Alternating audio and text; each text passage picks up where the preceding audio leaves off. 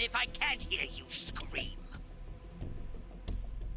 Go on then, simpletons first. I must commend you on making it this far without dying.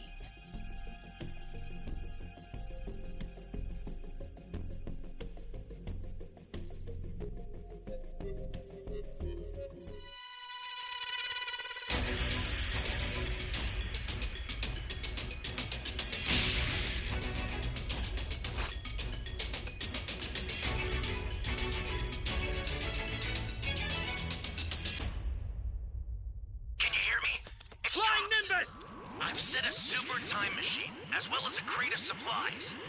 Here's how to launch. Find the power keys, then place them in the right spots.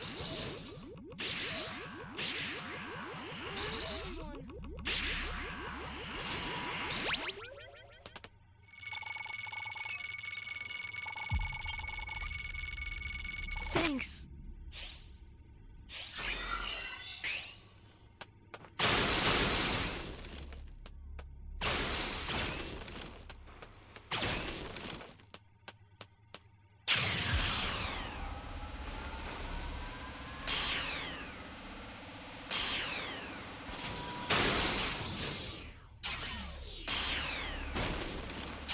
Just as I suspected, my skills have grown a bit rusty around the edges.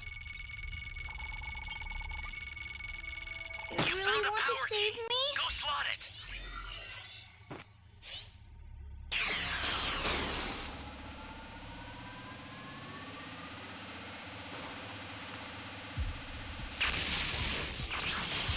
That's a new power key. Place it now.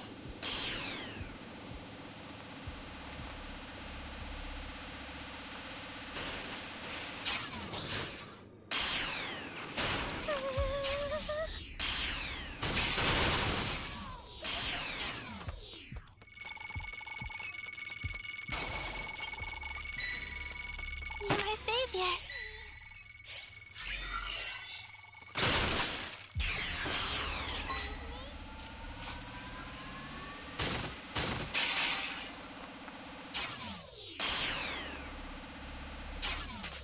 Flying Nimbus!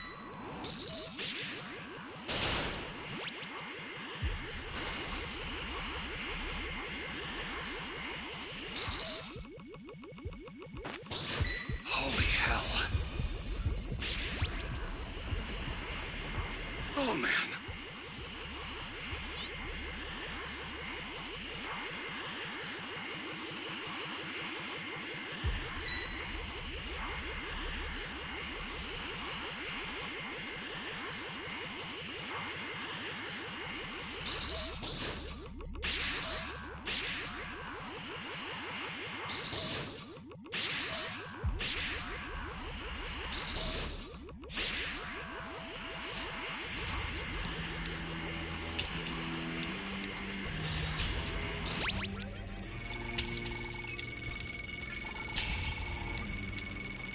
Thanks.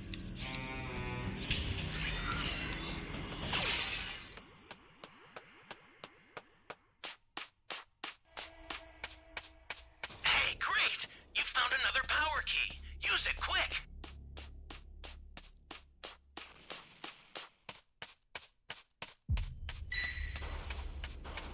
Great! You know what to do with that key.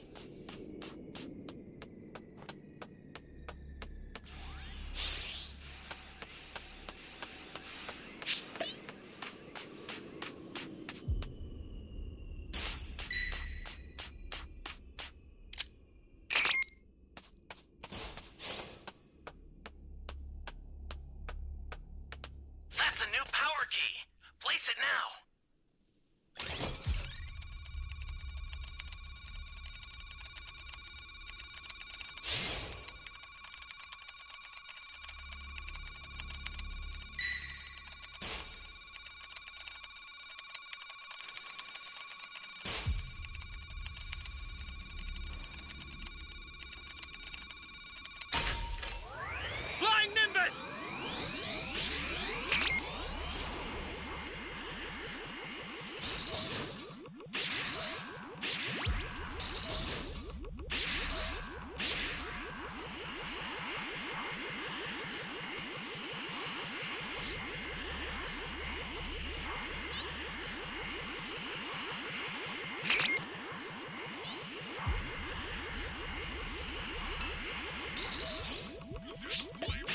the startup system from the central area.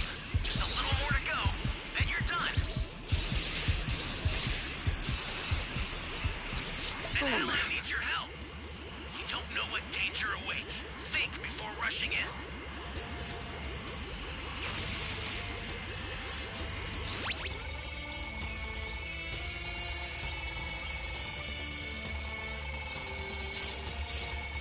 I would say my power...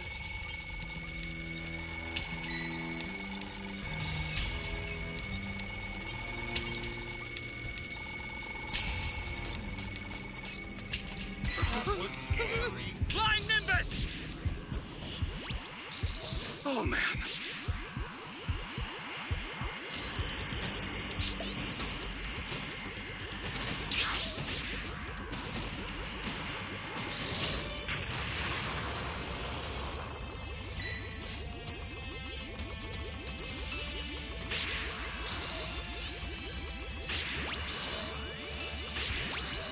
This is bad. Somebody's down. Exercise extreme caution if you're going to help them. I see. I see what's going on here.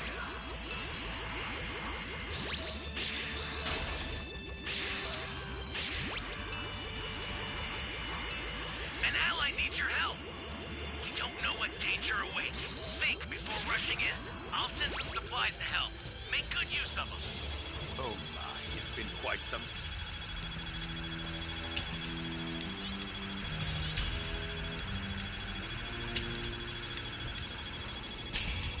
Get on! Thanks!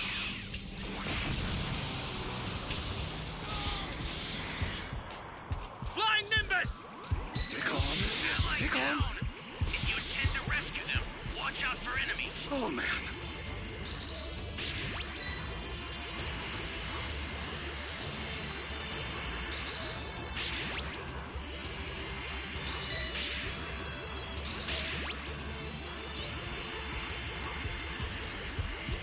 Stay calm.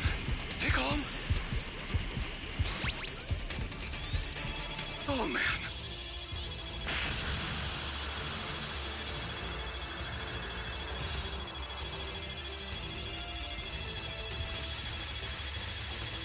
Get off! I owe you.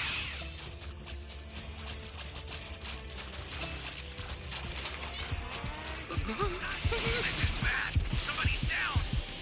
You're Exercise incredibly extreme foolish caution if if you you're think going you to help stand a them. chance against me.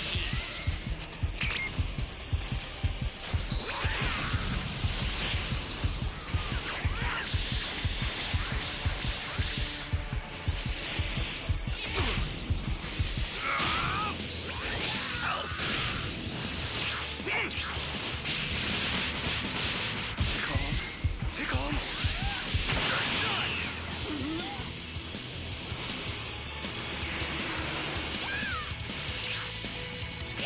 We've got this.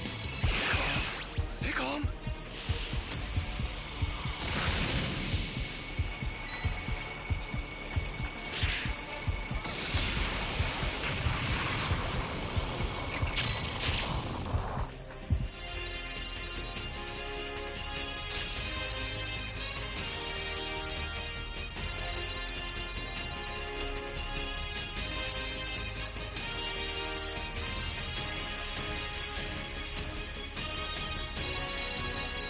What is this?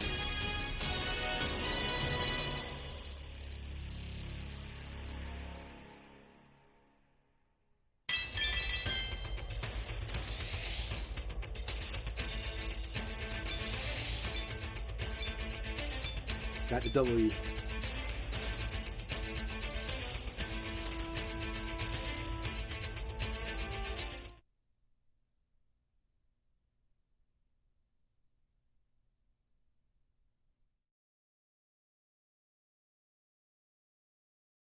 Can't be, as indeed, unfortunately enough it was, because Alec had gone on in finally summoning Tarambo the Dragon, to where once Tarambo had made his presence known, Tarambo went on to address Alec by asking, "You who have collected the 2 Dragon Balls, state your wish." "Look at that," says Alec. "A wish-granting dragon in the flesh." Why is it suddenly dark outside, the Shigarians ask, as this really didn't last as long as one would expect, because just before you know it, the sky was then suddenly back to normal, with Vegeta commenting the darkness is gone. What was that about, Goku says, but then both Goku and Vegeta suddenly then detect a massive energy signal around them as Vegeta went on to respond, hey, what's that enormous power signature? Don't know, but it's headed our way, Goku says. Huh? What was that something about coming this way, Monaito asks. I know that power, Granola responds. It's here, Vegeta shouts, as indeed it was, because with such energy making its way towards everyone, our heroes did their best in trying to maintain their balance in holding their position, as of course these individuals have finally arrived, in which as they did, Goku and Vegeta quickly went on to turn around in noticing two individuals standing on top of a cliff, with Maki then having to ask, "What's up? Looks like the gang's all here." "You jerk," says Goku. "We know the whole story now. Why are you here?" with Maki responding, "Now that our plans are in motion, all that's left to do is take out the trash. And hey, thanks for being a team player for all of these years, Granola." And Granola is pissed as he then went on to respond, "You brought these Saiyans here to kill me, didn't you? You low-down dirty. You didn't leave us much of a choice," Maki says, "especially when you decided to become the strongest in all of the universe. Talk about cheating. Too bad for you, you're not the only one who could make a wish." "A wish?" Goku asks, and with Oil and Maki then positioning themselves and introducing someone, that's when Maki continues, "On that note, ahem.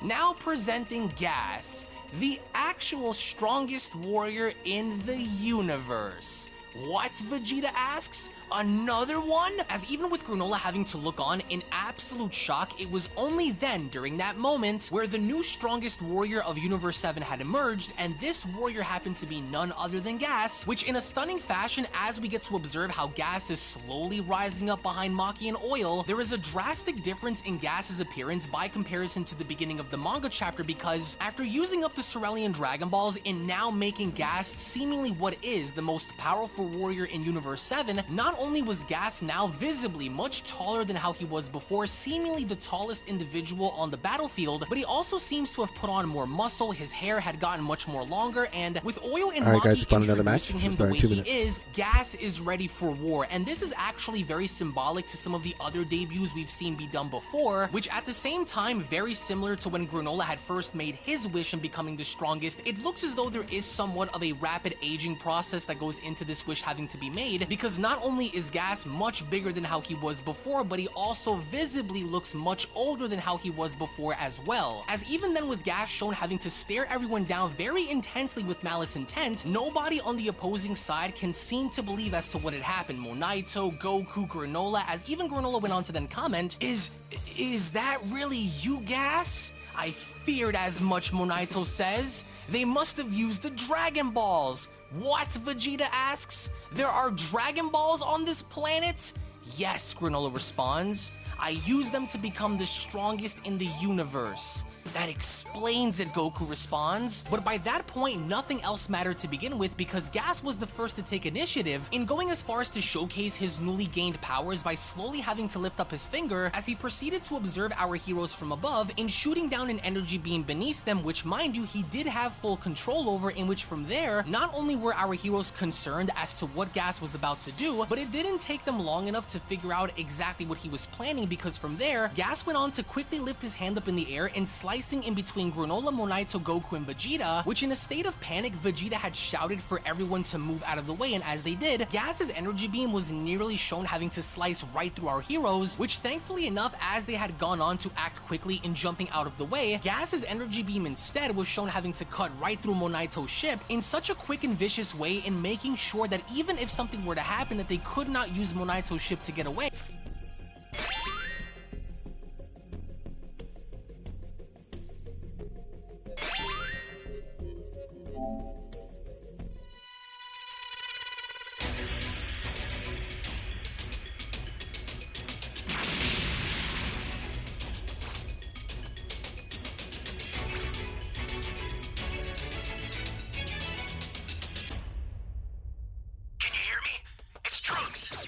I've set a super time machine, as well as a crate of supplies. Here's how to launch. right spots.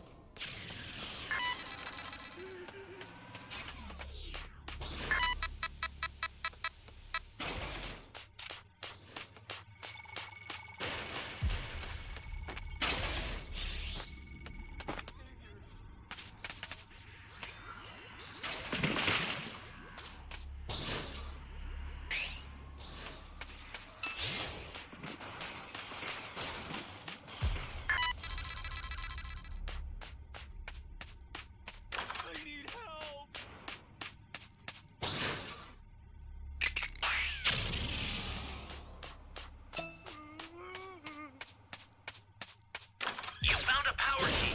Go slot it.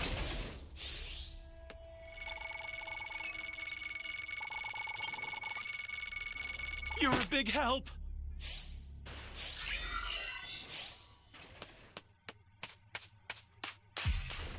Flying Nimbus!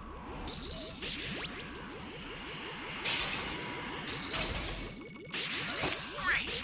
You know what to do with that key.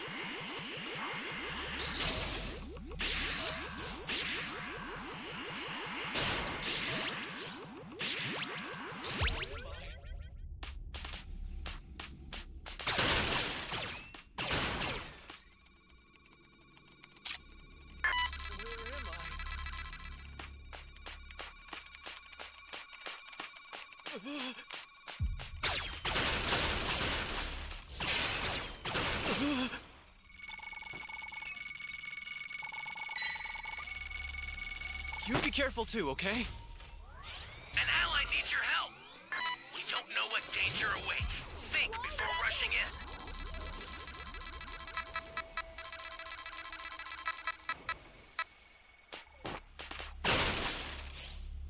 Flying Nimbus!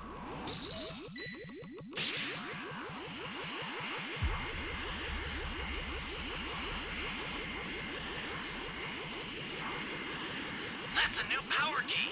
Place it now.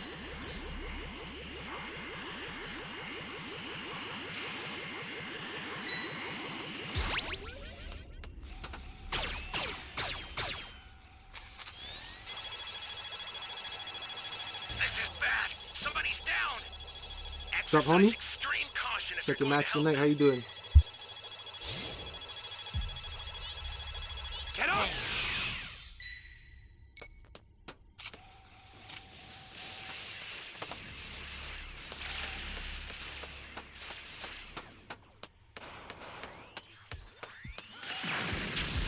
Flying Nimbus! Ally down! If you intend to rescue them, watch out for enemies. An ally needs your help. You don't know what danger awaits. Think before rushing in.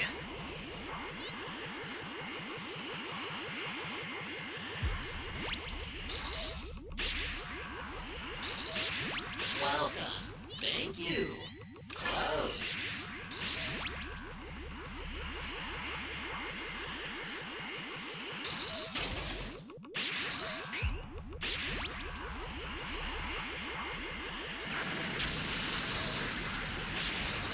Ally down!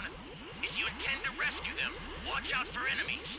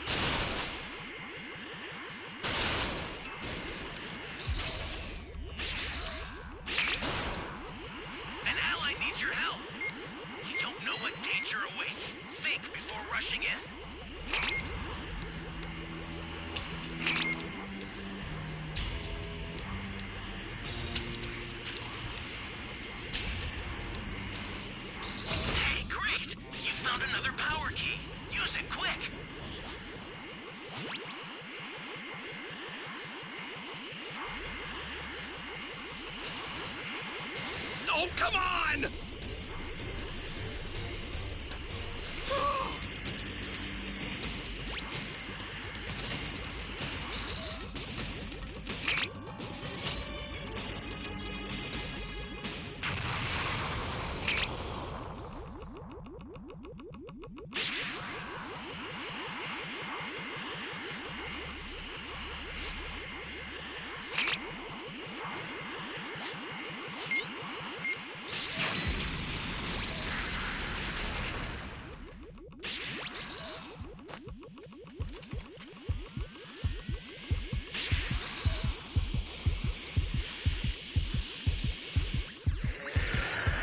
Stay calm.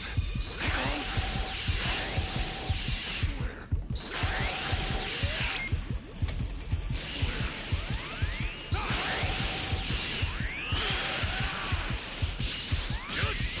You're done!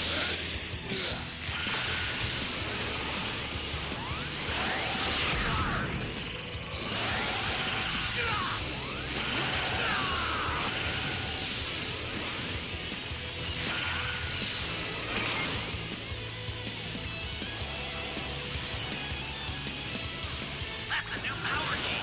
Place it now. Ally down!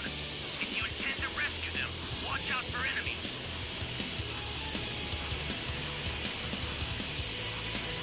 Yeah, we lost this match.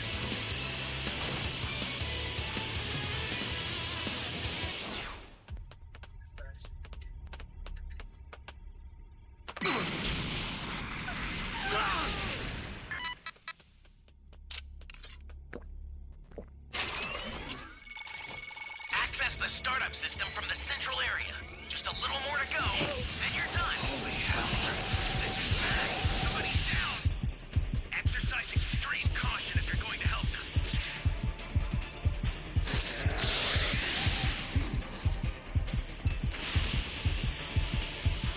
I'll send some supplies to help. Make good use of them.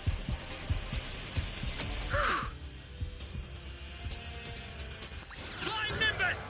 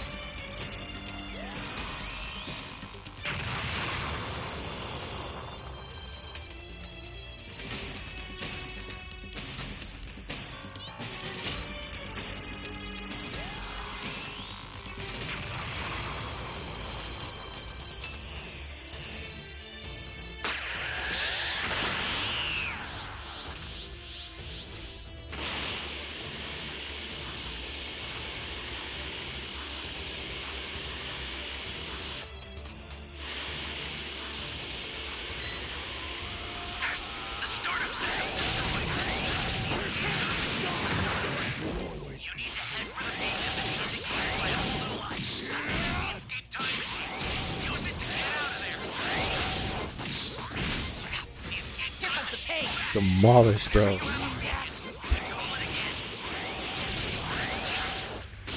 Jackass!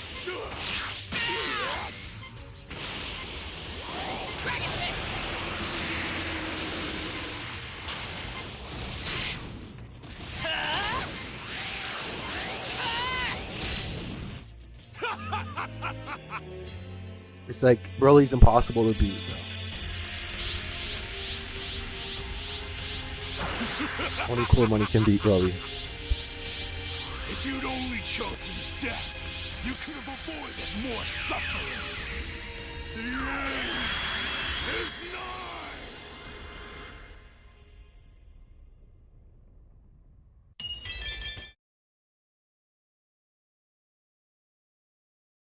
nigh. As soon as Gas had ceased fire and taking a look at everyone's reaction, Granola then went on to comment, my ship. But even then, Gas was only simply demonstrating the fruits of his power, because Gas went on once again to not waste any more time by then being shown lifting up his hand in the air and creating an energy trident in his hand. Gas seriously meant every word that he had told Alec in coming here to do business, and that's exactly what Gas had done, because without even skipping a beat, Gas proceeded to throw the energy tridents directly in Granola's direction, as by the time the energy trident got close enough, Granola was not able to register as to what the heck was just about to happen. So instead, by the time Granola had given off any kind of reaction, it was only right then and there during that moment where Gas's energy trident had gone on to impale both of Granola's shoulders along with his legs, that had not only hit Granola with such tremendous force in causing Granola to go flying backwards, but by also making sure that his prey remained where he was. Granola was now stuck on one half of Monaito's ship, which one could only imagine the amount of agony that Granola at this point is going through, because you can see it upon Granola's face that he's screaming that he's in pain, as everyone else seemingly can't even believe this, with Goku included. And the moment Gas went on to leap on down below, and now making his way ever so closer towards his victims, Gas had wanted to make sure that everyone there had already known what he was all about, as Gas then went on to comment, "I never liked you. I provide enough muscle for the heaters. You are not needed." And with Granola then shown screaming in agony, that's when Gas continues, "At last, I am free to kill you." But despite Goku wanting to intervene in doing something to stop Gas, what Gas ends up doing instead is, with one snap of his finger, Gas ultimately ends up creating these weighted cubes that end up appearing around Goku's body, which subsequently enough can be looked at kind of similar to what Hearts does in Super Dragon Ball Heroes by creating these gigantic cubes that end up weighing you down and using gravity against you. So this is kind of a similar technique used on Goku during that moment, in which caused Goku to hit the ground below, to where on top of being exhausted and tired from his battle with Granola prior, not only was Granola then vulnerable in being executed by Gas, but Goku was as well. Which again, when you stop and look at it, Goku's essentially defenseless in having to fight back against Gas, as Goku then went on to comment, "Whoa, I can't move. You must be that Saiyan son." "Yep," says Maki. "I heard him mention that earlier," says Oil. "That would explain the familiar face," Gas responds. "Does his father still live? That entire generation of Saiyans was slain by Frieza himself," Vegeta says. "Only a few members of our tribe have survived the purge. Is that so?" Gas asks. "Works for us," Maki responds. "We'll finish what Frieza started and take out the rest of the trash." Just hang on a minute," Goku says. "Why do you have to kill us in the first place?" "You and Granola must perish," Gas says, "as do all who might threaten our plans." As seconds later, just as he had done before, Gas winds up spawning an energy axe right above his head and clutching onto the handle in such a way that Gas absolutely intends on using this against Goku, because as Gas proceeded to wind his axe back without even batting an eye, while on the ground unable to do anything to save himself from this particular situation, Gas saw this as being the absolute best opportunity possible in beheading Goku on the spot, which ultimately that's exactly what Gas was intending to do, because as he proceeded to swing the axe down, Goku couldn't do anything to escape this, but instead he closed his eyes because he knew that perhaps maybe this was going to be that moment to where he was going to be off for good, until out of nowhere a blast ends up hitting Gas from behind and throwing Gas off balance for a moment, which allowed for Gas to release his grip on the axe, which the axe came crashing down right next to Goku's head. And as soon soon as Gas went on to turn around, to his absolute surprise, it was Granola that had gone on to save Goku as Monaito was shown holding the trident. Gas couldn't seem to believe it, with Granola shown having to aim his arm out. He then went on to acknowledge Gas by telling him, "The title of the strongest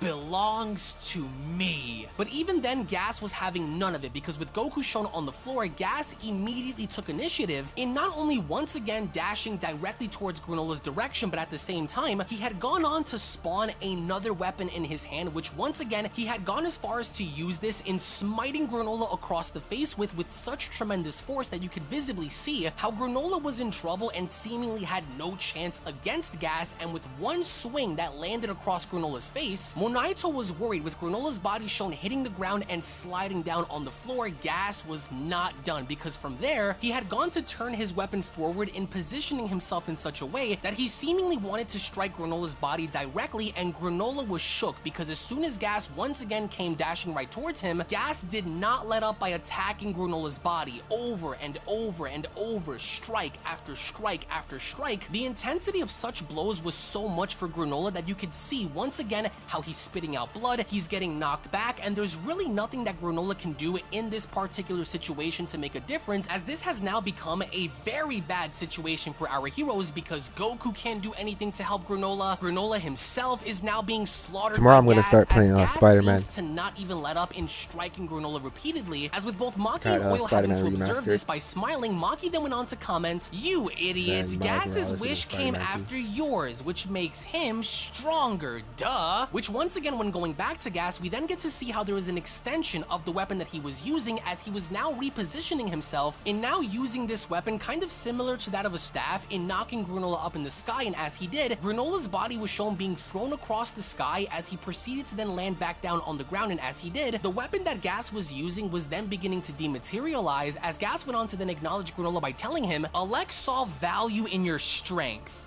but I never did." And with Granola shown slowly standing up with his entire body shaking, even Vegeta had gone on and calling Gas scum, but then, unbeknownst to everybody else, Monaito ends up showing up in finally doing something and taking action to help our heroes, as Monaito had used his abilities in getting rid of the weights that were holding Goku down, as Goku went on to tell him, "Thanks a bunch. Let me heal you," says Monaito. "You sure?" "Nice one," says Maki. Alright guys, "You next match is show starting in a him, minute. Gas." "But I have a request," Monaito asks, as he's then shown healing Goku. He then continues, "I know I've got no right to ask you for favors, but please save Granola for me." "Sure," Goku says. "I'll do what I can." But even when going back to Granola, as he was shown attempting to punch Gas, he then went on to shout, "Take this! Why did you let me live?" And with Gas dodging each and every single one of his attacks, he then went on to respond, "We did not learn that you two have survived until several years after the fall of planet Sorel." As even with Gas shown catching on to one of Granola's punches, he then went on to squeeze on down in literally breaking Granola's hand right within his palm, as you can almost feel the agony coming from Granola as he's screaming with blood having to pour from his mouth. Gas then went on to continue, "By that point, you had already made a name for yourself as a bounty hunter." And as soon as Gas went on to kick Granola away, Granola's body was shown being dragged down on the floor, with Gas having to continue. Alex said it would be a waste to kill such a resource, so he decided to hire you instead. Which to Granola's surprise,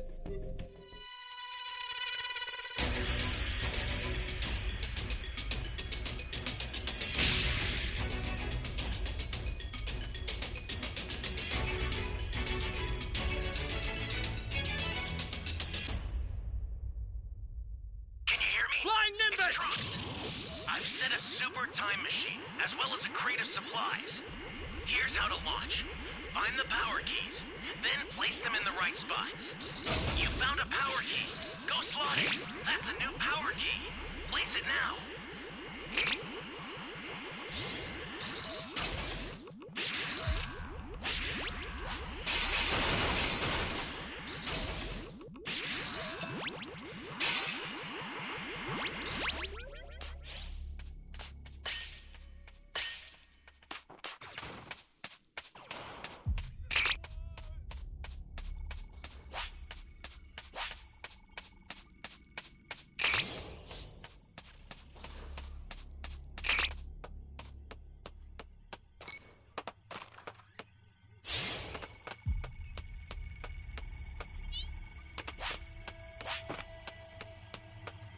Welcome.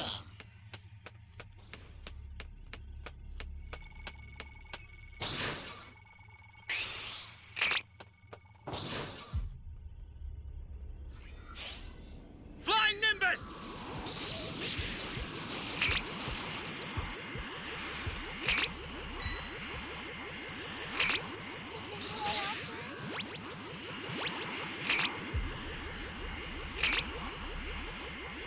Bro, where's his key, man?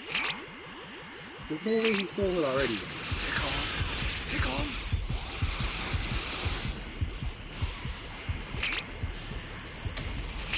Oh man. This is bad. Somebody's down. Hope it's not. Exercise extreme caution if you're going to help them. Great. You know what to do with that key.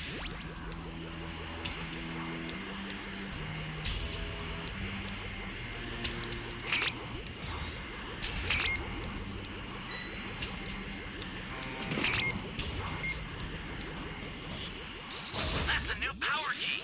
Place it now.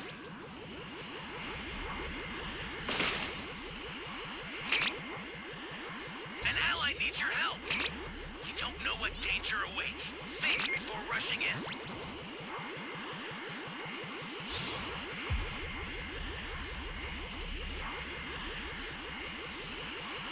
Great. You know what to do with that key.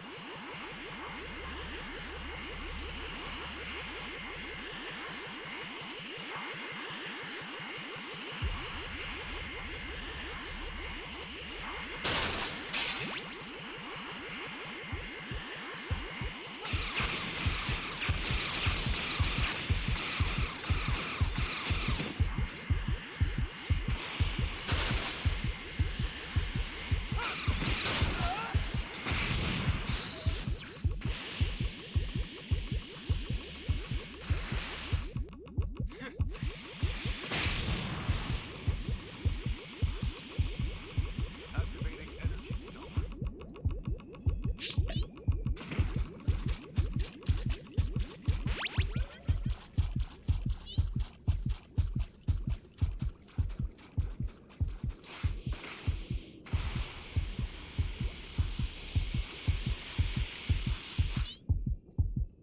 Holy hell.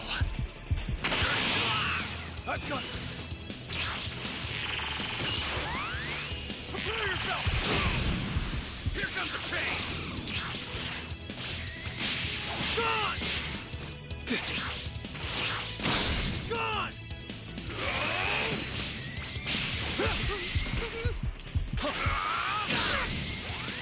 You're gone! You bastard! Resistance is futile. This guy is so annoying, man. Out of all the areas he had to come to see, there's like 4 other places to go to. This guy has to come to me.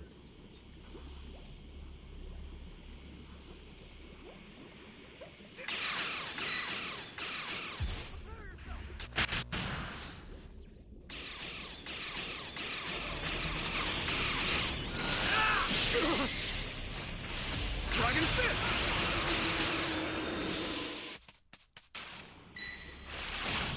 Ally down! If you intend to rescue them, watch out for enemies. An ally needs your help. You don't know what danger awaits. Think before rushing in. Iota 1! Flying Nimbus!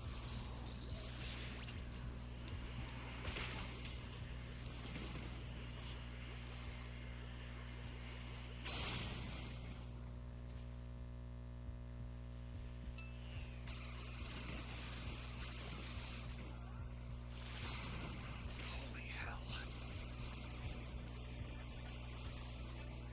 Oh man.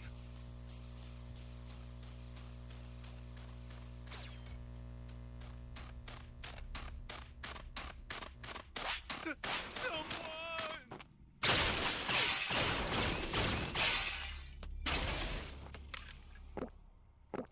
I need help!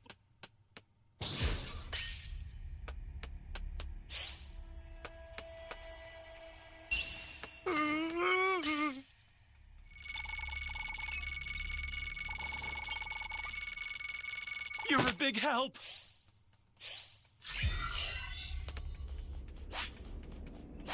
Flying Nimbus!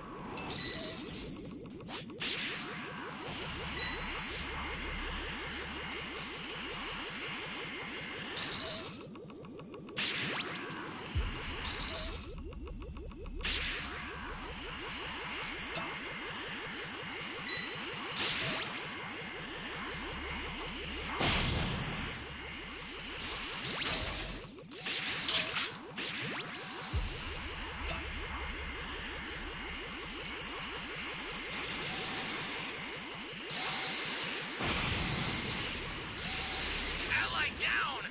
If you intend to rescue them, watch out for enemies. Bro, if this guy's just gonna camp the key, then there's no point because we can't win. So, okay, bro.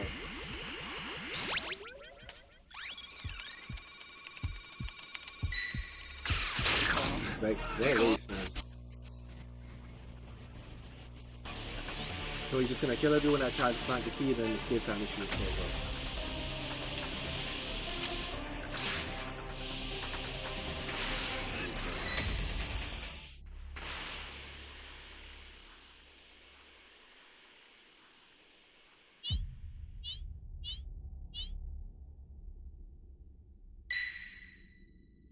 This is bad. Somebody's down. Exercise extreme caution if you're going to help them.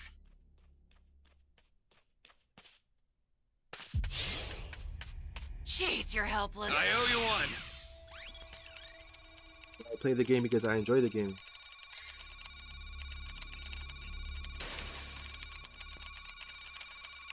Access the startup system from the central area. Flying Nimbus! Just a little more to go, then you're done. Some bullshit sometimes, but it's pretty fun when you win.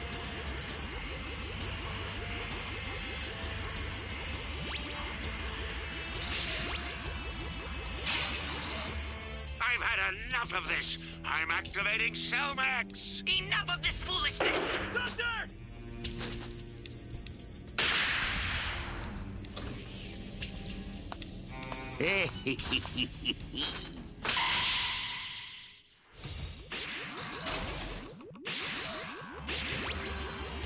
I'll send some supplies to help. Make good use of them. Like, this game I have some really bad teammates, bro.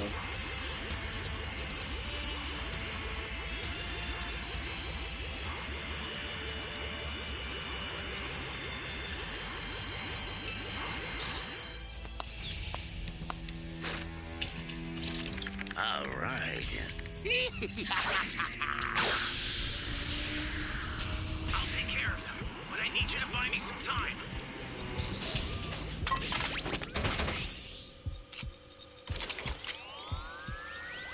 I sent over a super transfer. Be careful with it. Should make it easier to deal with them. Stay calm. Stay calm.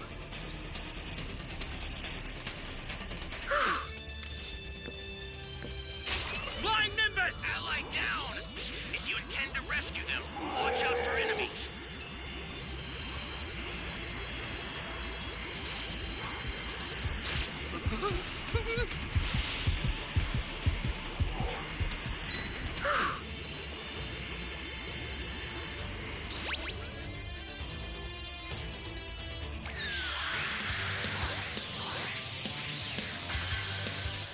This is bad. Somebody's down. Exercise extreme caution if you're going to help them.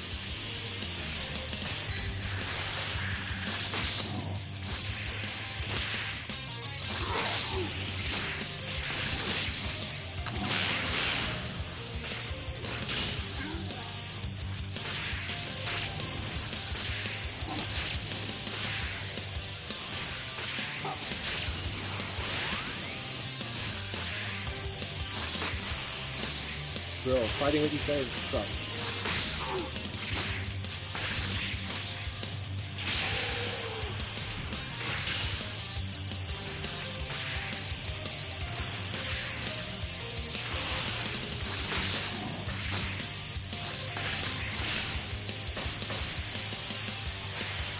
Ally down!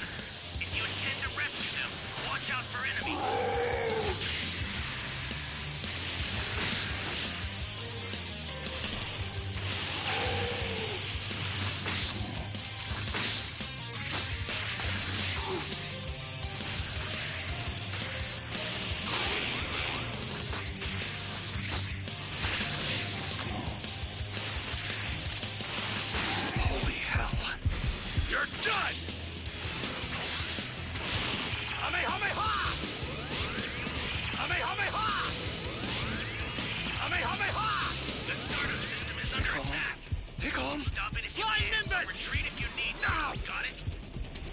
The startup system's under attack. It's dangerous, so tread carefully if you want to get closer. The startup system's destroyed. The escape time machine's almost prepped. You need to head for the beacon that's illuminated by a blue light. Stay calm. Stay calm.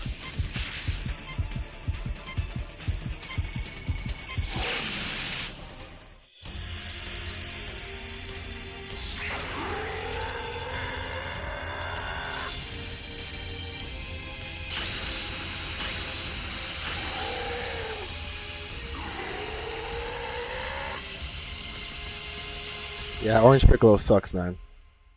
He's absolutely worthless. No key blast, nothing.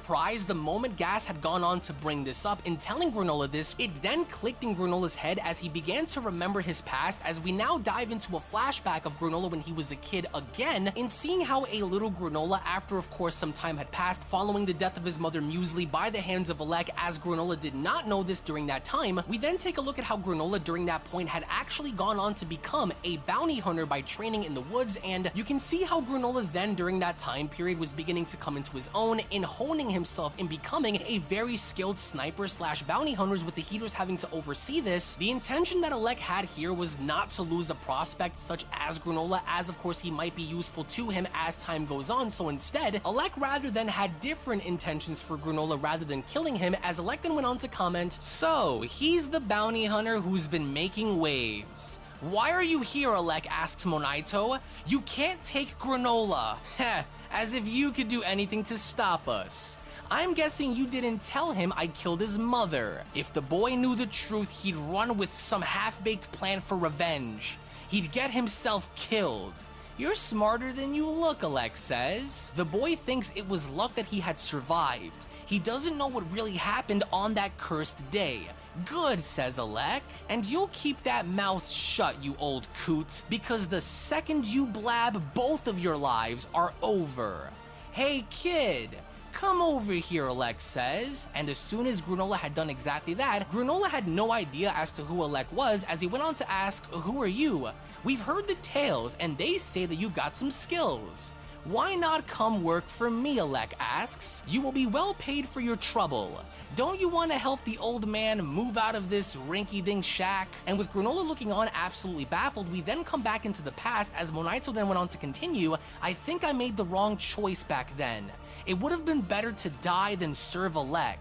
You did it so the two of you can survive," Goku says. "You didn't have much of a choice. They are the bad guys here. I don't even live up to being an Namekian," Monaito says. "I can't even manage to restore your energy." And even with Goku then acknowledging this, he then quickly turns his head by shouting, "Vegeta, don't you have another Senzu bean?"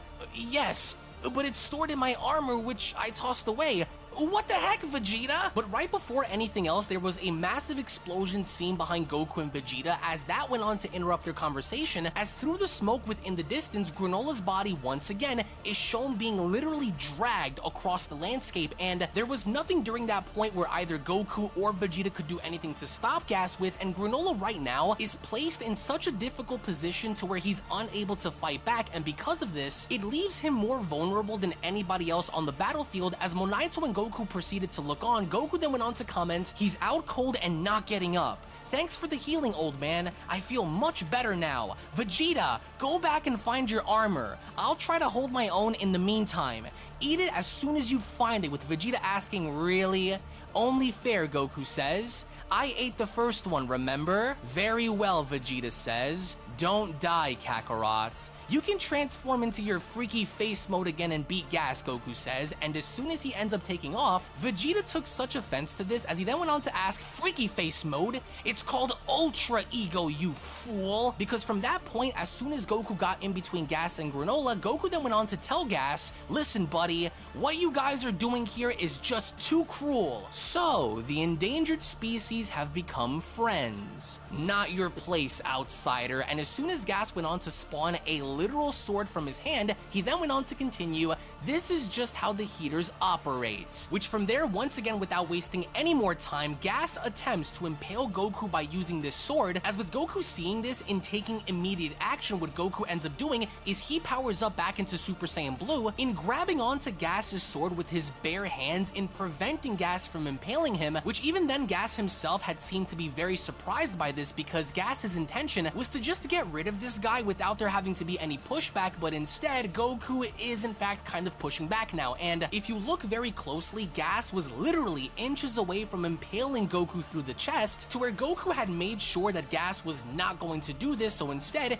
he ends up shattering Gas's sword, which really goes as far as to kind of show you how strong Super Saiyan Blue Goku really is, because mind you, he's doing this while at the same time fighting the new so-called strongest in the universe, right? As Gas takes a step back by looking at his sword and not believing what he had just seen, as Goku from there went on to tell him, "You won't kill me that easily," to where then it was Goku being the one shown charging directly at Gas, and as soon as Goku attempted in kicking Gas directly in the face, what Gas ended up doing was once again similar to the weapons that he has spawned. He spawned a shield literally right around his arm and wrist in preventing himself from being struck by Goku, as he kind of used this as sort of similar to that of a Captain America shield, because it looks very identical to it, especially when you take a look at how it's structured with the straps having to go around his forearm and whatnot. So from there, Gas was able to neg Goku's kick, but Goku wasn't finished, because once again he attempted to attack Gas by punching him, but Gas ends up blocking it by using that exact same shield as a means of protection. But Goku wasn't letting up, because shot after shot, punch after punch, Goku's sole motive during that point was to do as much damage to Gas as he physically could. So what he ends up doing instead is, as he rains down a barrage of punches on Gas, he ends up winding his left arm back, and very similar to what we have seen practically go down during the events of the Merge Zamasu story scene right here, which if you pay close enough attention to, you can see the attention to detail, you can see the similarities between Goku versus Zamasu and Goku versus Gas that ultimately led in Goku having to fire off an attack that ends up blowing Gas back enough to where Gas was seemingly on the ropes now that Goku had done this, and with this massive explosion then being echoed throughout the landscape, one could only imagine the sheer force of this explosion as Goku had landed this attack successfully on Gas, but through the smoke. With Goku expecting sort of like a different outcome, out of nowhere behind him, Gas is then shown once again wielding another weapon, this time a giant mallet in his hand, as before Goku could even react fast enough in stopping this, Gas ends up whacking Goku across the head with this weapon that it ultimately sent Goku flying out into the distance, to where Goku had to quickly maintain his balance by grabbing onto the ground, because rather than having Goku fly out any further into the woods, Goku was quickly able to stop himself in clutching onto his bloody head, with Gas looking on as Maki then comments, "This Saiyan's not all that tough after all. Maybe Gas didn't even need that wish to handle these chumps." But then Oil went on to notice something very unusual, as Oil then comments, "Look, Vegeta's gone." As interestingly enough, when going back to Vegeta, we see how Vegeta had gone back to the exact location and where he had fought Granola prior, and he seems to be looking for something. What exactly is he looking for? Well, Vegeta was looking for the armor piece that he had ripped off and thrown away during his fight against Granola, and inside of it, we then observe how he had finally gone on to find the last Senzu bean that he had brought on planet Sorel, as Vegeta then went on to comment, "Yes, it's safe." And the moment Vegeta clenches his fist in protecting the bean, over back with Goku and Gas, Gas once again had spawned another weapon, this time a weapon that kind of resembles nunchucks in a way, but not really, as he used this to strike Goku in the stomach, and whatever weapon this was had seemed to have done enough damage in causing Goku so much pain that the second Gas uses this and hitting Goku across the head with, Goku ends up hitting the ground back down below and reverting back to his base form, as Goku went on to ask, "What's the holdup, Vegeta? I hate to say it, but I'm not gonna last much longer." And as we then take a look at how Vegeta had finally landed somewhere, he did not in fact take the bean himself, but instead, he is then shown overlooking Granola's unconscious body in such a calm and serious way that the moment he went on to kneel on down, he's trying to wake up Granola by telling him, "Rise and shine, Granola." Eat this." What is this?" Granola asks. "It will restore your energy. Now eat it." You had something like that all along? Eating it could have helped you beat me. And take the coward's way out? Never," Vegeta says. Now eat the freaking bean and rejoin the fight. And as soon as Vegeta then aggressively went on to grab Granola by the shirt, he then continues, your revenge must be satisfied, no? So settle this grudge with your own strength. And with Granola shown seemingly speechless in not knowing how to answer Vegeta, it was only then during that moment where Dragon Ball Super manga chapter number 78 then comes to a close. Now what this chapter I think does very well is go as far as to establish the fact that yes, there is a new enemy on the battlefield, and unlike Granola, who is simply trying to get revenge by wiping out two Saiyans, the opposition now is essentially enough out there looking to murder everybody, not for the sole sake of getting revenge, but to more or less now prove themselves to their brother, i.e. Elec, and going as far as to now reassure him that Gas will do what he needs to in order to fully be able to take down Goku, Vegeta, and Granola in murdering them off for good, to where as we only then make our way into Dragon Ball Super manga chapter number 79, with Elec being shown having to drink wine aboard his ship, it was only then where as everything was going down with Gas in the distance, where Elec went on to ask, I'm guessing Gas is now the mightiest in the universe? Elec, sir, shall we move the ship closer to the battlefield? Only once the fight is over, Elec says. Have you ever seen an active battlefield? I don't want debris falling into my wine, with his henchman responding, very well, sir. Besides, I've got one more urgent errand to handle. To where in the meantime, when then going back to Maki, Oil, and Monaito, it was only from there where Maki went on to shout, spill the beans, geezer, where'd Vegeta go? The heck if I know, Monaito responds. Playing dumb, are we? Maybe Oil can convince you to wise up. As with Oil shown getting closer, it was only as Monaito was shown standing his ground where Vegeta had forced Granola into eating the senzu bean by telling him, hurry up and eat it.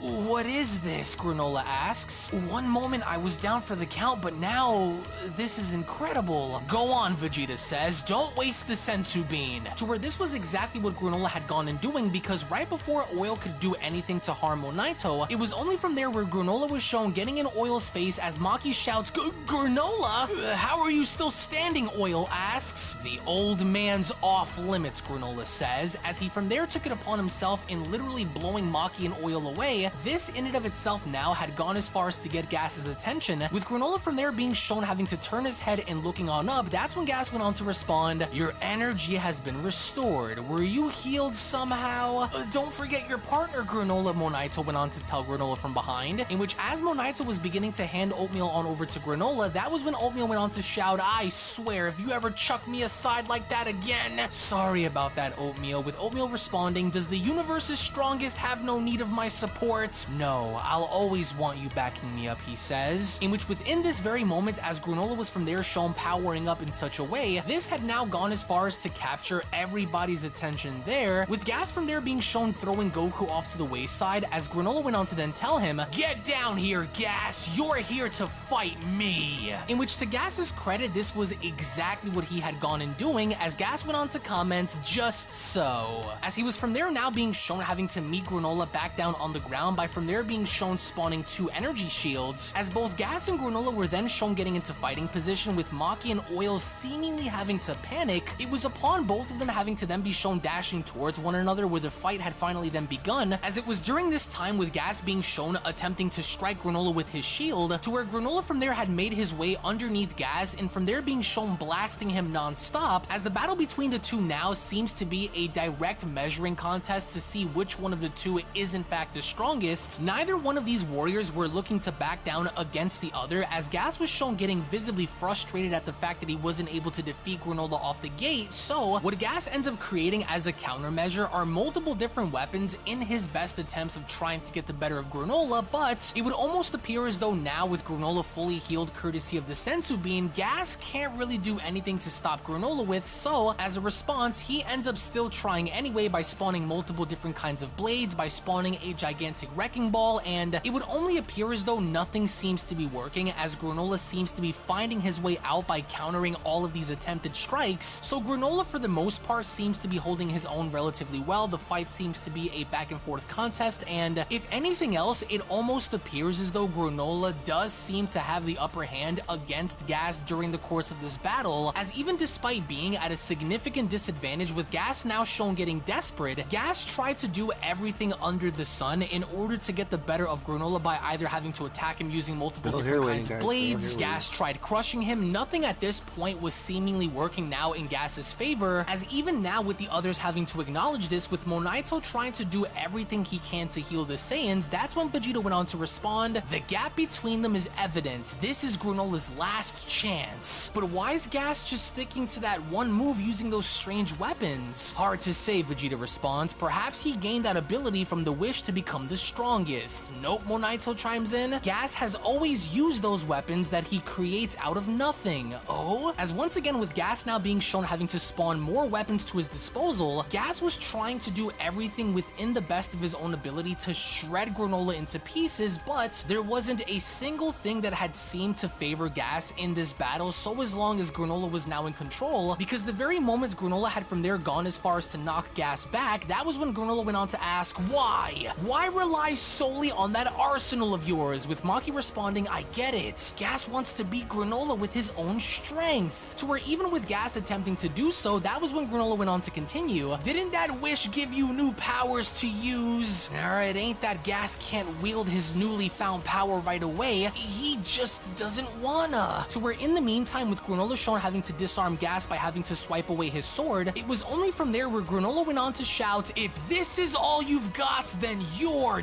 done for." As it was only inches away right before Granola had gone as far as to make contact with Gas's face, it was only to Granola's surprise where Gas had then gone and extending his arm out to Granola's face, and from there being shown unleashing a gigantic energy blast which had gone and consuming the entire landscape whole, in which everyone that had seen this was seemingly enough in shock, as with Granola now shown struggling to get back up, it was only from that point as Granola was holding on to Oatmeal where Granola went on to comment, "I knew it. You were holding back your new strength. I consider this failure on my part," Gas says. "I had hoped to kill you with that technique I've honed, but Granola was not having it because it was only upon being shown now firing multiple energy blasts at Gas, where Gas quickly had managed to teleport out of the way and now being shown standing directly in front of Granola, with Goku and Vegeta seemingly shocked that Gas had now used instant teleportation. Gas from there went on to tell Granola, "Any abilities you have gained are now mine as well." And without even wasting a second, that was when Gas had gone and punching Granola in the stomach by then telling him, "My power is far superior to yours." Which, similarly to the technique of destruction, we then observe how Gas had managed to squeeze his palm in creating a gigantic explosion by using Granola's body, as with Granola's body from there being shown thrown into the Cerulean Forest, Vegeta went on to then tell Goku that looked like destruction.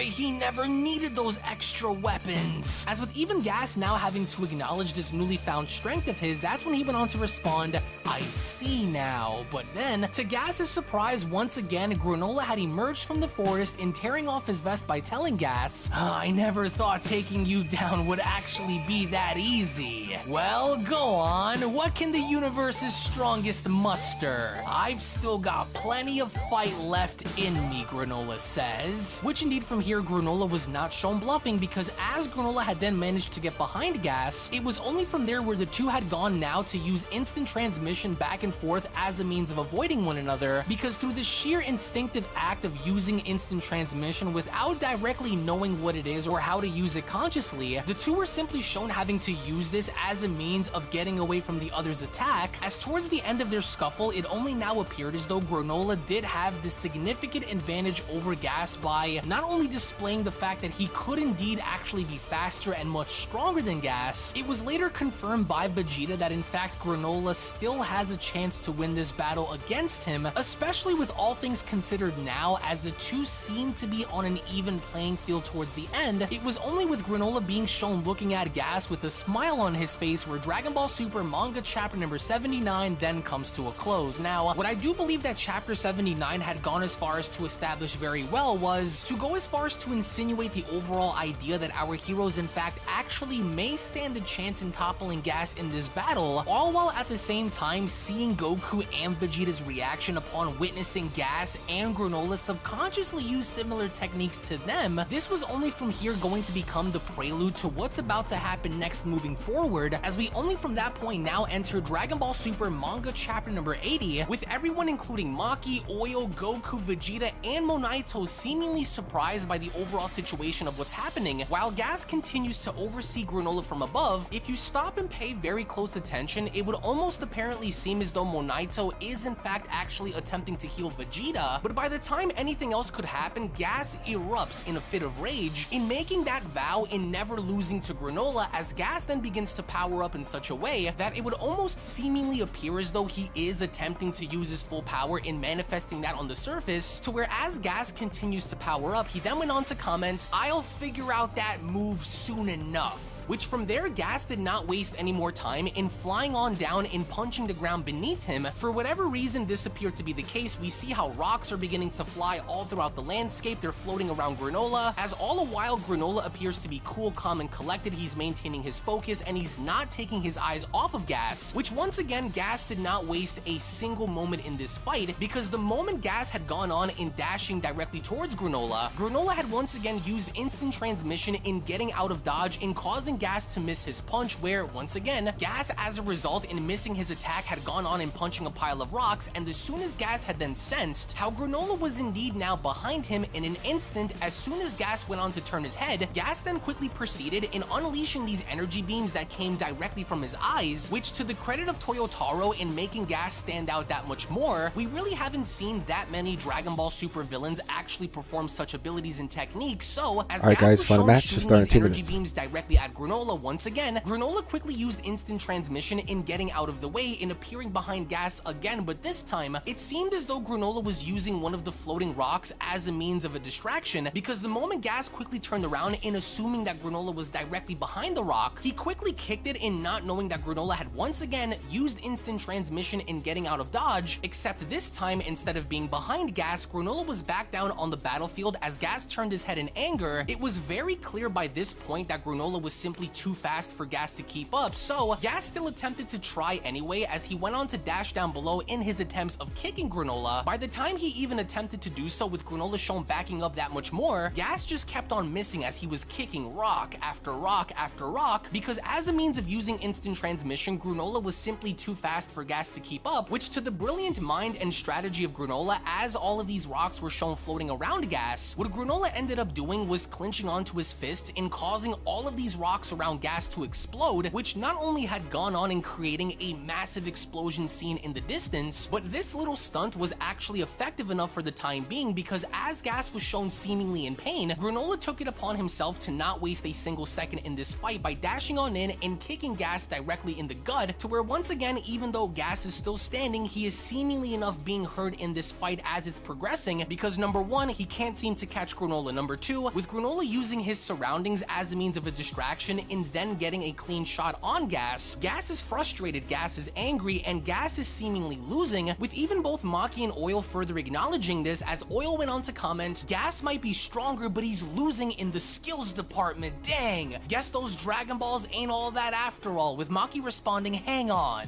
Gas won't let it end like this." As even then, when going back to Gas and Granola and seeing them exchange punches, it was once again fairly evident to see that both Gas and Granola were then using instant transmission and having to avoid one another's attacks, because by no means were I...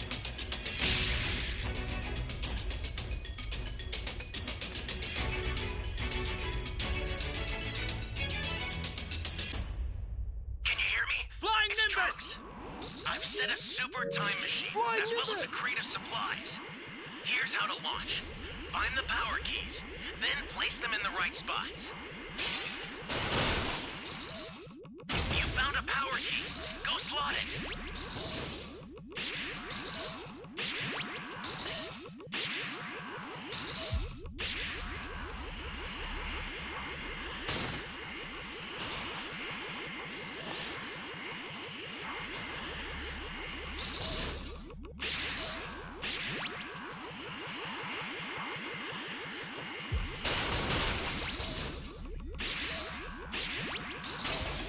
That's a new power key. Place it now.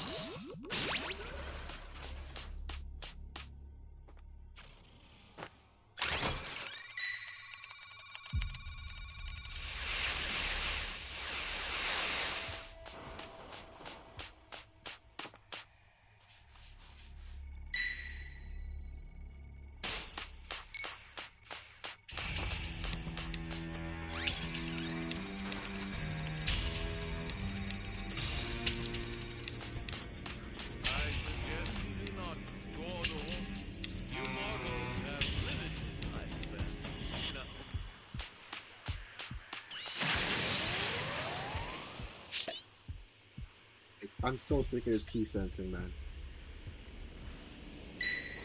Only a select. Flying Nimbus! It's one more reason.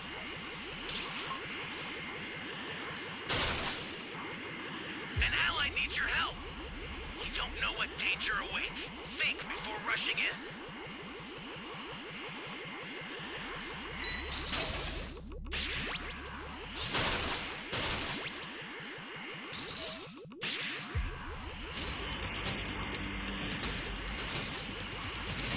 Great!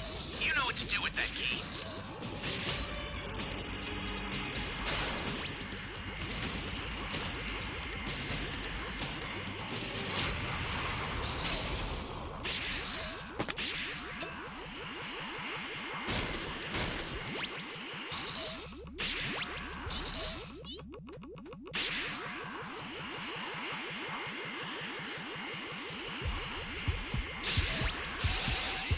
Stay calm.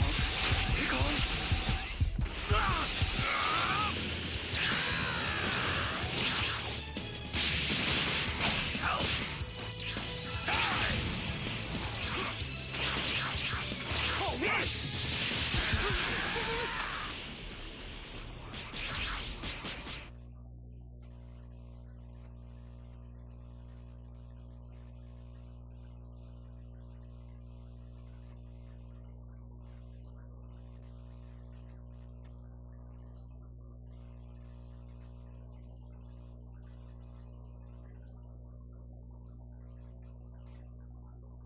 Why would this guy revive me right in front of the lady, bro?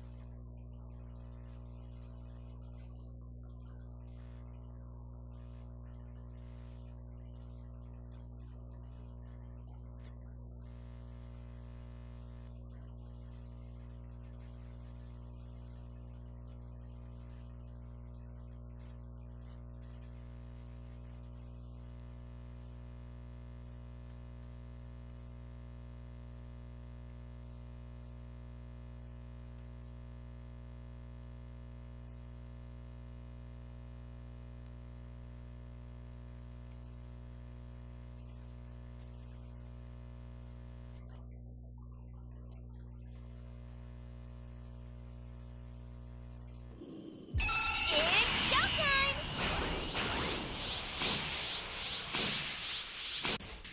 What do you think of it? Quite the color.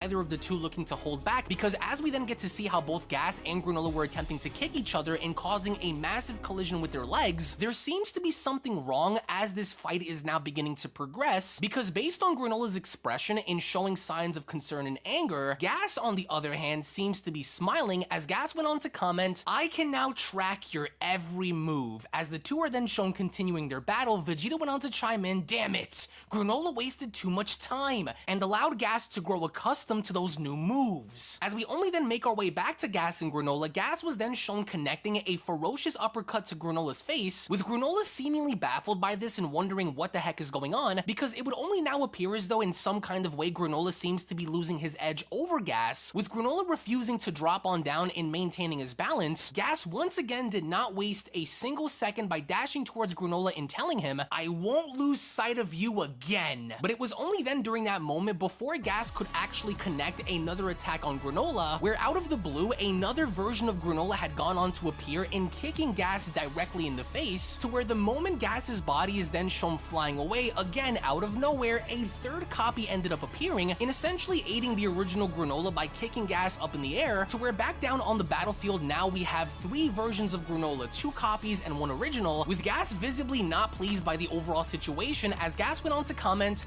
"Now it's clones?" But before Gas could even strategize in figuring out what to do, out of nowhere 8 different copies of Granola had appeared in surrounding Gas, in aiming down sight and firing multiple ki blasts directly at him, which to the brilliant strategy of Granola in doing this, not only was he able to cause yet another momentary distraction in getting the better of Gas, but this tactic itself is very similar to what Granola had done originally when Goku and Vegeta had arrived on planet Sorel, in only using one of his clones as a means to fight off against Super Saiyan Blue Goku, which speaking of, as we then get to see how Goku and Vegeta are carefully observing this, Goku seems to be very happy and pleased by the overall situation as Goku went on to respond, "Relax, Granola still has the skills to win this thing." But even then, despite having to be outnumbered, Gas was not having it, because as Gas was shown having to take all of these ki blasts head on, he quickly then made his way into dashing directly towards one of the clones, with one of the clones seemingly shocked, which from that point on, Gas connected a fearsome blow to one of the clones' stomach in essentially laying one of the clones out for the time being, until Gas was then shown once again making his way towards another clone and being shown taking each and every single one of them out one by one, because by that point Gas had already known what to do, and what he needs to do is take out Granola's clones before Granola's clones could actually damage him enough, in essentially losing him the fight as Gas was shown taking them down, to where as we see all of the clones stumbling in the sky, Gas went on to smirk by responding, "Making clones splits your power, how idiotic.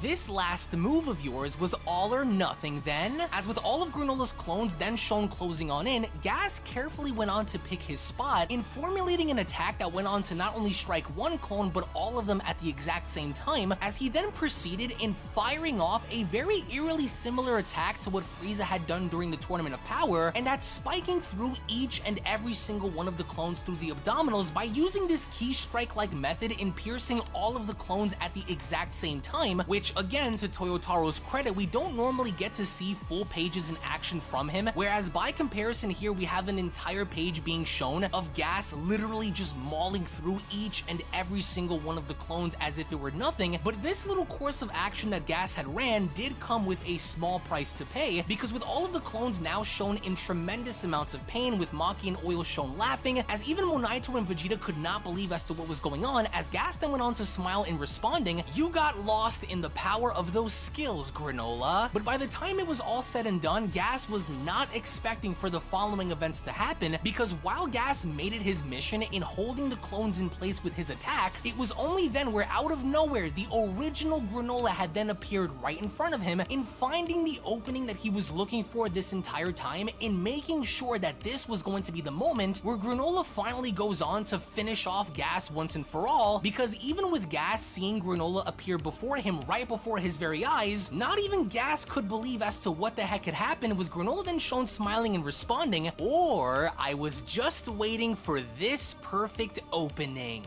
As we only then see slowly but surely as the clones begin to dissipate, this was the exact moment that Granola had been looking for this entire time, as Granola went on to shout, "Now!" As it was only then shown right then and there during that moment where Granola had left nothing on the table in giving it his all in unleashing an incredibly powerful attack which went on to connect right on Gas's stomach, which if you look at the way Granola had put in so much effort in making sure that this was it, that you can see the level of detail that Toyotaro went on to convey this with, because you can see his veins popping out, his muscles are literally poking through his shirt, and Gas looks absolutely horrified, not just at the fact that this blast made contact, but apparently enough this attack itself looks to have actually had damaged him, because both Maki and Oil's jaws actually drop as well, with Gas's body shown flying out with tremendous force out into the distance. One would only imagine that by taking an attack of this magnitude from point blank range that this would be it, because during that point Gas was sent flying out through the landscape, he was smashing through rocks, he was going through the woods, which again goes on to show the viewer the level of impact that this attack had, because Gas was flying through everything until eventually enough, his body was shown entering a nearby lake as he went on to plump inside of it, in essentially almost drowning, with Granola shown trying to catch his breath and giving it his all in knowing the fact that this could have been it. You could literally see how exhausted Granola was by the end of this based on his overall expression, as we only then make our way back inside of the lake and nearly seeing Gas drown right before our very eyes. Maki and Oil were not willing to let this happen, because they quickly went on to intervene in wanting to save one of their own from being destroyed and dying right before their eyes. With both of them quickly shown taking action, Goku went on to oversee Granola by then commenting, "Way to go!" "Wait," says Vegeta,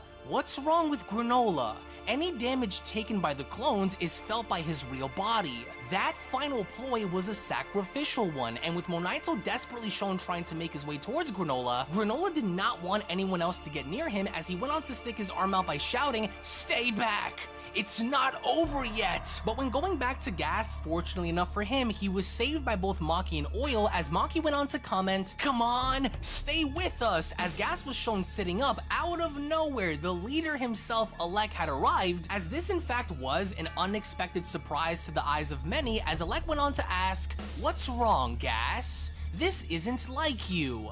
"Alec," says Granola, "he's here too?" "Why is Gas getting his butt beat?" Alec asks Maki. "You're sure you made that wish to turn him into the universe's strongest, right?" "Of course I did," says Alec. Gas is undeniably the strongest fighter now, by a huge margin in fact, and with Alec shown leaning on down and reaching towards Gas's head, it was only then to the shock of everyone where Alec went on to remove the bone pendant that was around his head, as even Gas himself, who is now the strongest fighter, was not expecting this, as Maki went on to ask, What gives? "No point in being the strongest in the universe," Alec says, "when you have all of that precious power sealed away.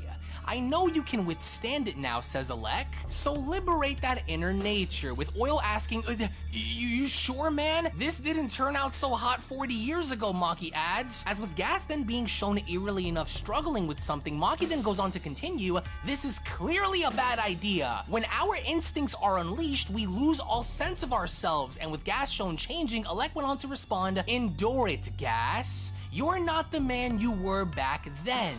As with Gas then shown powering up in such a vicious and tremendous way, nobody on that battlefield had any idea as to what was about to happen involving Gas, because now that we more or less understood what would happen if this pendant were to be removed, it was all or nothing in finding out what the end result was going to be. As with Gas then being shown flying up in the air and completely losing control, we then oversee in taking a look at how his eyes are beginning to change, his pupils are gone, he's beginning to grow horns from his forehead, his shirt's beginning to tear up, as lo and behold we finally then get to bear witness to Berserker Gas, who eerily enough kind of reminds me of the gigantic version of Kami Orin that we've seen in Super Dragon Ball Heroes based on the teeth and the eyes that he has, along with giving me both Broly/Sagambo vibes from both Dragon Ball Z and Dragon Ball Super. So this is what is supposed to be Gas's true power manifested on the surface, which the only problem here is despite the muscle increase and the size growth, Gas is literally crazy and he has no control over his emotions, he doesn't know what he's doing, which this could also be looked at as some kind of a reference in seeing how this was similar to Buff Boo before reverting back down to his original form in Kid Buu, as when then going back to everyone else including Goku and Vegeta and Granola, everyone was left in shock by what they were looking at, because in the distance, we take a look at how Gas is unleashing this very powerful shockwave and electricity from his body, streams of lightning having to course all throughout the landscape, as Goku and Vegeta then went on to comment, "Is that Gas? Where did he find another power-up?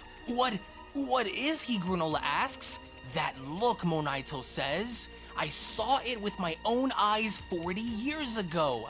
What, says Vegeta, with Monaito continuing, when Bardock had Gas on the ropes, he lost himself and turned into that. He lost himself, Granola says? So that's his last resort. But despite having to then lose his mind, Gas immediately then took action in knowing what he had originally come there for, in knowing who the opposition was, because from there, even Granola went on to acknowledge exactly what was about to happen, because Gas did not waste a single second by dashing directly towards Granola, which was done in such a violent and ferocious way that you can almost kind of feel the tension between the two, because as pointed out earlier, this definitely gives me Dragon Ball Z Broly vibes in the way Gas was kind of looking and being portrayed in wanting to grab Granola, where mind you, if you stop and pay very close attention to Toyotaro's detail, you can see the muscle tone literally popping out from Granola's back, where I think that this is a good and very solid representation of how you want your characters to look like. So props goes out to Toyotaro for making Granola actually seem like an imposing figure, even though Gas by default kind of overshadows him in both muscle and growth. But despite having to be smaller in size, Granola knew exactly what he needed to do in immediately taking action by leaping out of the way and avoiding the strike that Gas had initially intended. But despite Granola trying to get away, Gas still ended up grabbing him, to where he follows up by squeezing Granola's leg in such a violent way that you could also see the lightning emanating from Gas's body onto Granola and shocking him, which again, if you take a look at Granola's expression and demeanor, he looks to be in absolute pain, and all Gas really did at that point was simply grab and electrocute him. But it does not stop there, because even after Gas had grabbed him, he then follows up by tugging Granola forward and slamming his body face down onto the ground, which again went on to create such shockwaves throughout the landscape as you can see the lightning flowing through the sky. This was of course now something a little different than what our heroes were normally accustomed to, because even after slamming Granola's body face down on the ground, Gas had then proceeded in throwing Granola's body out into the distance, where it was Granola now who was shown flying through the forest. He was breaking all of the trees as he was going, but then fortunately enough for Granola, he quickly went on to grab onto the ground in maintaining his balance, but something was off. His eye. It looked as though something had happened in which caused Granola's eye to be severely damaged, because Granola apparently enough could not see what the heck was going on, but it was already too late by the time Granola had even figured out what was going on, because Gas was already hot on his trail, with Gas then following up and grabbing Granola by the head and picking him up and then once again slamming him back down on the ground. However, this time, Gas didn't just simply slam Granola down and let him go. No. What Gas ended up doing instead was he wanted to punish Granola. So, in taking the necessary measures needed to inflict as much damage to Granola as possible, Gas was then shown drilling Granola's body through Planet Sorel itself, to where as Monaito, Goku, and Vegeta were overseeing this, they could not believe as to what had happened, because one minute they're overseeing the fight in front of them, and the next thing you know, there was a massive burst that then suddenly echoed behind them, which ultimately turned out to be none other than Gas himself, still clinching onto Granola's skull, as he had not only dug through the entire planet and emerging through the other side, but the moment Gas had then gone on and throwing Granola's body once again out into the distance, the heaters are now overseeing this with caution. It must be my lucky day.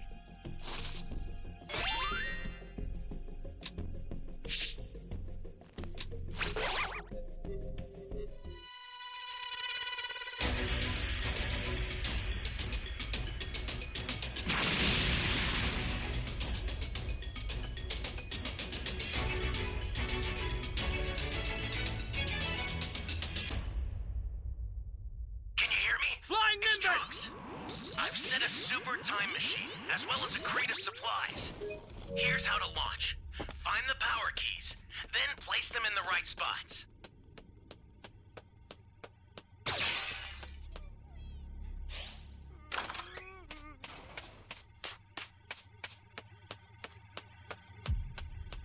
Someone!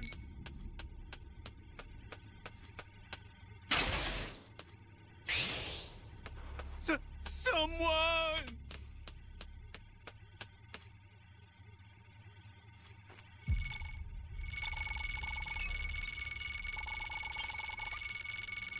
You're a big help!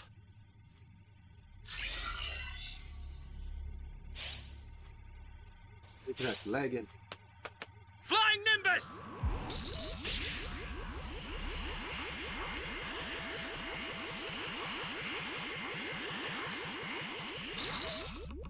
Anyone, please!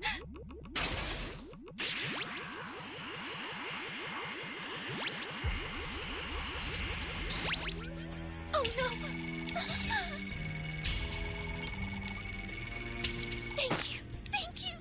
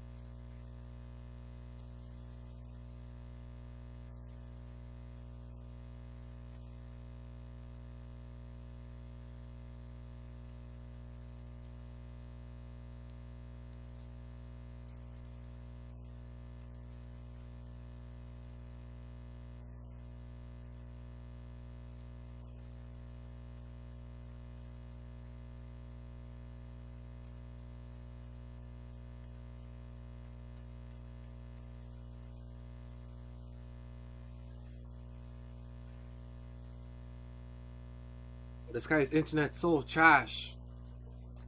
Connection to the host has been lost. Oh my gosh. We should still have won though.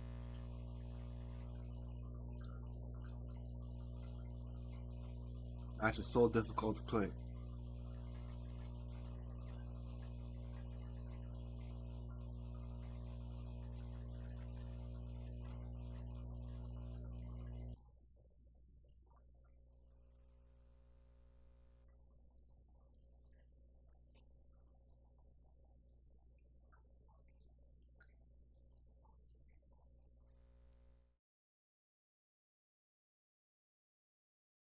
As Gas is shown huffing and puffing, there's saliva dripping down from his mouth, and Maki doesn't seem to be pleased by this, as Maki went on to comment, "See, he's gone and lost his mind again." And with Granola shown on the floor with Gas getting on top of him, Gas was extremely his internet was unmerciful KO'd or and he gave up. unrelenting in his Pretty sure his pursuit internet of was just smashing AOL. Granola's face in, because with the first strike that he had landed on Granola's head, he had not only managed to knock some blood out of Granola's mouth, but at the same time, he also went on to knock Oatmeal completely off of his head, to where as Gas kept hitting Granola over and over and over again, Goku then went on to comment, "This is nuts. Granola's not gonna last much longer." Hey, old man, says Vegeta, how in the world did Bardock defeat Gas when he was like that? But to the absolute uselessness of Monaito's character, he then went on to respond to Vegeta by telling him, "I was unconscious. I didn't see." To where as we then make our way back to Gas, who is once again shown punching Granola's face in, Maki and Oil went on to arrive as Maki shouts, "Yo,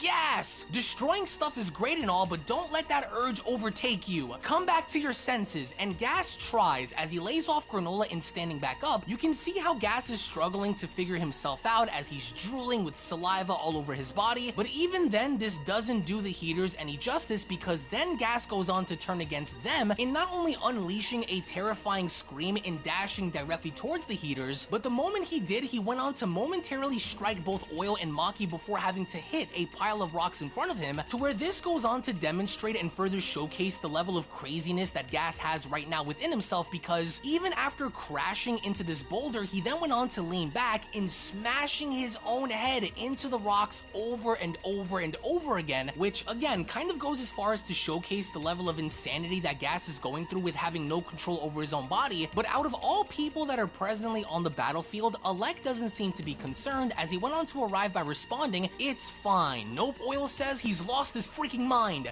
Now what, Alec? Huh? Gas is gonna wreck himself. The universe's strongest warrior should have greater control over his own power than any other," he says. As Gas then once again is shown flying up towards the sky, Goku and Vegeta went on to then oversee something very alarming in kind of being able to see that Gas was now slowly but surely making his way towards them. By the end, that was exactly what had happened, because as Gas made his way towards our heroes, the first individual that Gas had gone on and targeting among the group was in fact Vegeta, because not only was Gas able to move in with such speed to where Goku even couldn't see him, but the force of the kick itself that Gas had delivered onto Vegeta was so intense and so powerful that as Vegeta's body is shown being slammed up against the rock, as even Vegeta himself is now beginning to cough up blood, just like he had done with Granola, Gas is now beginning to beat down in punching Vegeta over and over and over again. But Goku was not going to sit idly by in allowing for this to happen, as Goku went on to shout Vegeta's name by charging on in, as Gas is still punching Vegeta, but he also goes on to hear Goku, and the moment Goku went on to make his first move, Gas quickly went on to block Goku's punch with his wrist, but the second Gas had gone on and locking eyes with Goku and seeing his face up close, something then went on to alarm Gas in hitting him deep within, because then we get to see how there was a flashback in which predates 40 years ago, and seeing how Bardock was able to defeat Gas, with Bardock being shown doing the exact same move that he had done to protect Planet Vegeta in going up against Frieza, in replicating and creating a similar spherical energy and firing it down at Gas, with Gas looking on up in utter shock. One can only assume that this gigantic attack was the end result of Gas's downfall, because when going back to the present, out of nowhere, Gas had then gone on and flying on backwards and tumbling on back, with even Goku wondering, huh? Because now Goku indirectly had triggered some sort of PTSD on Gas, because it was very evident that Gas was afraid of Bardock, and to some extent he did lose to him, but all the while with Alec looking on down and still keeping a smile on his face, Alec went on to comment,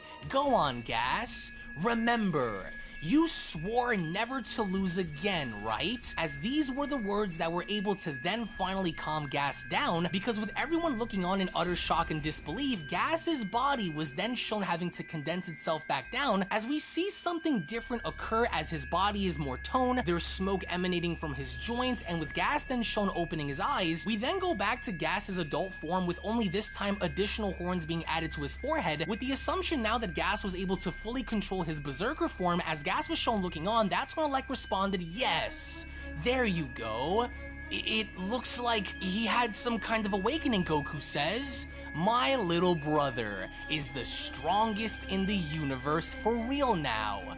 Go on, Gas. Annihilate those who stand in our way." Which, interestingly enough, as chapter 80 comes to a close, this chapter established the overall idea that it would only now appear as though Gas seems to have more levels to him, as he had now gone as far as to visibly change due to a secondary transformation, which one would only imagine now would give Gas even more leverage than how he was shown having prior, as the overall fight between him and Granola, I will say in my opinion, was a spectacular fight, only because you can almost feel their hatred emanating from each page, as of course Granola and Gas have a long-standing problem. They were both looking to annihilate each other by the very end, as of course Granola was shown holding the advantage briefly. Our heroes now, during this point in time, seem to be at a significant disadvantage now that Gas had powered up again. We now find ourselves entering Dragon Ball Super manga chapter number 81, with Alec having to oversee the entirety of the battlefield, with Goku and Vegeta having to now bear witness to the transformation that Gas had just went through the admission of Alec, and now claiming that Gas now is without question the mightiest warrior in the universe. Our heroes at this point are trying to figure out and seeing what Gas was about to do next, until before Goku and Vegeta could even realize it, Gas went on to glare at both of them and freezing them in place, to where out of nowhere Goku and Vegeta seemingly couldn't move. They were having trouble standing, as they were left baffled as to what had just happened, as Vegeta went on to comment,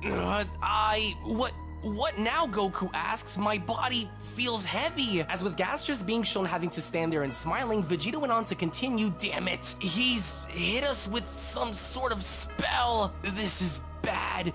We need to keep it together, or we'll be crushed by his sheer power. But even then, despite having both Elec and Gas having to oversee Goku and Vegeta be frozen in place, out of nowhere, a bloody and battered Granola ends up teleporting right behind Elec in wanting to finally get his revenge by finishing Elec off once and for all. As with all things considered, this is the first time that Granola is directly targeting Elec for what he had done, as Granola was not looking to play around and absolutely meaning business in what he wanted to do, because as Granola was shown having to wind his fist back in assumingly going for the finishing blow, Elec could not believe that Granola was still in this fight to begin with, but Elec wasn't the only one to have noticed this, as Gas had also gone on to spot Granola as well, as before you know it, with Granola shown having to then make his move, Granola then went on to shout, "I won't stand for what you've done!" But it was only then during that moment where out of nowhere Gas had proceeded to raise his arm up in the air, in not only being shown having to point his fingers directly at Elec, but what Gas had managed to do was right before Granola had gone for the finishing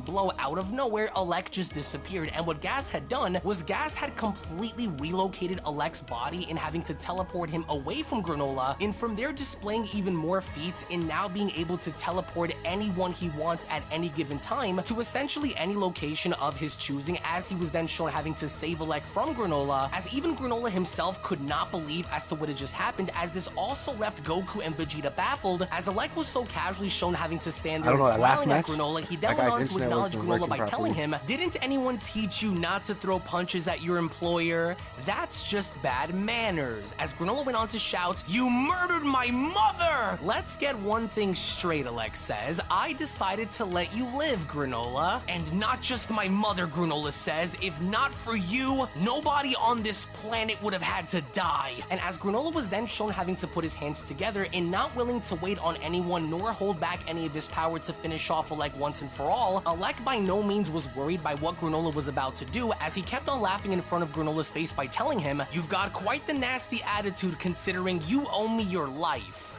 You realize we could have killed you at any point, right?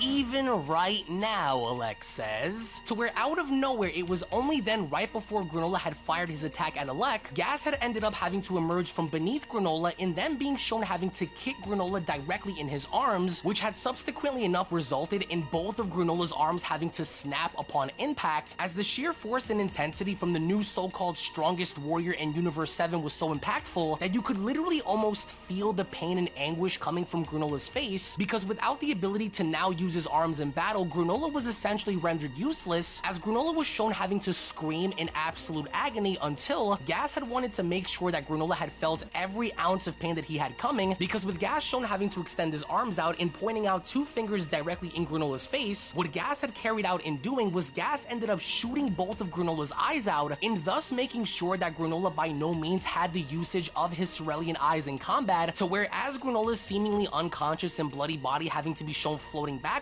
with Goku and Vegeta both shocked as to what had just happened, it was only then where Granola had bumped into Elec, to where in a very sadistic and sinister way with Elec shown smiling, he then went on to address Granola by telling him, "I gotta thank you for all of those jobs you did for us. Here, if nothing else, you get to die the same way your mommy did.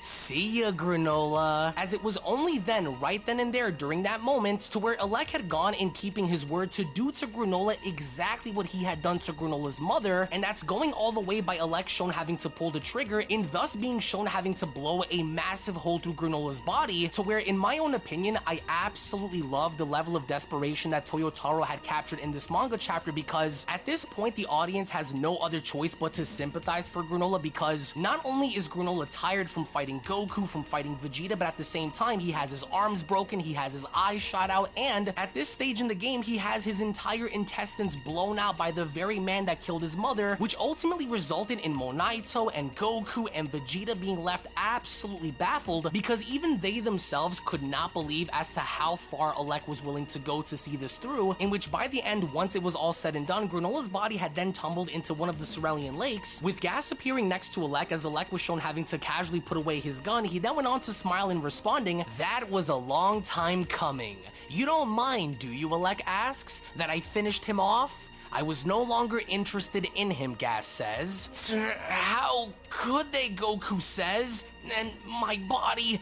it still won't move right. But even then, despite not having the ability to move, to the unexpected surprise of Goku, similar to what Vegeta had done during the events of the Tournament of Power prior to Jiren eliminating Vegeta from the tournament, Vegeta from there had gone on and given Goku the remainder of his energy in making sure that Goku was the one to fully be healed up, as even Goku himself could not believe the actions that Vegeta had took in order to restore his energy, because despite the overall circumstances at hand, Vegeta knew that it was up to Goku to see this through, as a tired Vegeta was shown giving his all to Goku, with Goku then having to turn his head and responding, "Hang on, Vegeta, was that the last of my energy?" "Yes," Vegeta says. "Use it wisely." Are you sure about that?" Goku says. "Better than us dying here," Vegeta responds. "You can still fight, so do something about that scumbag," Vegeta shouts. As with Goku then shown having to heed Vegeta's words, Gas went on to address Alec by telling him, "Alec, I felt conflicted earlier, but in the end, it was indeed necessary that I become the universe's greatest warrior.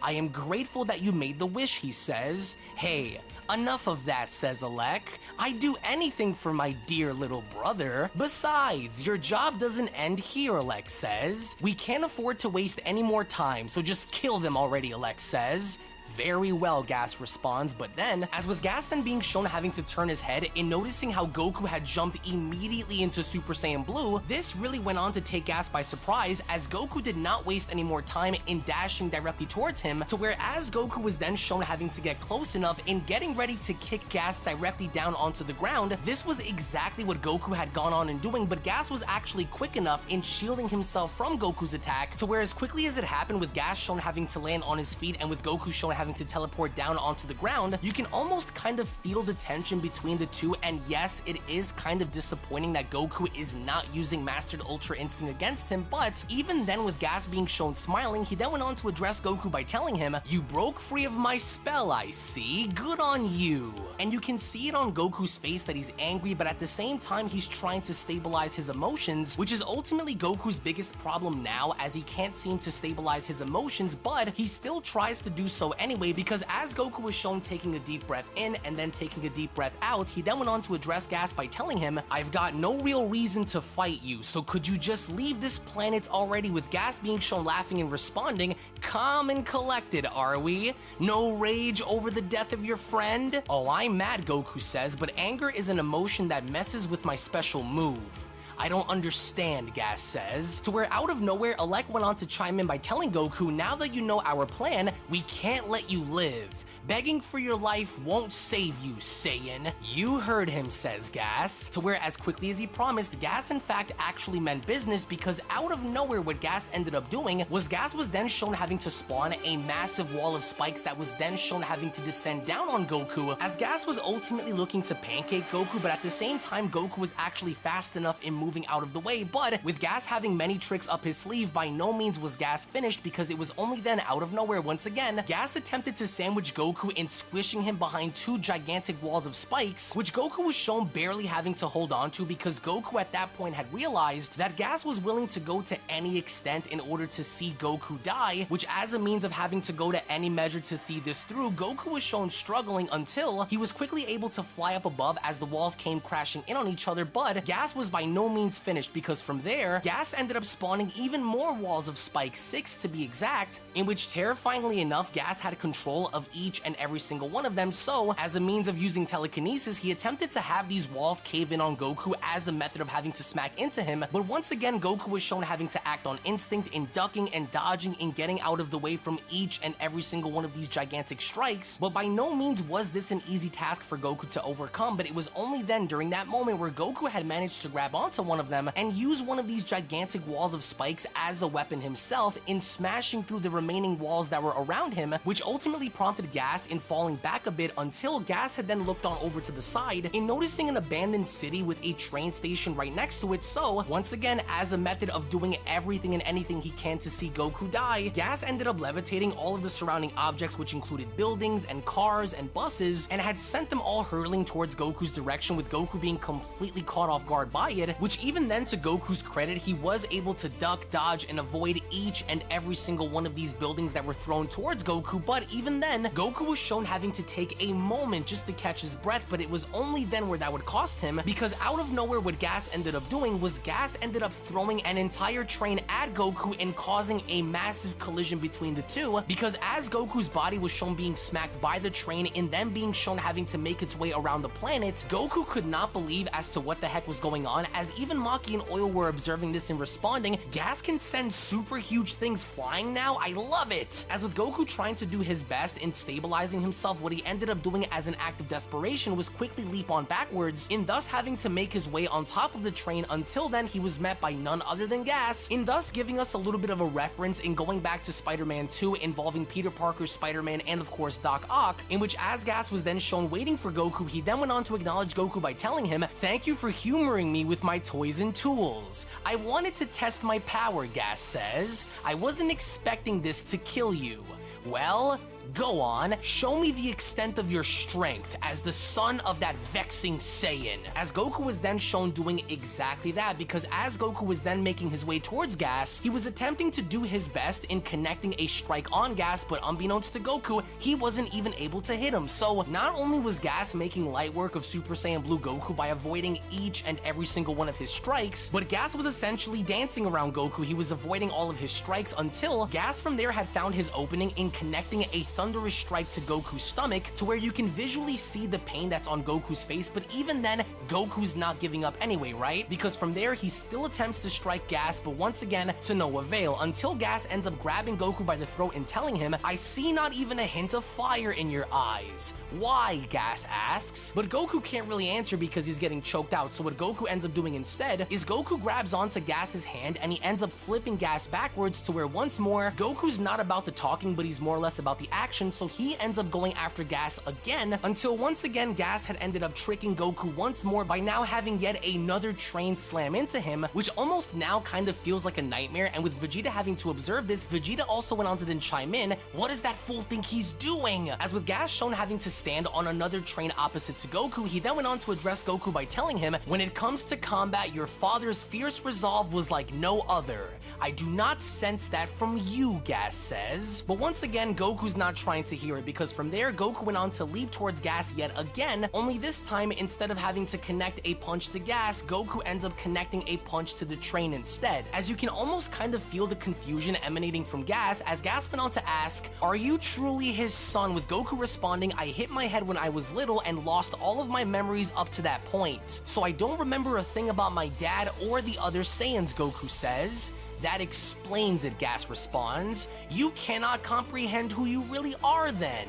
I could never fall to one such as you," he says. As with the flick of a finger, what Gas ends up doing is, while Goku was still on top of the train, in making sure that he had held Goku in place, what Gas ended up doing was Gas from there had purposely sent the train having to fly on down into one of the Cerulean lakes, as Goku's body was shown having to descend on down deeper and deeper into the water. And with Gas then shown having to make his way down, not only was Gas able to create a massive whirlpool within the lake itself, but at the same time, it almost appeared as though Gas was using similar abilities to that of Darth Vader, because while on the other side of this massive wall of water, Gas was shown choking Goku from within by telling him, "The inability to breathe causes you pain? What a frail species. How about I suffocate you then," Gas says. What a pathetic death that would be. But despite having to be choked out at the bottom of a lake, Goku was then shown having to reach on out in doing what he could to stop Gas from choking him, as Gas went on to smile and responding, "Not a fan of that idea, I see. It would not satisfy me either," he says, until Goku out of nowhere ended up shooting a ki blast, to where Gas ended up catching that exact same ki blast, in them being shown having to throw it right back at Goku, while mind you, while remaining at the bottom of a lake while still being choked out with nothing to defend himself with. So with Gas then having to throw this attack back at Goku, there was a massive explosion that had occurred underwater that ultimately sent water splashing everywhere, including hitting Maki and Oil, as Maki went on to respond,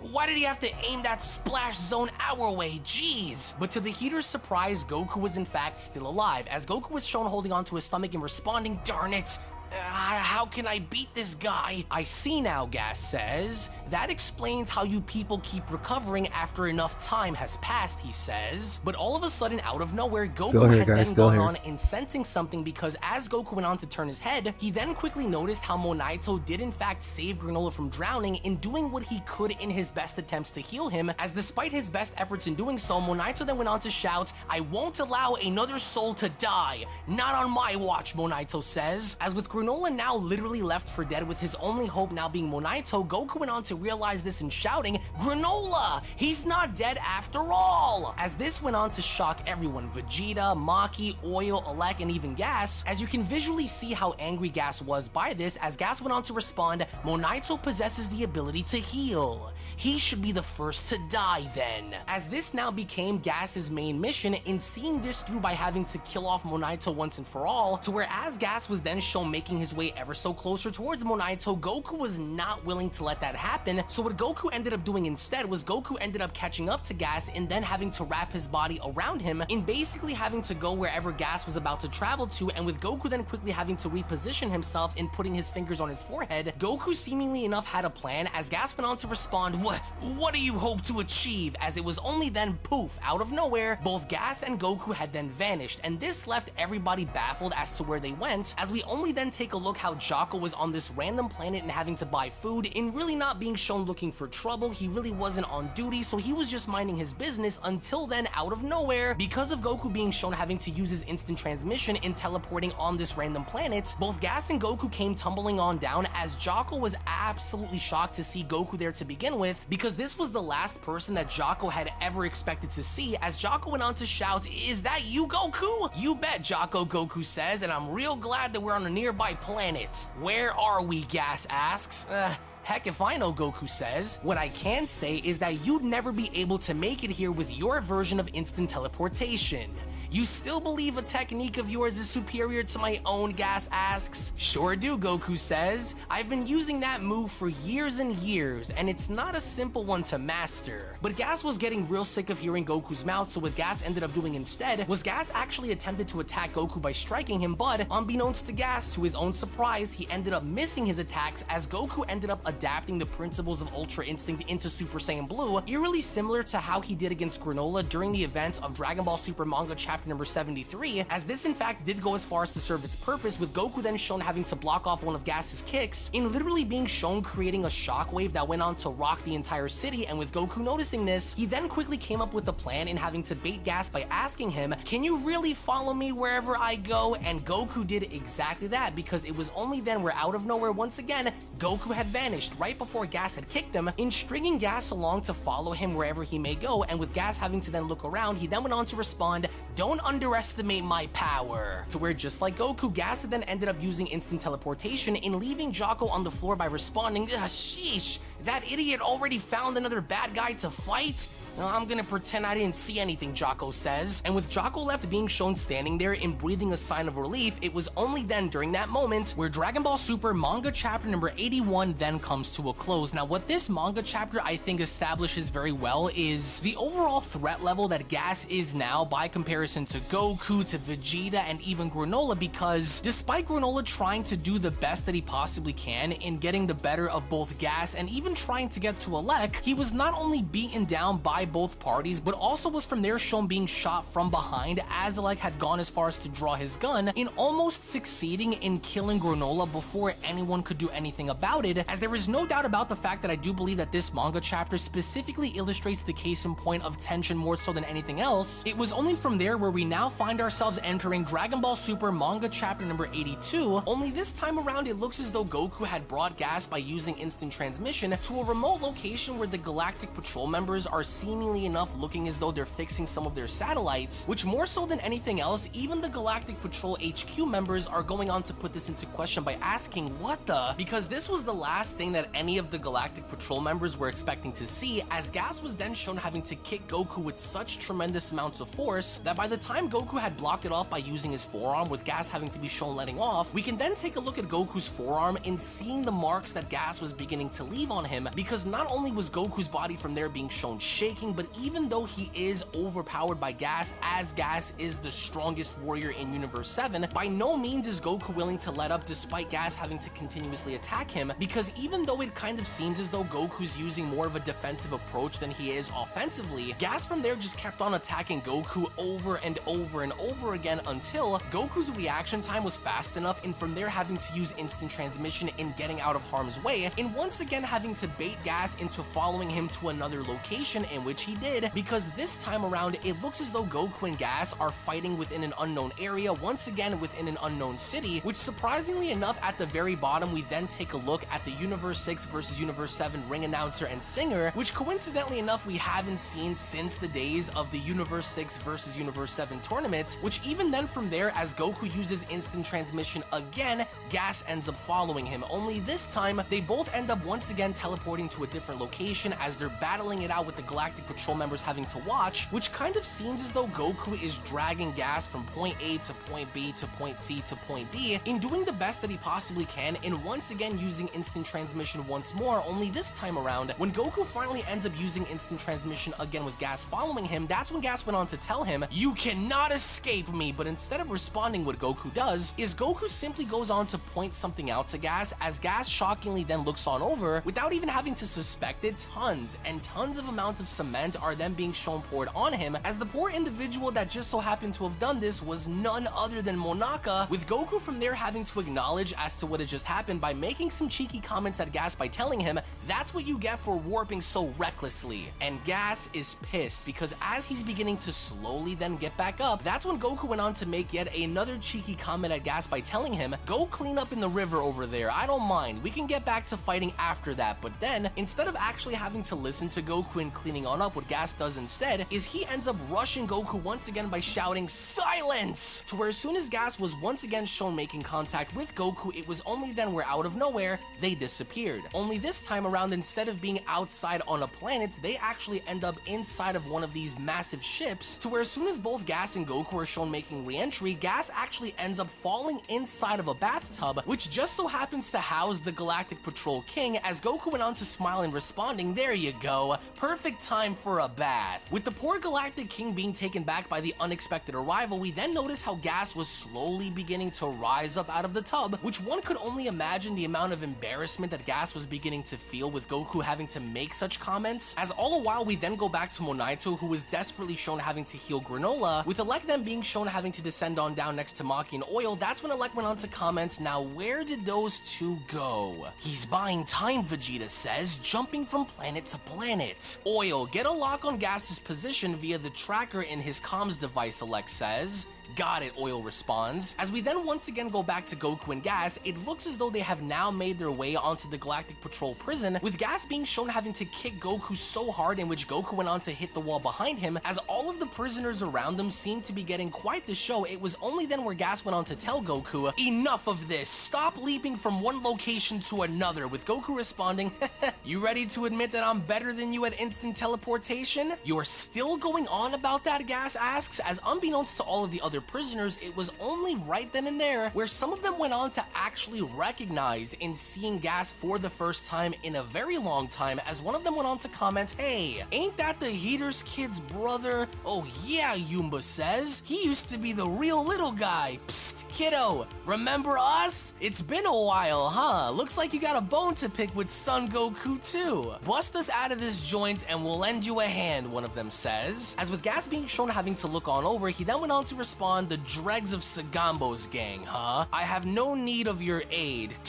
This kid's really full of himself, huh? "Remember the first time we met him?" Yumba asks. "He was so scared that he wet himself," and Gas went on to pause by then responding, "I did not urinate on myself." "Nah, you totally wet yourself," Yumba said. All like, "Big brother, I'm scared, help me." As everyone within the prison was then beginning to laugh at Gas, including Goku, that's when Goku went on to ask, "Is that true?" "I said there was no urination involved," Gas utters. "What about the wet stain that we saw then?" Yumba asks. "Does your tribe cry out of their crotches?"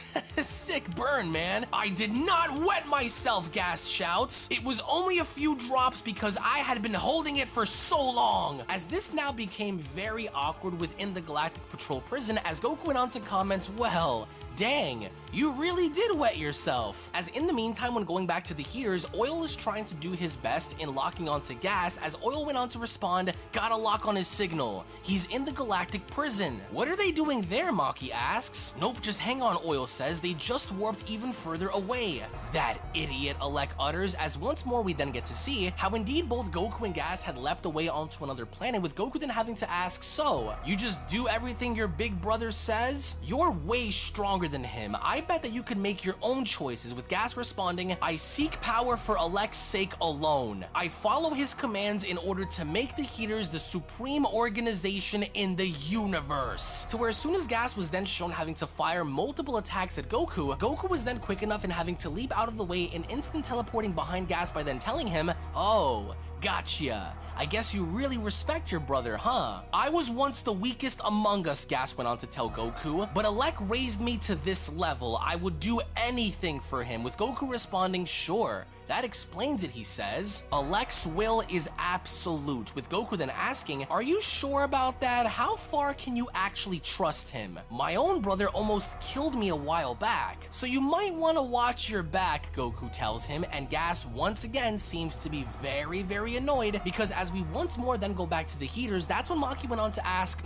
so what's next, Alec? Never mind them for now, Alec responds. The only ones left are here and half dead already. Let's mop up these stranglers first. Sweet, Maki says. Sounds like it's our turn for some action. As with Monaito trying to do everything that he possibly can in patching up Granola quick enough, both Maki and Oil look like they're just about to make their move, as all the while Gas was shown having to blast Goku down with a massive energy blast, with Goku trying to do his best and holding it back. You can almost kind of see the struggle between the two, because Gas is getting the better of Goku during this initial struggle, to where once again Goku demonstrates the usage of his instant transmission by having to completely vanish, and thus resulting in Gas's energy blast having to go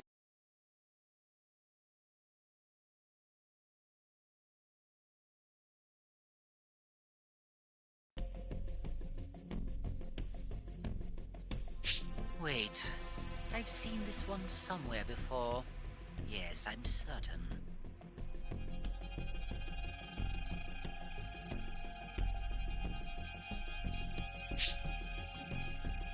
I made you a promise, didn't I? I said you would experience a dread like no other.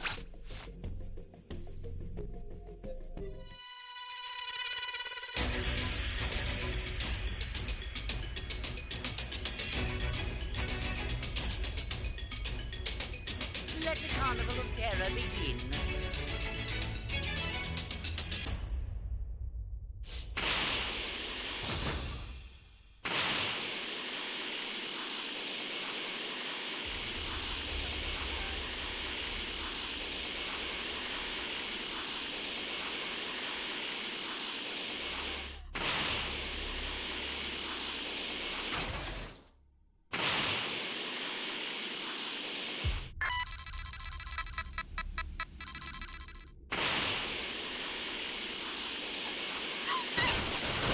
The Dragon Balls.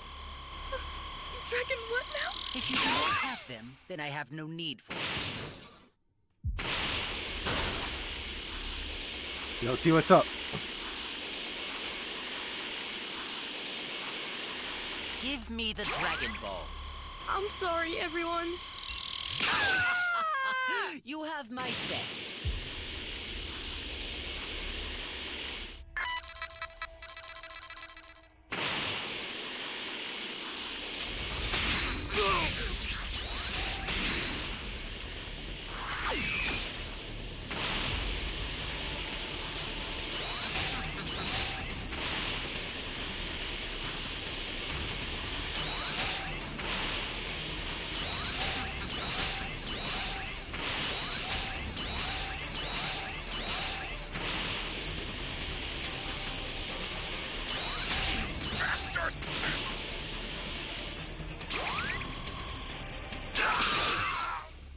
Just regular Frieza.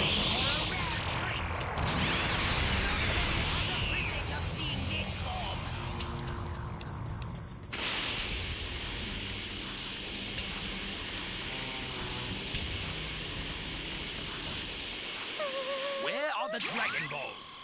There's no cool was that is? You're a fool.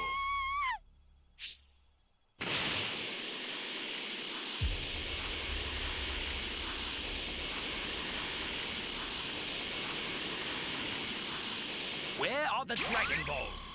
Here. Very well. I'll make sure your death is quick.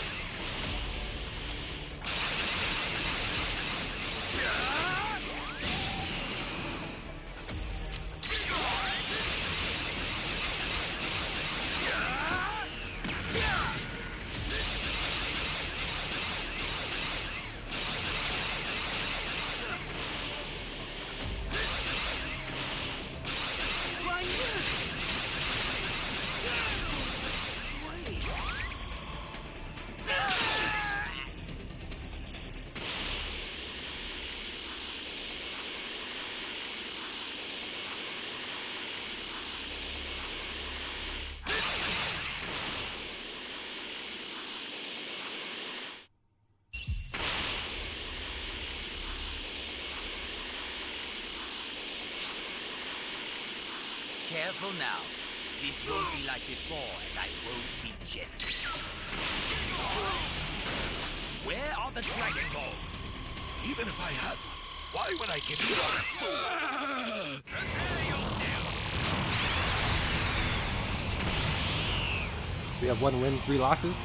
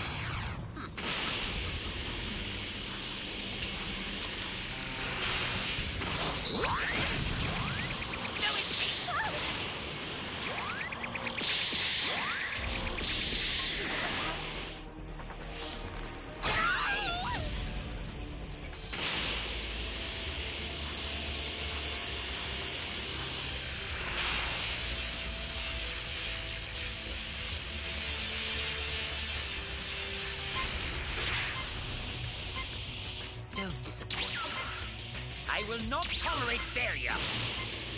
I made you a promise, didn't I? I said you would experience a dread like no other.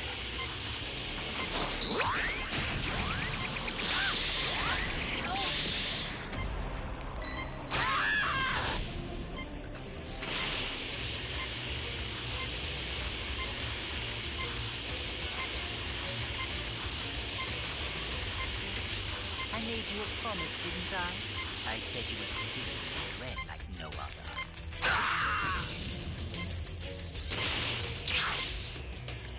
Ends now!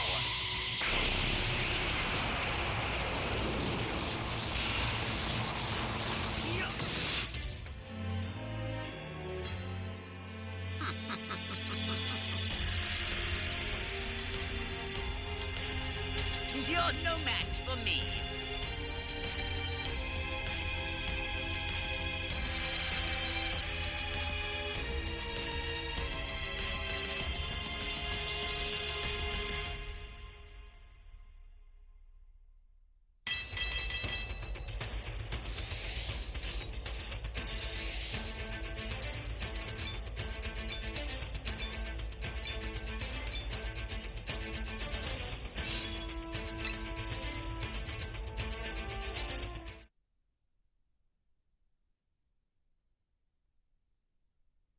Well, we got the W, guys. It's about time. Took like almost 20 minutes, 25 minutes to find a match. Right through the giant asteroid that they were on, as Gas looked baffled because he was trying to do his best in figuring out where Goku was, as Goku out of nowhere had then instant transmissioned himself within one of the Galactic Patrol's spaceships, with all of the patrollers inside seemingly confused, with Goku then shown looking down on his hands. You can almost kind of tell the physical amount of damage that this fight is beginning to take on Goku, because not only are his hands beginning to get charred, not only is his body beginning to shake, but Goku now is beginning to understand the gravity of the situation, as he then went on to respond, "Darn, I can't keep playing defense much longer." But then that's when Goku went on to, interestingly enough, detect something, as he then went on to respond, "Wait a second, there we go," he says, as right before Gas had made his initial strike behind Goku, all of a sudden, once again, Goku had vanished, and Gas is pissed because again, he has to follow him, as to the surprise of everyone, we then take a look at how Whis and the Oracle Fish seem to be riding on top of a dinosaur, in simply going about by minding their business and eating upon a sundae, as Whis went on to ask, "Isn't it delectable, Oracle Fish?" But then, all of a sudden, as they're eating their ice cream, Whis went on to notice how Gas and Goku had out of nowhere appeared, as Whis asks, "Goku? Lucky for me you're hanging out in this realm, Whis," Goku says. "And why have you come to me?" Whis asks. "Who is this?" Gas asks. "My master," Goku responds, "who happens to be an angel." As Gas seems to be a little taken back by this, as Goku went on to ask Whis, "Sorry, Whis, but can I leave this guy with you for a minute?" "Uh-huh. See ya, Gas," Goku says, as out of nowhere, once again, Goku ends up using instant transmission to, interestingly enough, go back to each and every single location that him and Gas had battled on, in leaping from point A to point B to point C to point D to point E, and really throwing Gas off his game, because with the gap in distance that Goku had created in bringing Gas this far along, one would only imagine that Gas has absolutely no chance in using instant transmission to get back onto planet Sorel, because that was the exact location in which Goku was going to, as Gas was taken back by this by responding, "Did he just... no way!" As lo and behold, right before Maki and Oil had made their move on Monaito, out of nowhere, Goku had used instant transmission in getting right in between them, in once again having to prove exactly why he is the man. As Goku went on to stand on up and turning back, Maki and Oil were shocked, as Maki asks, "How are you back here alone? What did you do with Gas?" As when going back to Gas, Gas is trying to do his best in using his own variation of instant transmission, but he can't seem to get a lock on Goku, as Gas went on to respond, "Crap, where did he go?" If you must know, Whis adds, Goku returned back to planet Sorel. "It is a distance too great for you to warp directly." Which way is planet Sorel?" Gas asks. "Which direction?" Whis asks. That way," he points out, as the very second Whis had gone in pointing out where Goku was, Gas from there went on to display such tremendous amounts of speed in having to leap from the planets deep into outer space with such tremendous amounts of velocity that even Whis went on to acknowledge this by responding, "Oh my, why couldn't he have stayed more for a visit, especially when this planet has such scrumptious desserts, right, Oracle Fish?" Who was that, the Oracle Fish asks. As all the while with Granola partially patched up, that's when Goku went on to aid Granola by then having to tell Monaito, "Gas will be back soon, so I bought us some time. Let's get to safety for now," he adds. As out of the blue, we then see how a vehicle had then began to approach Goku, and in it, we see how Vegeta was already on board as Oatmeal seems to be operating it, as Oatmeal went on to respond, "Get in, let's take shelter at the old man's house." "It's you," Goku says. "Granola's talking half goggle thing. You can turn into a robot too? That's neat." Heads up, they're gonna run," Maki shouts. "Should we unleash our inner natures and fight them?" Maki asks, with Alec responding, "Don't be stupid. The two of you could never beat that Saiyan. We'll retreat for now and wait for Gas to get back," Alec says. "Oil, keep an eye on them in the meantime." "Got it," Oil says, and with Goku, Vegeta, Monaito, and Granola now shown having to head back to Monaito's house, it was more interesting than anything else to see how Whis had then gone in contacting Goku, as Whis went on to then ask, "Hello? Goku? Huh? Where did this thing come from?" Goku asks. "I planted it on you earlier," which you have to admit is very, very impressive for someone like Whis to do without anyone having to notice, because even Goku went on to put this into question by asking, "You did? But how? When? I must say, I can't abide you by interrupting my dessert time." "Sorry," Goku says, "but you were just the right distance away and I knew that he had to behave himself around you." Speaking of Gas, Whis says, "He's hurtling towards you at breakneck They have it on speed." Steam, Huh? and they also He can have it on fly Switch through space, and Goku Xbox. asks. "He should reach your it on location all within systems. 20 of your Breakers. Earth minutes," he says. 20 minutes isn't enough for me to heal Granola," Monaito shouts. "By the way, has your training borne fruit yet, Goku?" "Honestly, I'm still having a lot of trouble with it," Goku says. "I just can't keep my heart calm the way you do, Whis." "That's understandable," Whis says. "As an angel, I am a fundamentally different life form than you. How many times must I tell you?" Whis asks. "It's up to you to discover your own unique version of Ultra Instinct," it's which taken like 10 is minutes, very over 10 minutes interesting, time, which from there Whis went on to continue by then telling Goku, I "Listen said, to around the this voice time, everyone's within usually you. sleeping." Deep down, what are you really? What am I?" Goku asks. "Hey, son of Bardock," Monaito shouts. "There's something I should show you." "Oh," Goku responds, to where as we only then make our way back inside of Monaito's house, we see how both Goku and Vegeta are placing Granola on Monaito's bed, as Monaito went on to reach on for something by telling everyone, "Here we are," as lo and behold, we then notice how Monaito had pulled out a scouter, to where both Vegeta and Goku were taken back as Monaito went on to continue, "Yep, left behind by Bardock himself," he adds. "It's yours now, by all rights," he continues. "This scouter was my dad's?" Goku asks. "Allow me," Vegeta says, and as Vegeta went on to put the scouter on, he then went on to test it out by responding, "It's broken. However, there's evidence saved of audio data." "I thought so," Monaito continues. "I've had it for 40 years, but I could never get it to play." "What kind of data is it?" Goku asks. "It should be a recording of the fight against Gas. We might figure out how Bardock won that battle if we can get it to work." To where as both Vegeta and Goku are shocked, Well, Vegeta the went on game's to working chime now. in, "Bulma could repair it, but give it to me," Well, Oatmeal hopefully when you get says. your "I can system, it works access for the you." circuitry directly and play the audio via my speakers." As all the while deep within space, we then see how Gas is making his way ever so closer towards planet Sorel at such incredible speed that I absolutely love how angry he is, because of course he was embarrassed, he was left behind, and essentially enough, he has a lot to prove, as the heroes are shown back on their ship. As Maki went on to respond, "Gas is headed back our way and he's super fast. That's speed, and that's without a spaceship. He's really some kind of ultimate being now," she adds. As Oatmeal then quickly tries to scramble in accessing the circuitry, we then had finally noticed how Oatmeal had done it, with Vegeta responding, "It's powered back up," to where as soon as Oatmeal was then able to access the audio, we then hear how Bardock went on to shout, "That attack had to have had some effect.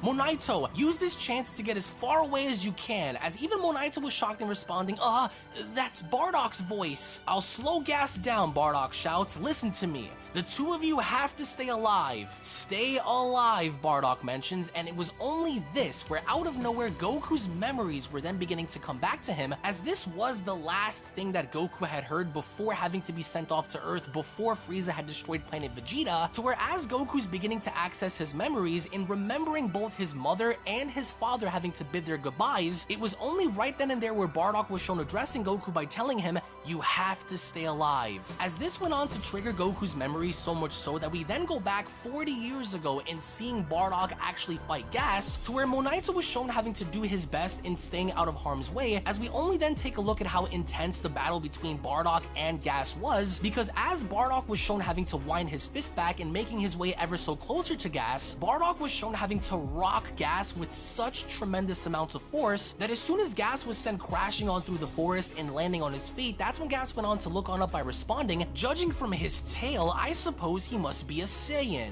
and a powerful fighter too. We believed only low-class grunts could be sent on this planet, he continues. Perhaps we were wrong. As with Bardock shown having to make his way down and being the aggressor of this battle and fighting off Gas by himself, the moment Gas was shown having to step on back and then unleashing a gigantic energy blast directly at Bardock, Bardock from there was actually being displayed as being strong enough to knock the blast away, as he then quickly closed on in and uppercutting Gas directly in the stomach before kicking him in the face. One could only imagine as to how intense this battle actually was, because yes, Bardock was the aggressor, and indeed Bardock was the one that was bringing the fight to Gas, to where as soon as Gas had once again hit the forest below, that's when Bardock was shown having to catch his breath by responding. I'm pretty sure that didn't finish him off, and as soon as Bardock landed back down below, he then went on to address Monaito by telling him, Monaito, use this chance to get as far away as you can. I'll slow Gas down. Listen to me, the two of you have to stay alive. To whereas once again Gas was shown having to re-enter the battle and being shown not having to take any damage at all, that was when Gas went on to smile in Bardock's face by telling him,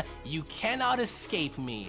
There's not even a scratch on you, Bardock says. What a monster. I'm going to end this now, Gas responds. I cannot afford to have Alec lose faith in me, not here. And he ordered me to handle this without any delay. As with Gas now preparing himself in doing battle against Bardock one-on-one, it was only right then and there during that moment where Dragon Ball Super manga chapter number 82 then comes to a close. Now, it would only now appear as though despite Goku being the only one that's left conscious in fighting against Gas, Goku's now beginning to see that he can't be Gas alone, with Whis now having to remind him that he does in fact possess the power within himself to get the job done, but he's going to have to remember who he is and adapt a different version of Ultra Instinct to overcome the said enemy he is fighting. Otherwise, if he doesn't manage to figure something out soon, then Gas is simply going to shred everybody apart on the planet, in which to find the answers as to how Bardock was able to defeat Gas 40 years ago, it only now appears as though we're going to be getting our answers courtesy of his old scouter, as we only from that point move on to Dragon Ball Super manga chapter number 83, with Gas being shown creating a mace and anticipating on what Bardock's next move was going to be, as with Bardock shown having to stand in the front line in defending both Monaito and Granola, as rightfully so with Monaito being shown having to fear for his own life as well as the life of Granola. It was from that point on where Monaito went on to address Bardock by telling him, Bardock will take what fate hands us. You've done enough, he says. There's no reason for you to lay down your life here. Run and save yourself, with Bardock asking, what?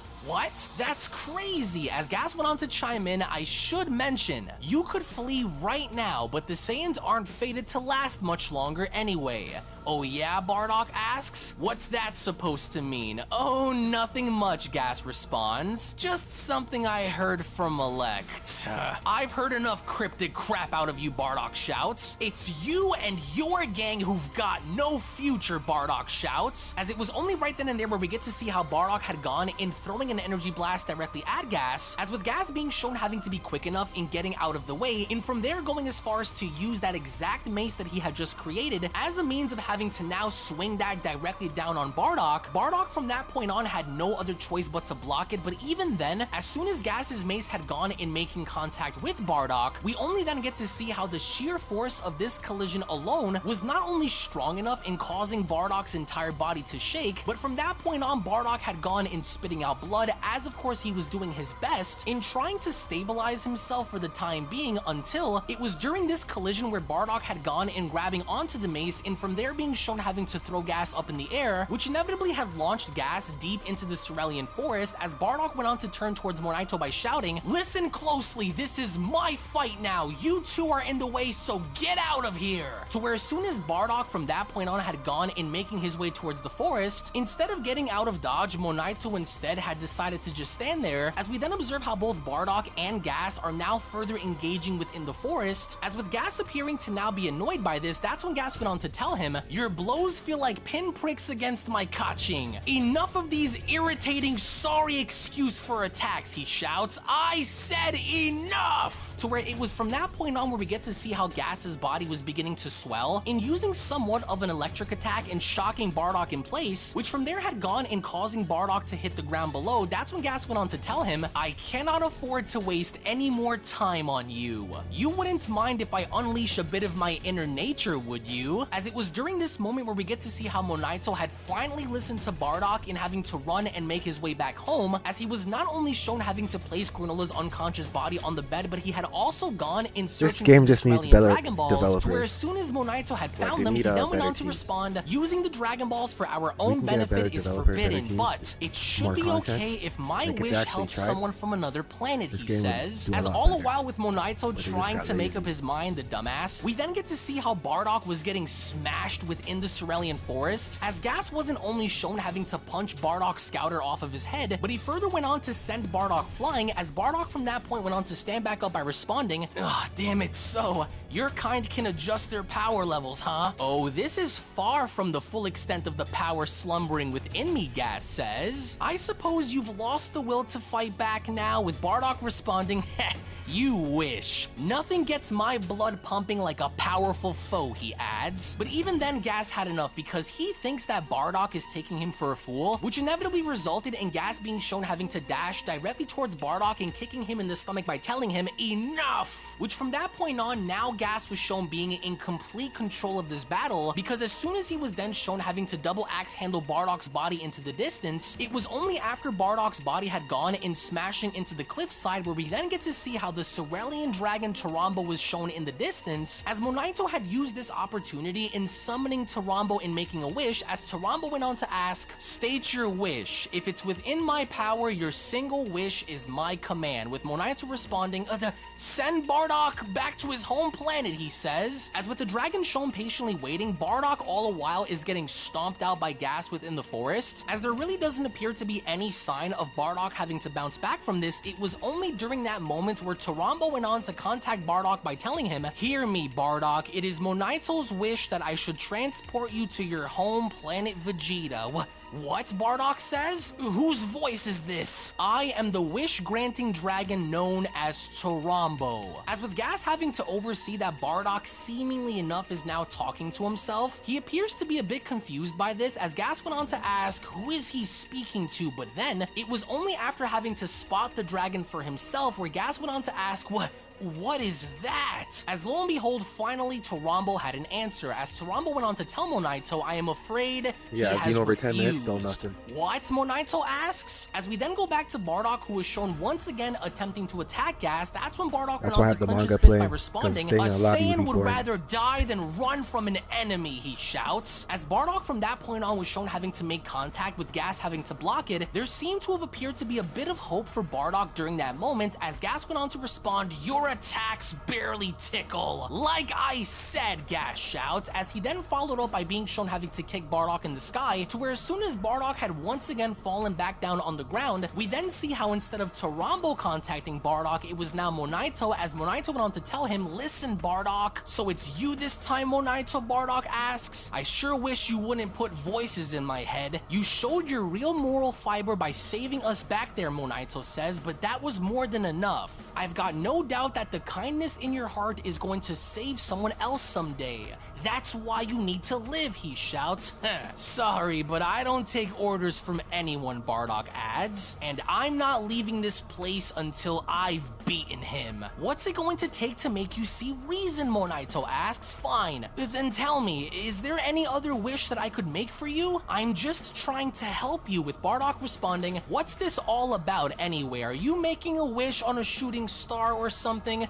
But sure, I'd wish that my sons, plural Goku and Raditz, end up thriving. As from that point on, once again through sheer determination alone, Bardock was shown having to once again dash in attacking Gas again, as all the while in the distance, all of the commotion caused had seemingly gathered the Heater's attention, to where as soon as Oil was then shown turning around, that's when Oil went on to comments, this is really dragging on. I guess Gas has met his match? Hey, Maki says. What's that weird glow over there? Huh? I don't know, Oil says. That isn't even where the fight's going down, but it is near the old Namekian's hut, Alex says. To where as the two Dragon Balls were then shown having to split off in the sky, that's when Oil went on to respond, I wish for tasty food. I wish for tasty food. I wish for quit it, you idiot, Maki says. Those probably aren't shooting stars. I'm curious now, Alex says. Let me check it out. You two go ahead and prep to greet Frieza's ship.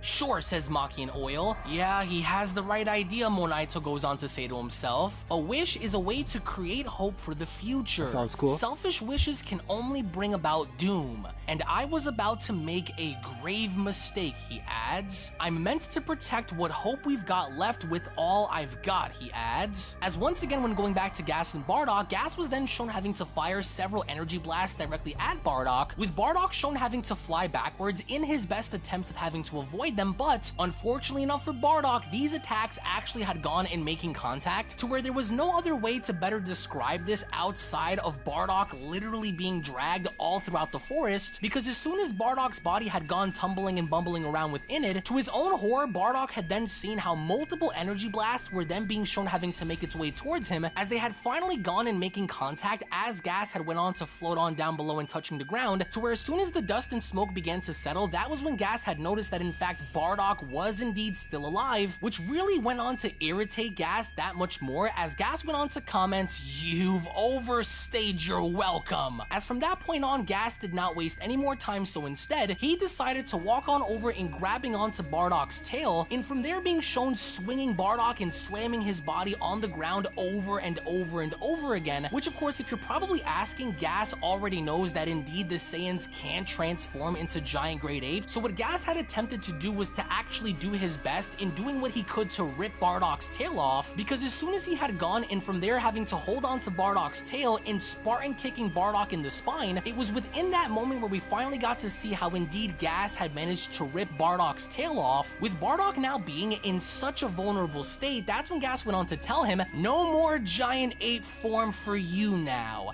It's over, Saiyan. Prepare to die." And Gas indeed did not waste any time following this, because as soon as Gas had gone to once again create another weapon, which just so happens to be that of a spear, it was during this point in time where Gas had already assumed victory, and from there being shown throwing the spear directly at Bardock, in which Bardock had no means of escaping this, but to Bardock's shock as well as my own, out of nowhere, Monaito had gone in stepping in front of Bardock, and from there being shown having to take the spear head on as the spear had gone in impaling his shoulder. This was probably the first time that Monaito's character was ever All right, have a good night, man. Thank you for dropping by. As even See you Bardock tomorrow. himself went on to put this into question by asking, Hope your finger why'd you... heals. Sorry about before, Monaito says, but now I'm ready to protect Granola, no matter what. So do me a favor and win this one for us, Bardock. And Gas is pissed, because as Gas's blood was beginning to boil, the last thing that Gas had said before having to go absolutely berserk was, at every turn, you two just insist on disrupting my work. As both Monaito and Bardock could not believe as to what Gas had just done, but before they could even react, Gas had already gone in swooping on in his attempts of having to punch Monaito, but instead Gas ends up grazing Bardock in the spine fine again as Bardock had jumped in the way in saving Monaito, which once again proved to be effortless because Monaito's body had gone in crashing into the cliffside as Bardock went on to shout for his name, but before he could even do anything, Gas had already gone in grabbing Bardock by the throat and hoisting him up by telling him, "The Namekian you sought to protect is gone, and I will soon track down and kill the child. As you die, know that you have failed to protect anyone." "That's not your call to make," Bardock says, "and I'm not dying before I've beaten you." As we then see how Bardock had opened up his palm and being shown having to create what seemingly looked as though an energy blast. As soon as the energy blast itself had gone in making contact and creating a massive explosion, at first Gas didn't seem fazed by this, as through the smoke we then see how Bardock had gone and swooping Well, guys, in we're and being still shown in having the to lobby punch waiting. Gas in the face in repeatedly attacking Gas over and over and over again until it was from there where Bardock was shown having to kick Gas out in the distance, to remind you this is supposed to be Gas's 100% full power, and as a means of actually having to protect someone, Bardock was able to hold his own momentarily. That is of course until Gas had gone and powering up once again, as Gas went on to ask him, "What did you hope to achieve? Why fight a battle you can't win? Is this atonement as you face death? Are you atoning for the sins of all Saiyans by protecting the child?" "No," Bardock says. "Revenge then, giving into your rage over us killing the Namekian and the Cerulean women?" "Wrong again," Bardock tells Gas. "Then why? Why fight? What is running through your skull as you do battle?" Gas shouts. To where within that moment, as Gas was shown having to charge directly at Bardock, all of a sudden there appeared to be a mysterious aura that had enveloped Bardock's body, to where Bardock was in fact able to from that point on stop Gas's attack. With Gas being taken back by this completely, that's when Bardock went on to ask him, "Isn't it obvious by now? In a life and death battle, what sort of idiot would think about anything less besides victory?" To where once again through sheer focus and determination, Bardock had gone in punching Gas directly in the stomach with such tremendous amounts of force that Gas was at this point appearing to be hurt. As this was the opportunity that Bardock was looking for, that's when he went on to tell Gas, "I fight when there's an enemy I want to beat down, nothing more to it," he says. To where as Bardock was then shown having to place his hand on Gas's stomach, Bardock from that point on had gone in blasting Gas into the distance, with Gas visibly being shown having to clutch onto his stomach. That's when he went on to respond, How are you doing this? You Saiyans have no ascended states besides the great ape." "You're ignorant," Bardock says, "and that's my fault? Nah. See, we Saiyans have a way of growing and evolving every time we push past our limits," he says. That's absurd," Gas shouts. "I represent a limit that no lonely Saiyan can surpass. I cannot be," he shouts, and as soon as Bardock had once again gone in kicking and punching Gas in the face, as all the while with Elec having to observe this, it was clear at this point that Bardock had gained the advantage in being the one that was now fully in control of this battle, as Elec went on to comment, "He went and let his inner nature loose," as right before Gas could do anything more in clutching onto his head, with Bardock being shown having to float above him, he had then gone in creating an energy blast, as Bardock went on to shout, "I'm ending this," which indeed Bardock had, because the moment Bardock had gone in firing this gigantic blast down on Gas, this blast alone had overtaken Gas completely, to where as the smoke and the dust began to settle, the once known berserker state that we have just seen Gas in was no longer there. So instead, Gas had now reverted back down to his little form as he was laid out within the crater below, with Bardock also being shown having to be extremely exhausted in hitting the ground below. It was only from that point on where out of nowhere Elec had gone in making his presence known, by from there being shown having to step forward and touching on down in front of Gas by responding, "I didn't think you'd lose control after unleashing yourself. A real shame. We'll have to double down on training," he says. As right before he had gone in picking his brother up, he had then gone to notice that Bardock was in fact squirming down on the ground and yet again still being shown having to be alive, with Elec asking, "He's still alive? Really? I thought you were loyal to Frieza," Bardock says. "When it comes to business, there's the hand that you show and the hand that you don't," Elec says. "Speaking of, your kind doesn't even know what Frieza is really planning, right?" What? Bardock asks.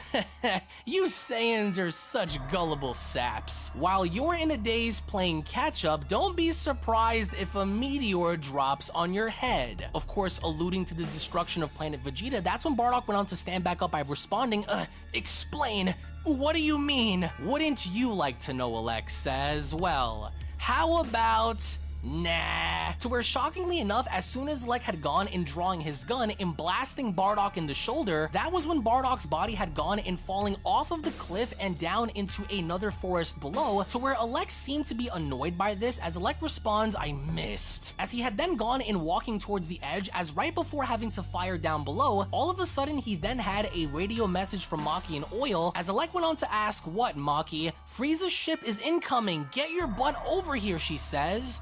Fine. I'll be right there, Alec says. But right before actually doing so, Alec had gone in firing multiple shots down within the forest, in doing what he could in his best attempts of having to kill Bardock, to where just before Alec had left, that's when he went on to respond, whatever, he doesn't need my help to die after all of that anyway. And as soon as Alec had gone in grabbing gas and then having to leave, Bardock's body was shown on the floor. He's hurt, he's injured, there seemingly appears to be no way that Bardock could have possibly survived this until Monaito was shown having to emerge from the rubble and slowly making his way towards Bardock, in which as he did, it was Monaito's duty to actually do something about it, as Monaito went on to respond, where's Bardock? There, Bardock! Are you still alive? I'd ask you the same thing, Monaito, Bardock says. Takes more than that to put a Namekian down, Monaito claims. You don't say. Good. I take it that the Cerulean kid is okay too? Yep, Monaito says. He is. Those thugs left us for dead and headed off, he claims. You've won the battle, Bardock, and as Bardock's scouter was then shown having to slowly shut down, as it was only then during that moment where Dragon Ball Super manga chapter number 83 entitled Gas vs. Bardock 2 then comes to a close. Now, it only now appears as though Gas seemingly doesn't have the resolve within himself in order to complete a fight and see it all the way through, because it almost appeared as though Gas was asking Bardock for some kind of form of validation in questioning Bardock as to what exactly he is fighting for, only for Bardock to tell Gas that, hey, I'm just simply fighting to win and I'm going to do everything within my own ability to see this through even if I die. It was only during these events where we now enter Dragon Ball Super manga chapter number 84, with Bardock's scouter now being shown turning off its recording, with both Goku, Vegeta, and Monaito left baffled by the recording that was left behind by Bardock's scouter, with Goku now having to put everything that he had just overheard now into question. That's when Monaito went on to comment, Bardock left this planet as soon as he was on his feet again, and only his scouter was left behind. As it was during Monaito's comments where Goku had come into his own by remembering what had happened when he was a baby, and now having to take us all the way back to when Bardock actually had returned back home to Guinea, we from there see how an infant Goku was able to open his eyes in seeing his father battle damaged right before his mother. Goku was from this point on slowly but surely beginning to remember both of his parents, as a very battle damaged and bloody Bardock had walked on over to the incubation pod and putting his hand over the glass and smiling. Goku in fact does appear as though he has very vague memories of these moments before having to fall asleep, as before having to do so we also then see how Bardock had left his house after having to recover in basically partaking in one of his final missions before Planet Vegeta's destruction, with additional flashbacks being shown of Guinea having to partake in housework, and even going as far as to show Goku's final moments with his parents on Planet Vegeta before having to be sent off to Earth. It would only now appear as though Goku does seem to vaguely remember all of these events as they had occurred, as similar to the moments seen during the events of Dragon Ball Super Broly with Bardock and Guinea having to send Goku to Earth. Goku is now beginning to remember each and every single one of these circumstantial events, as back within the present, as Goku remembers how he was sent off Planet Vegeta, that's when Goku went on to comment, Vegeta, I feel like I finally understand what Saiyan Pride is about, or rather, I remember what it's about along with my dad's face. The thing is, I haven't had total faith in my power, he says. I've lost sight of it as well, Vegeta responds. My burden is not the sins of all Saiyans, but our people's Appreciate pride, everyone he still says. Why did it have to be Doesn't your seem like there's a lot of father people all playing people tonight, who but helped we're still me here waiting. realize this, Vegeta asks. And to think that you and Raditz survived when you were young because of a wish on the Dragon Balls. That's not fair, Vegeta shouts. Wishing for you to to thrive and all, Vegeta asks. Who ever heard of such pampered Saiyans? Well, how about the way you pamper and spoil bra, huh? One has nothing to do with the other, Vegeta shouts. Bardock Monaito comments, what a funny way for your will to be passed down, he says. A people's pride is about atoning for sins of the past, he says. And it ain't about taking revenge, it's about accepting your nature and sticking to your convictions. And that's true of any tribe out there, Monaito adds. Over here, you two. Let me patch you up a bit before Gas gets back. Thank you, Vegeta says. Yeah, thanks again, Goku comments. But first, your clothes, Monaito says, as he then went on to spawn Saiyan armor on both Vegeta and Goku. This was the last thing that either of them were ever expecting to wear, as Goku went on to ask, could I just have my original outfit back? I can't get used to this jacket, Vegeta responds. What? You don't want to dress how Bardock once did, Monaito asks? But even then, all the while as this was going on, deep within outer space, we then venture on back in seeing Gas speed blitz his way back onto planet Sorel, as you can see the anger on Gas's face in the fact that he was played by Goku in being left behind this entire time. It was only as Gas was making his way back onto the planet where he then had discovered Goku and Vegeta's chi signature, and from that very moment on having to announce that he had finally locked onto them, as he was not looking to waste any more time by flying through space to get to planet Sorel. So what Gas ends up doing instead is, within the blink of an eye, Gas ends up using instant transmission and smashing his way down onto the planet, which, mind you, ironically enough had occurred right in front of Monaito's house. And the moment Goku and Vegeta had gone to sense this, they both knew exactly what they were about to be in for, because it was basically going to be a do or die moment, with Gas being shown slowly having to stand up and staring directly into Monaito's house, because Gas knew that all of the parties that he was looking to destroy, including both Monaito and Granola, were inside of this house, as he was basically now ready for war. It was only then where Gas went on to comment, "Get out here, Saiyans," and with Oil having to spot Gas, that's when he went on to radio back to Maki by telling her, "Yo, Maki, Gas is back, he's at the hut." "Oh, sooner than we thought," Maki says. "What now, Alec?" Maki asks. "Let's move the ship over that way," Alec says, "but only within view of the battle and not too close." And with Oil shown having to rush towards Gas, that's when Oil went on to shout, "Hey there, brother, how you feeling?" "I'm feeling like I just wasted too much time," Gas responds. "Tell Alec that I'll be finished here shortly." "Okay," Oil says, "good luck. We'll have a tasty meal waiting for you," he says, as it was only then where we get to see how both Goku and Vegeta were slowly emerging from the shadows within, with both shown having to slowly make their way and walking outside of Monaito's house and now having to confront Gas for themselves. You can almost kind of feel the tension emanating from the page, as Gas went on to smile by responding, "I assumed you would have run off by now. It's you and your gang who are gonna leave," Goku says. "Leave? We plan to as soon as we've slaughtered you two," Gas says. "I want to defeat this one," Vegeta says, "even if it kills me. How about you?" he asks. "Well, I'm not letting you have all of the fun, Vegeta. Fine.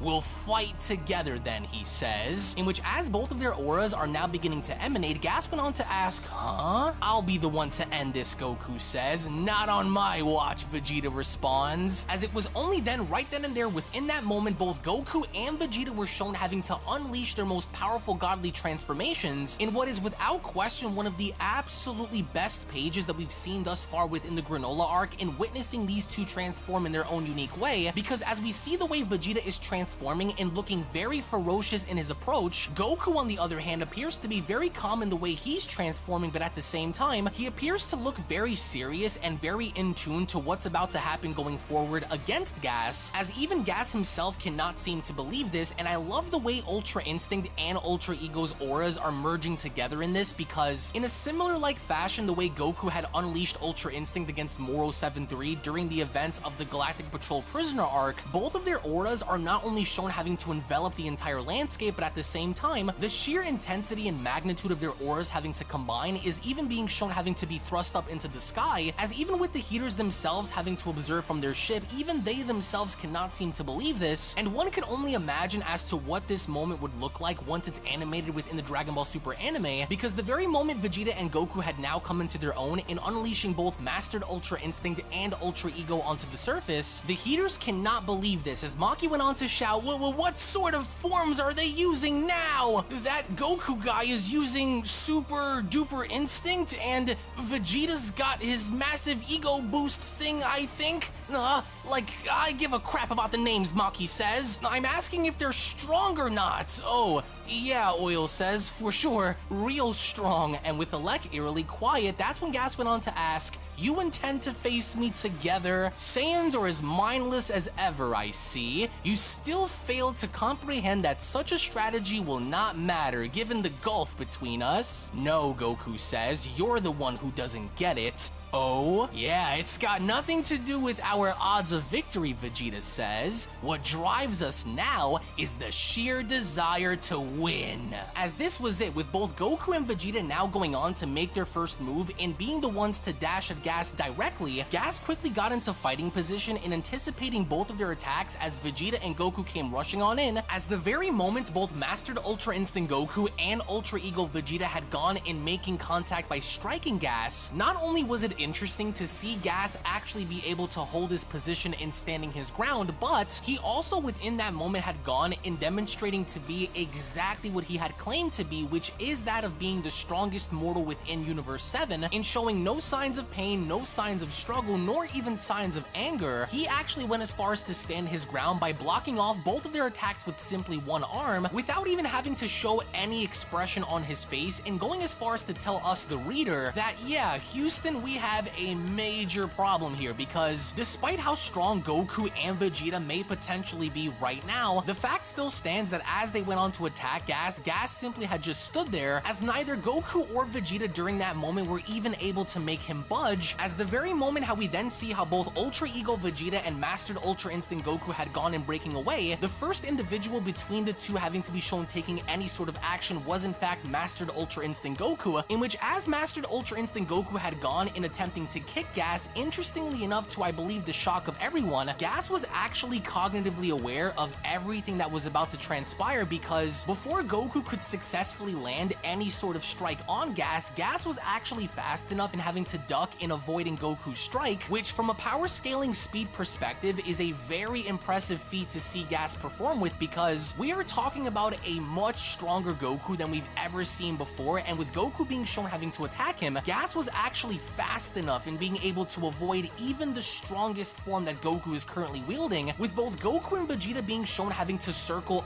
around Gas and attacking him simultaneously. The moment Vegeta had gone in attempting to do the exact same thing, Gas had ended up repeating this by leaning on back and avoiding Ultra Ego Vegeta's punch, which again, from a speed feats perspective, is a very impressive thing to see Gas actually utilize here, because not only is Gas now dealing with one mega level warrior, but in fact he's dealing with two at the exact same time, in which the moment Goku was shown having to dash back in and assisting Vegeta, with Vegeta having to step on back, Goku had again attempted in creating somewhat of an offensive tactic in trying to get the better of Gas while Vegeta had leapt up in the air, because as Gas was in the moment and having to fight off Mastered Ultra Instinct Goku from above, Vegeta was making his way towards Gas in his attempts of having to double axe handle him, but even while being shown having to be cunningly evasive against MUI Goku, Gas was actually once again fast enough in having to dodge and getting out of the way, which had resulted in Vegeta having to smash his way down onto the ground, with Goku also being shown having to avoid this, with Vegeta being shown visibly Alright guys, we'll try for like 10 more minutes. Noticing that Gas is now up in the air. Once again, Goku had then taken immediate flight in chasing Gas down, and from there being shown having to swap hands with Gas and doing the best that he could to get the better of him, as with Vegeta now also having to notice this and looking back up, Vegeta did not also waste any more time by them being shown having to dash right back into the action, in which as Vegeta had gone in kicking Gas, with Gas doing the best that he could to deflect it, you can kind of see Goku already being aware of this and stepping on over to the side and attacking Gas from a different direction, which from a synchronization standpoint, when looking at how they were attacking Gas together now, it's fair to say that during this moment, Goku and Vegeta were actually able to drive Gas back a bit, because now you can see the frustration having to emanate from Gas's face in realizing that when these guys are in sync and attacking you at the exact same time, this could, hence the word could, be a problem going forward. But even though momentarily to some extent they were able to drive Gas Gas back a bit, the moment Gas saw that Ultra Ego Vegeta was then being shown having to go for a punch, Gas was actually able to see this for himself in latching onto Vegeta's punch and then being shown having to use Vegeta's own fist in driving it back and causing Vegeta to basically hit himself, in which sent Vegeta flying down onto the ground, which ultimately what had followed was Gas quickly turning around and doing the exact same thing to Goku and kicking him down onto the ground as well. But even then, despite this having to go down, Goku and Vegeta had managed to somehow land back on their feet, and once again being shown having to be in hot pursuit and chasing Gas down to fight him off 2-on-1, because the very moment both Vegeta and Goku had gone and uniting their attacks and kicking Gas at the exact same time, you can see Gas be taken back, as of course once again he is showing signs of anger, he is showing signs of frustration, as once more the Saiyans are not letting up, because again they're in hot pursuit, they end up chasing Gas down, and they end up fighting off Gas to the point where they're traveling through the air and fighting at the exact same time. But even then, Gas ends up backflipping away and having to avoid their strikes and landing back down onto the ground, in which as he did, he was waiting for a moment just to kind of set up this trap in which Goku and Vegeta nearly fell for, because as Gas had gone and sticking his arms out, he then proceeded to unleash a gigantic blast which had nearly enveloped them whole if it were not for them having to quickly leap out of the way, as they themselves now have positioned themselves above Gas and charging up for both the Kamehameha and the Gallic Gun. As with Gas now realizing this, it was already too late, because with both Goku and Vegeta having to fire this down on him, one would only expect that these blasts would inevitably connect, but in fact they didn't, because Gas was actually fast enough in using instant transmission and getting behind both Goku and Vegeta by them being shown having to spawn a mace, which ironically enough, the first person that he ends up clocking with the mace is in fact Vegeta, with Vegeta's body being shown having to hit the ground below, and with Goku visibly angry, Gas had attempted to do the exact same thing with Goku in trying to do his best to strike him with the mace, but it only appears as though Goku is simply too fast for Gas to handle, and this pisses off Gas a lot actually, because Gas actually ends up throwing his mace away by then having to shout, "Why you?" So instead, he ends up flying and driving his leg forward and kicking Goku in the stomach, which ultimately had resulted in Gas taking the lead by dragging Goku's body down on the ground and having to hit the pavement below, and essentially kind of curb stomping Goku down into the ground, which mind you, Goku at that point was showing signs of pain. It was only as Gas went on to stand above him, that's when Gas went on to tell Goku, "Don't get cocky, you pathetic monkeys," but then that's when Vegeta from behind Gas went on to shout, "Move aside, Kakarot!" This is a god of destruction move, Vegeta says, one capable of erasing mere mortals. If you truly are the universe's strongest, then try standing up to this. As the moment Vegeta had gone and launching this attack directly at Gas, what Goku ends up doing as an end result to counter this was Goku had quickly used instant transmission in having to avoid this, with Gas then being shown having to spawn a shield, in which as Vegeta's giant attack was then making its way towards Gas, that's when Gas went on to tell him,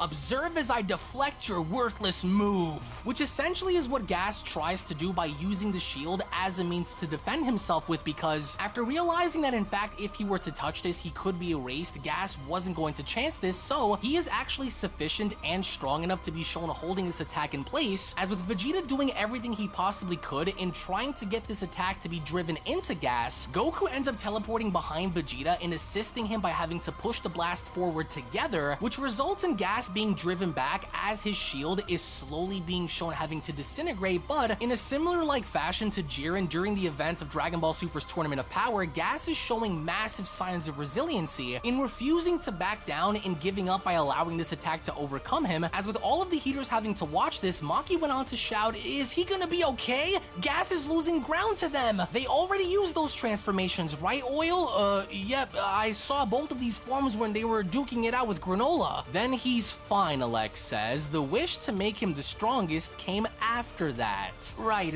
makes sense," Maki says. "He can still win this." "Relax. I assume they might team up against him," Alex says. "As the strongest in the universe, Gas outclasses Granola." "Oh, yeah," Maki says. "Just watch." And with Goku and Vegeta shown desperately trying to do everything they can to drive this attack into Gas, we only then begin to see exactly what Alec was talking about, because without even having to touch the blast, Gas was shown having to use force in driving this attack back at Goku and Vegeta, to where now both Goku and Vegeta realize that this is a bad situation, as Goku went on to shout, "We're getting pushed back!" "Damn it," Vegeta shouts, "it's no use." But then out of nowhere, that's when Vegeta had decided to just simply let go and flat leave Goku Goku behind as Goku went on to shout, "Vegeta, oh, come on!" Which inevitably leaves Goku to deal with Ultra Ego Vegeta's attack all by himself, which from that moment on we get to see how Goku was literally holding on to this massive Hakai Ball with his own hands in trying to do the best that he could in not allowing for this to overcome him, as all the while with Vegeta making his way towards Gas, Vegeta was ready for war, but so was Gas, because as Gas ends up kicking Vegeta in the stomach, you can see the pain emanating from his face as Gas had gone and grabbing Vegeta by the hair and continuously being shown punching him in the stomach. As Gas was looking to keep his word and slaughtering the both of them, Gas had then gone and punching Vegeta out into the distance, in which as Vegeta's body was shown hitting a pile of rocks with Gas slowly having to be shown walking towards him, that's when Gas went on to tell Vegeta, "What's wrong, Saiyan? Losing too much blood?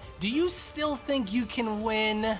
"Why wouldn't I?" Vegeta asks, as with Gas standing over Vegeta now with his arm out, that's when he went on to respond, "Save your prattle for the afterlife," he says. As back with Goku also being shown losing ground and now realizing the Shigerian city behind him, Goku did not want to take any chances in having this Hakai Ball erase the entire city, so as a means of trying to do his best in deflecting this, Goku ends up actually launching this attack directly up in the air, which had subsequently saved both himself and the entire Shigerian city until Goku had then quickly realized that Vegeta was on his own and maybe perhaps Vegeta was in trouble, because the moment Goku had used instant transmission in coming back into the fight and having to call for Vegeta's name, to Goku's shock, Vegeta was then shown having to punch Gas extremely hard in the face, with Goku asking, "Oh?" And Gas right now seems to be taking note of this, as Gas went on to ask, "You worm? What trick is this? How is your body still moving?" With Vegeta being shown wiping the blood from his face and responding,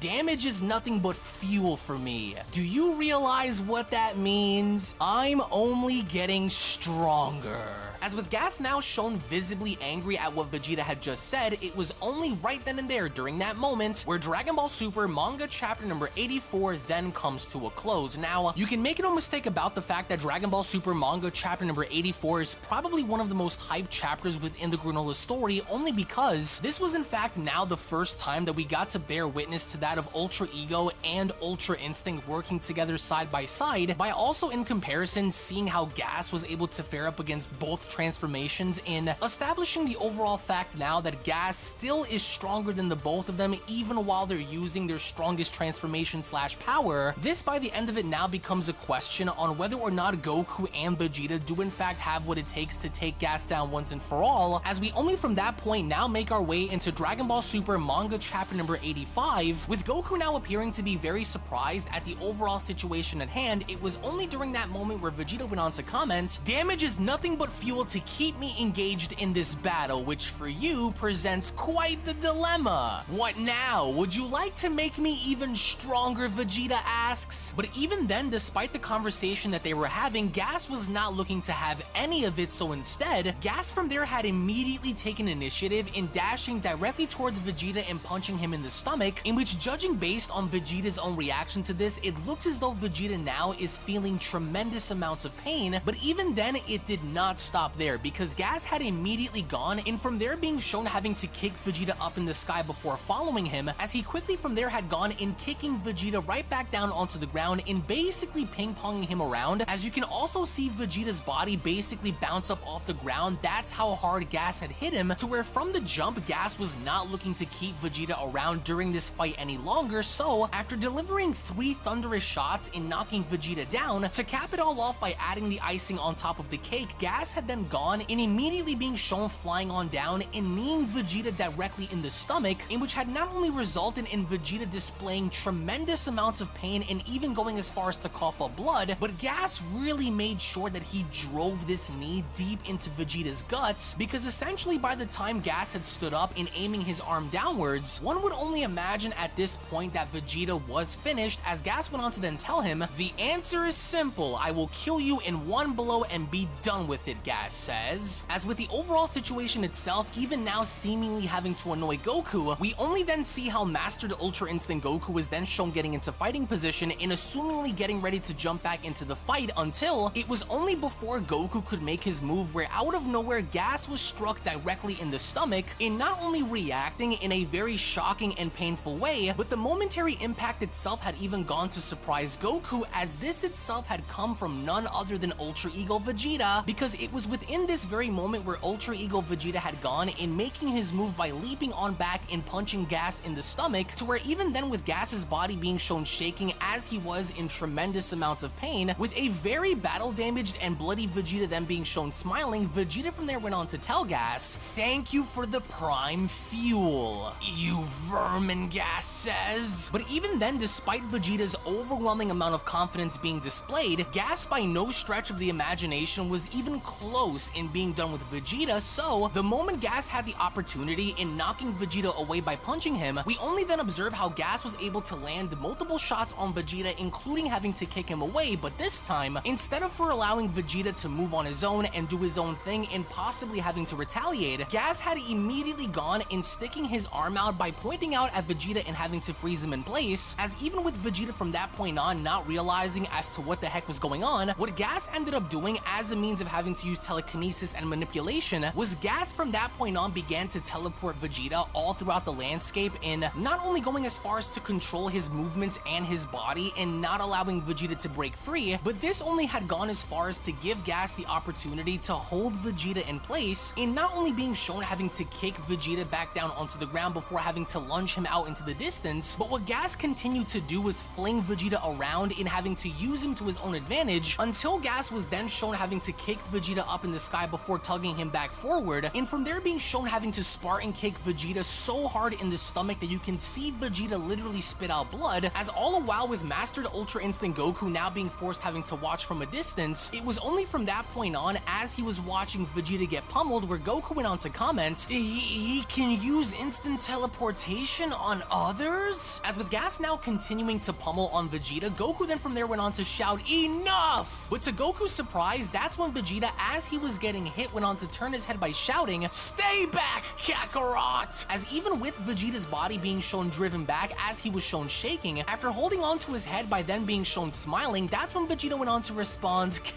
"Yes, with this ideal stimulant, my Ultra Ego continues to evolve." But what of your Ultra Instinct? Vegeta went on to ask Goku. "It seems no different than before," and with Goku now questioning this, Vegeta went on to continue, "Figure it out fast. Until then, he's mine." As it was only right then and there within that very moment, with Ultra Ego Vegeta being shown having to dash directly towards Gas, Gas could not believe as to what he was witnessing, especially with the idea that Gas had about Vegeta and believing the fact that he wasn't going to get back up. It was only during Vegeta's initial reaction in dashing towards him where Vegeta had gone in headbutting Gas directly in the face, which really went on to stagger Gas back, as of course he was shaken up by this. By no means after the headbutt was Vegeta finished, because the moment he had done so in charging back in at Gas, Vegeta just kept on attacking Gas, despite the fact that Gas is supposed to be the mightiest warrior in Universe 7. This was exactly what Goku had realized within that very moment of Vegeta's struggle with Gas, that perhaps maybe Vegeta was in fact onto something in helping buy Goku the time he needed, in hurrying on back and discovering something more to this form, which was exactly what Goku had done, because it was during this initial boxing session and seeing Vegeta throw down with Gas, to where Goku was shown having to fly off on a nearby cliff and landing on down and having to now figure out for himself as to what exactly he needed to do in order to get on by in this fight with Gas, as Goku was shown having to look down at his fist by responding, "My own Ultra Instinct." To where as we only then see how Goku had calmed himself in reverting right back down to his base form, we then observe how Goku had gone about by closing his eyes and slowly but surely now beginning to meditate, with an energy-like barrier now having to surround him, in doing the best that he could with the time given to him in figuring out a way in mastering Ultra Instinct that better suits him, because contrary to popular belief, it doesn't appear as though the silver-haired UI form is suiting Goku properly during the course of this battle, as of course he seems to be getting nowhere with Gas, so Goku's trying to figure things out, as all the while when going back to Ultra Ego Vegeta and Gas, by no means was Ultra Ego Vegeta letting up against Gas despite having to be severely battle damaged, because Vegeta just kept throwing throwing punch after punch after punch until Gas was shown having to retaliate by punching Vegeta in the face and shouting, "Cease this pointless struggle," as with Vegeta's body being shown hitting the ground, Gas went on to continue, "Enough of your deranged technique."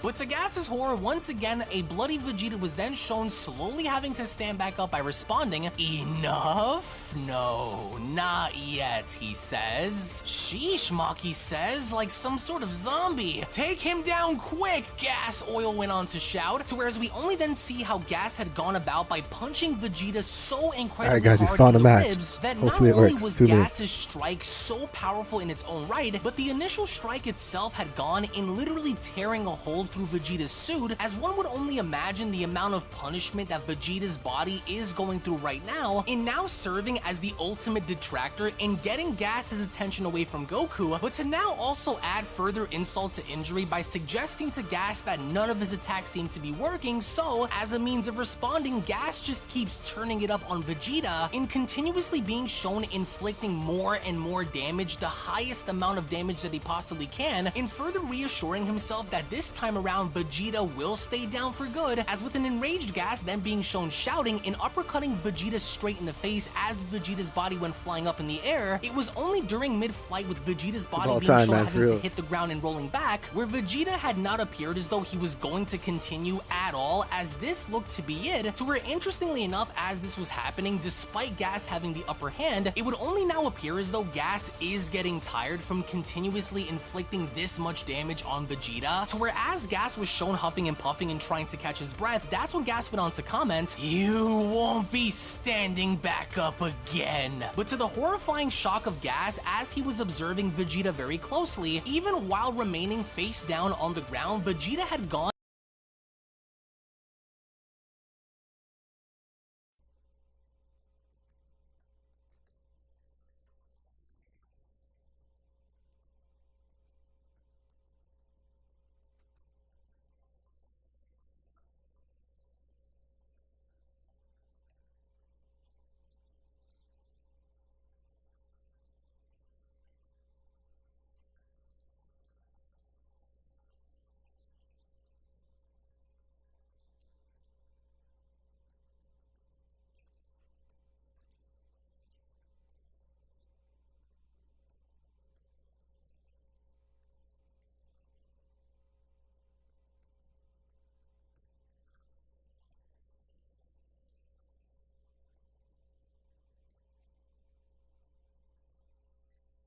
Yeah, we have a chance to win now.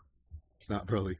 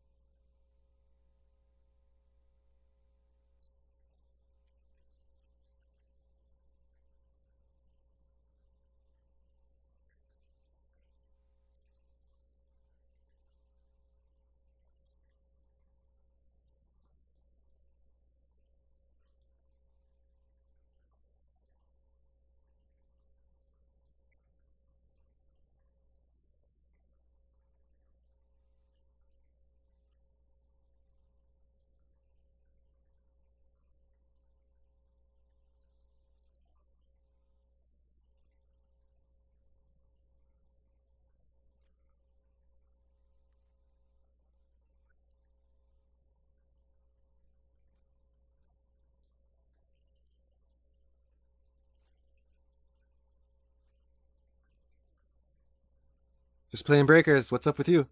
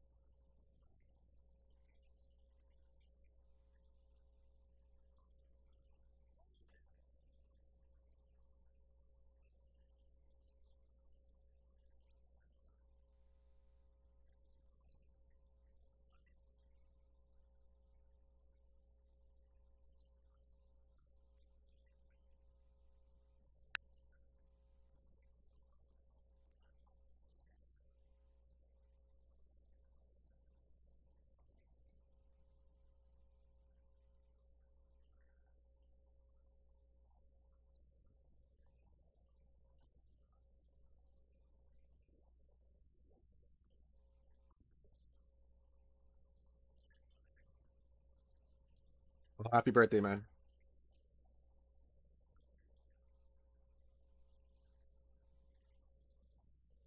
You have a great day.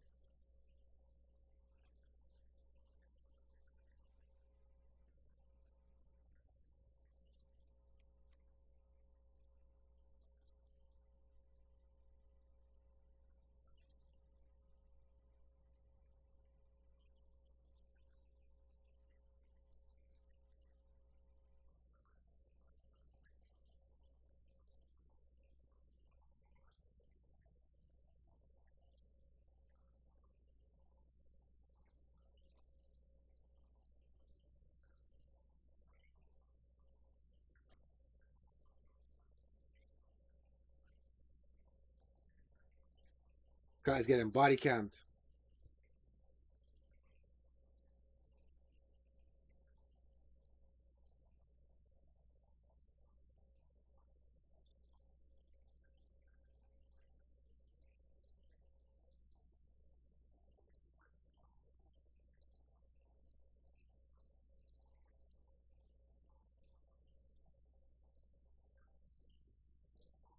Bro, why is Amasu following me, bro? Move. Piece of shit.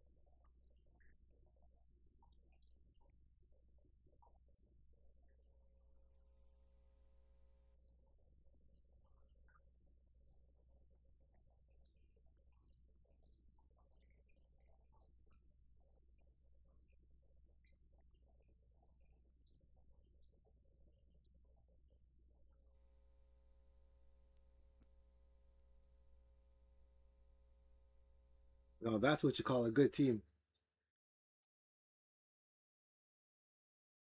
In opening his eyes and looking directly at Gas, in basically indicating the fact that no, he wasn't done by any stretch of the imagination, as this itself had gone to terrify Gas enough because this was the last thing that Gas was expecting to happen, especially when he himself is under the impression that he cannot be beaten and that essentially anything and everything he does is met with violence. Here, it doesn't look like it appears to be the case because Vegeta is slowly now beginning to stand back up, as Vegeta from there, as he was beginning to move, went on to respond by telling Gas, "As I said, I am no longer bound by limits." As it was only during this moment where Ultra Ego Vegeta had once again gone and dashing directly towards Gas, with Gas now visibly concerned in the overall fact that he wasn't expecting for Vegeta to stand back up and continue. Even the other heaters, Maki and Oil, went on to recognize this as they themselves were also concerned for Gas, as we only then see how Gas now had quickly taken initiative in putting up his guard in defending himself. We can visibly see how scared Gas was in the overall idea of Vegeta having to come at him, but something seemed to have changed during the course of this initial engagement because Gas had now recognized that Vegeta had in fact not come into contact with him, as it was during this moment with Gas being shown opening his eyes and slowly lowering his arms, he was only now shocked to find Vegeta literally standing in front of him, inches away from punching him in the face, as the end result of Vegeta having to endure so much punishment had now led Vegeta in literally passing out during the midst of battle, with Vegeta being shown slowly having to fade forward as he went on to hit the ground below. One could only imagine the amount of physical punishment that Vegeta had to endure only for his body now to go in shock, as even Gas himself could not believe this and literally being shown having to be relieved. It was during this moment where Gas went on to comment, "I guess he burned himself out. A technique that damages the user.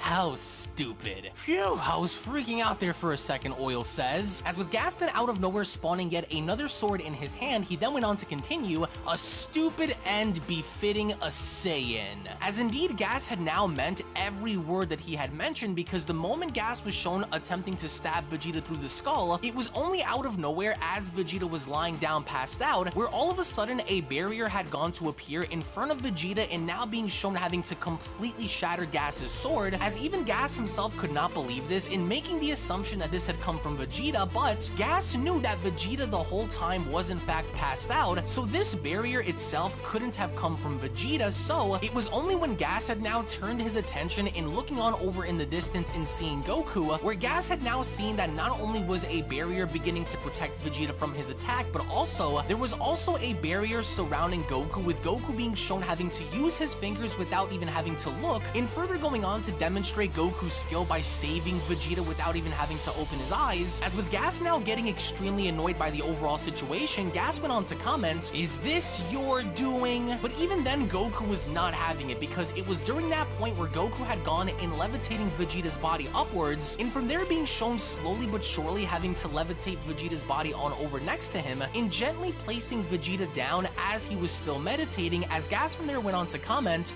"What are you up to?" As the moment Gas was shown firing multiple energy blasts directly at Goku's barrier, even the blasts themselves that had seemed to come from the so-called mightiest warrior in Universe 7 had seemingly had gone to do nothing to Goku's barrier, as Goku had remained intact, to where once again now we are beginning to see even more frustration come from Gas, as Gas from there went on to respond by telling Goku, "Do you plan to hide behind the shield forever? Emerge now so I may kill you." Which was kind of what Goku had done from there, as the shield had then dissipated, with Goku then responding, "Phew, okay, yep, that was my only option, so I might as well try it out," he says. "Despite your impending death, you remain carefree," he says. "Well, I guess so," Goku responds. "That's just how I am." As the very moment Goku had then gone and leaping on up and having to meet Gas back down on the battlefield, clearly now there seemed to have been something very different about Goku this time around that Gas had noticed, because it was during this initial interaction where Goku had gone and clenching his fist and now beginning to power up, this time however in a different way, with Gas having to notice this, as Gas went on to then comment, "Another form, silver hair this time or blue?"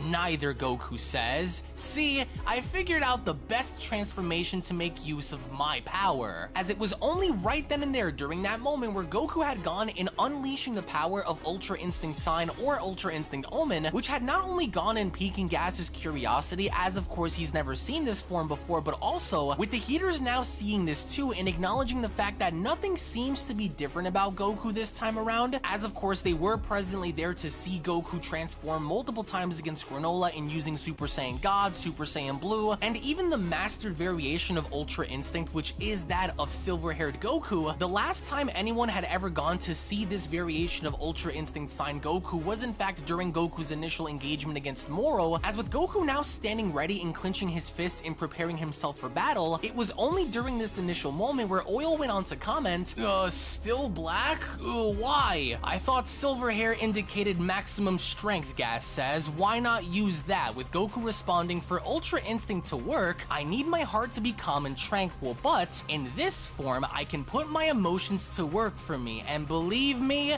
my heart is not calm now. And with Goku being shown giving Gas a very sharp look, Gas had immediately caught PTSD by remembering the same look that Bardock had, as Gas went on to shout, "Stop that! That look, no!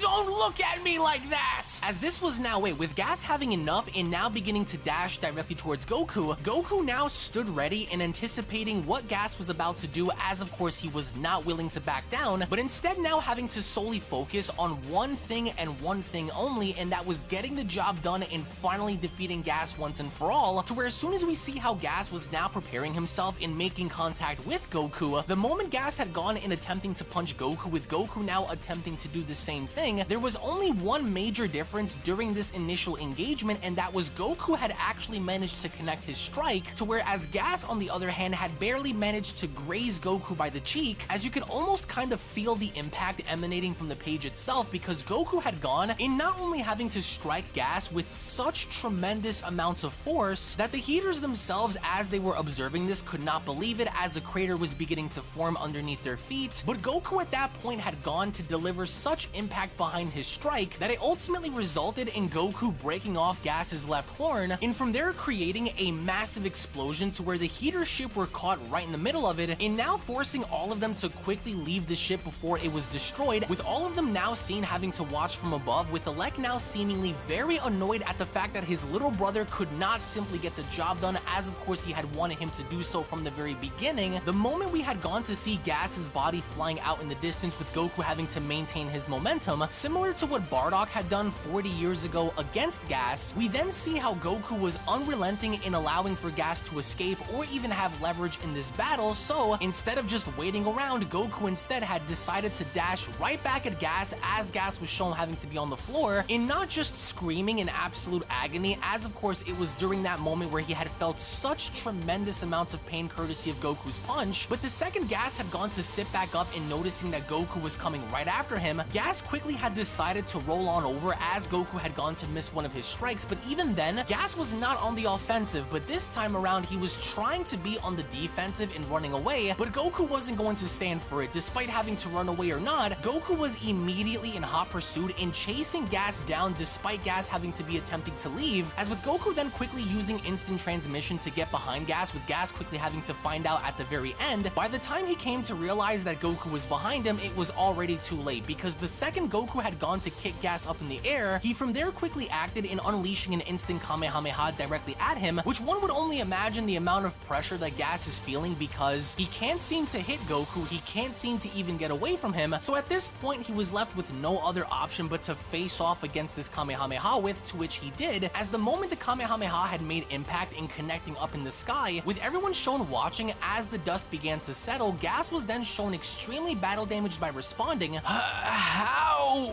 What is happening? Seems like I'm just barely stronger than you now," Goku says, "but I don't have long, so let's get this done." As through that, the very second we then see how Ultra Instinct Omen Goku had gone in dashing right back up at Gas, Goku just kept attacking Gas non-stop, shot after shot after shot, in going as far as to now demonstrate the initial difference between Ultra Instinct Sign and the silver-haired mastered Ultra Instinct form, in the overall idea that initially Ultra Instinct sign is allowing for Goku to tap more into his Saiyan instincts in using this in battle, which he is now without question going as far as to demonstrate, because the moment Goku is then shown having to kick Gas away, as all of the rumblings are happening in the distance, we finally then see how Vegeta had now come into his own in finally waking up after enduring so much punishment, only to look on forward in noticing how Ultra Instinct Sign Goku is in action with Gas, as innately with Gas even attempting to fight back, nothing seems to be working, because with Goku essentially being shown having to counter everything by responding and punching Gas in the face, Gas had enough, and finally with succession he was able to kick Goku right in the chin, but even then this did not appear to work, because the moment Goku had come into his own, in going as far as to maintain the momentum he had, it was only as a response where Goku had gone in unleashing a Mouth Blast, which mind you he had never done before but has seen, to where not only did Goku's Mouth Blast go as far as to consume Gas completely, but by the end of it with Gas being shown standing there incredibly battle damaged, Gas from there went on to comment, "Curse you!" This fighting style, Vegeta says. This meant to be Ultra Instinct absurd. I sacrificed my pride to become the strongest warrior in the universe. Behold, Gas shouts, a Kreen like you could never hope to surpass me. As to Goku's surprise with Gas then being shown having to spawn all of the weapons that he had used before now up in the air, in an act of rage in wanting to do everything and anything he can to put Goku down for good, Gas was then shown having to, instead of using these weapons, throw all of these weapons right at Goku, to where instead of running away or doing something about it, Goku actually ended up embracing this by from there being shown dashing directly towards the weapons and avoiding each and every single one of them, until Goku had now come face to face with Gas's gigantic wrecking ball, in which as Goku had gone and moving out of the way, this time around, unlike the other weapons, Goku had managed to latch onto the chain of the wrecking ball, and from there being shown swinging it on down forward, in basically turning this whole thing around now on Gas by using his own weapon against him, with Ultra Instinct Omen Goku now shown swinging this gigantically heavy wrecking ball down at Gas. Gas from there had no other choice in doing what he could to stop the wrecking ball from crashing into him, in which he did, but it was the sheer impact and force of this gigantic object weighing down on him where Gas from there went on to comment, "A weapon of my own creation could never bring me down." But before Gas could do anything to turn this entire situation around, out of nowhere, Ultra Instinct Omen Goku had gone to come in out of nowhere by kicking Gas so hard in the chest that you could see all of the pain now emanating from Gas's face, because not only were both of his horns now broken, but he's essentially done. There's nothing at this point that Gas can do to stand up to Ultra Instinct Omen Goku, in which with his body now being shown flying across the sky with Maki and Oil having to see this, they were both in panic, because they both knew during that point in time that Gas was losing the battle against Goku, as they had both from there gone to realize that Gas had now finally crashed into the distance. They also had went on to notice that Alec was nowhere to be found, as Maki went on to comment, "Gas! Crap, he actually might lose! Where did Alec go?" As all the while with Gas now on the floor seemingly defeated, we now found out where exactly Alec had gone to, because with Alec now having to appear in front of his little brother, that's when Alec went on to tell Gas, "Hey Gas, what do you think you're doing?" Alec, why did I make you into the strongest warrior?" Alec went on to ask, as of course he went on to grab onto his brother's throat. He then went on to ask him, "Answer me." "To elevate the heaters," Gas says.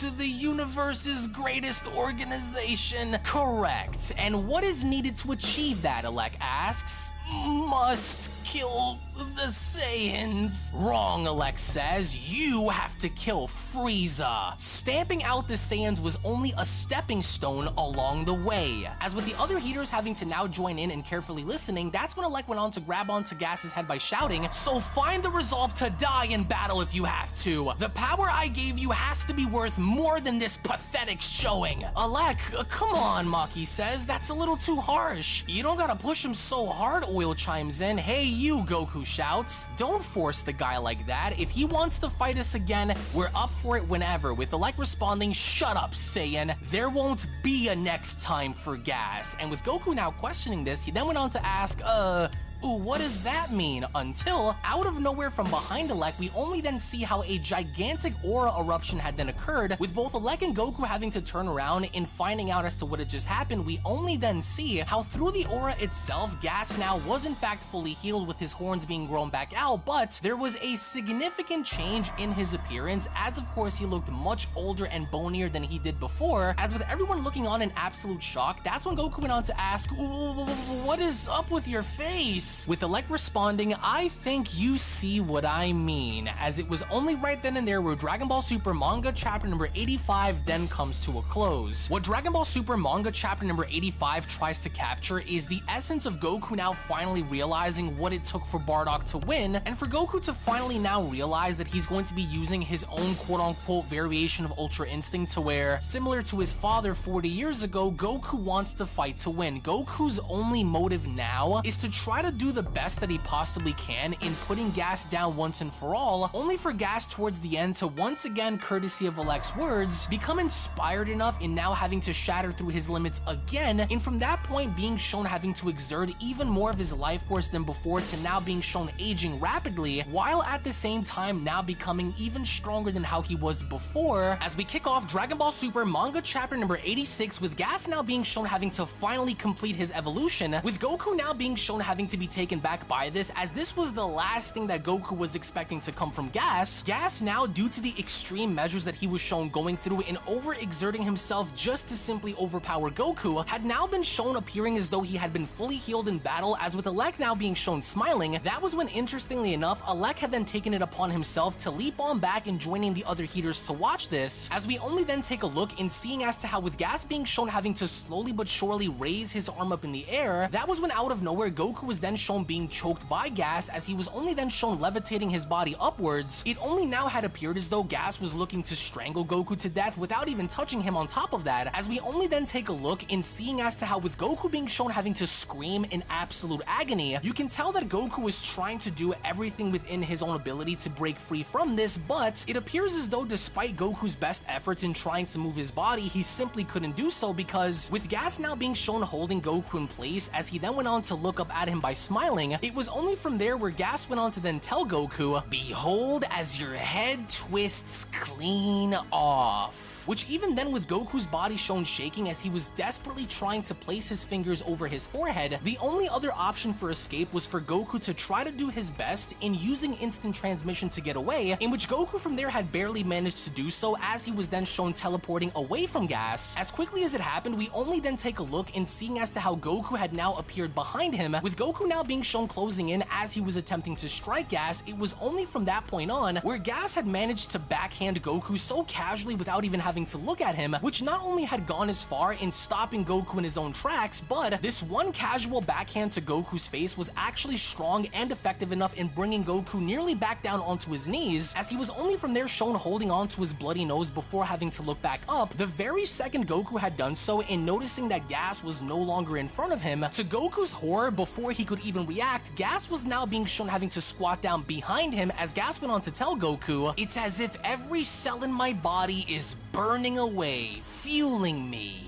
A new flavor of ecstasy. In which only from there, within that very moment, Gas was then shown grabbing onto Goku's skull, and casually from there being shown throwing Goku back, as Goku was shown crashing throughout the Cerulean Forest, as the sheer difference in power between the two now was so evident that Goku was trying to do his best in maintaining himself from flying out any further, in which the very second Goku had assumed that he had escaped, it was only then shown where out of nowhere, he was then all of a sudden caught in a whirlwind-like attack, as his body was shown spinning around over and over and over again, as this too had gone in inflicting massive amounts of damage to Goku's body as Gas was looking to punish Goku. It only from here on out had appeared as though Goku had no chance in doing anything to stop Gas. It was only from that point on where Gas went on to acknowledge Goku by telling him, you cannot escape this power of mine, as he quickly from there had carried on in firing a blast directly up at Goku. Goku was actually lucky enough in having to avoid this attack, which went on to slice right through his shirt and chest, to where from that point on, Gas was then shown firing multiple energy blasts up at Goku, to where the only other thing that Goku could do at this point was guard himself as all of these blasts were now beginning to hit him, because with Goku now being trapped in this twister-like attack as he was being fired at from below, the heaters were shown casually observing, with Elec being shown smiling, and with Maki and Oil having a different expression on their face. When it was all said and Alright, done, guys, as final the match. twister had Starting in a minute. subsided, Goku's body was then shown crashing right back down onto the ground. As with everyone now having to observe this, that's when Elec went on to ask, see? He gets the job done once he starts trying, with Maki responding, okay, sure, he's winning, hooray, except something's kind of off about Gas, to where as Gas was then shown grabbing onto Goku's throat and hoisting him up above, Gas then took it upon himself to spawn literally an energy fist right in front of him that he had from there used in punching Goku square in the face, which resulted in Goku's body being shown flying out into the distance, as with the other two heaters having to observe as they themselves have now noticed that something strange was going on. It was only from that point on where Oil went on to comments, what's with the wrinkly look? He's totally ancient, with Elec responding, not to worry, his power is very much intact. In fact, Elec adds, he's stronger now than ever before. But even then, with Goku now being shown standing back up, Goku is not willing to back down, because that was when Goku went on to respond to Gas by telling him, your body and your power are way out of sync. My power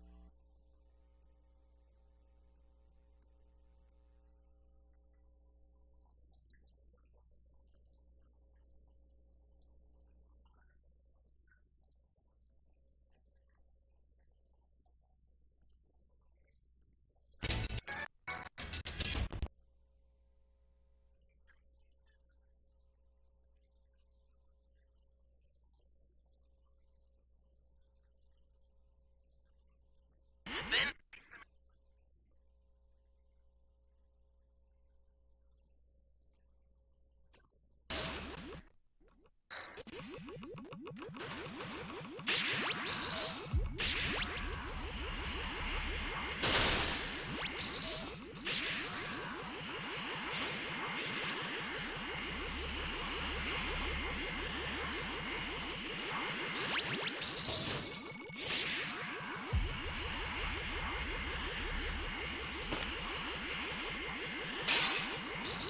the Super Transfer is headed your way. Take it now.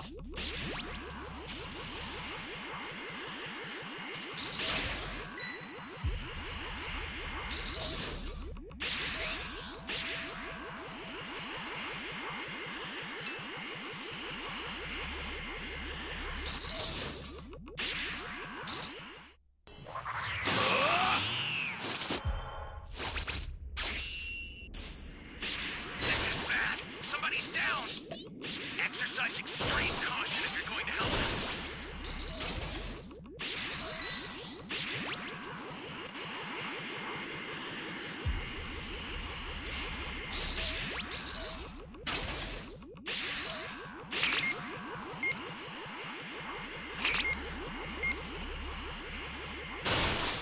You found a power key. Go slot it. Hey, great! You found another power key. Use it quick. Thanks.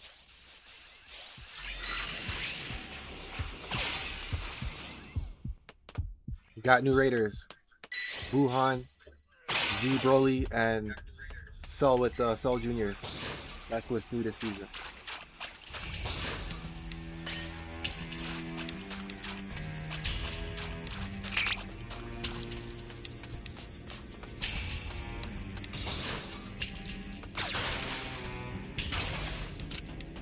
Flying Nimbus!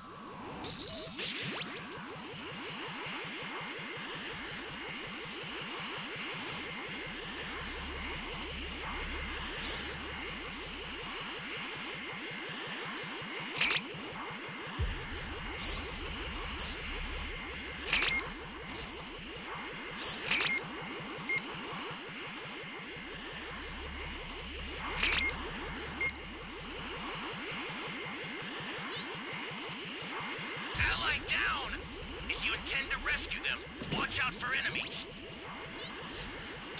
That's a new power key. Place it now.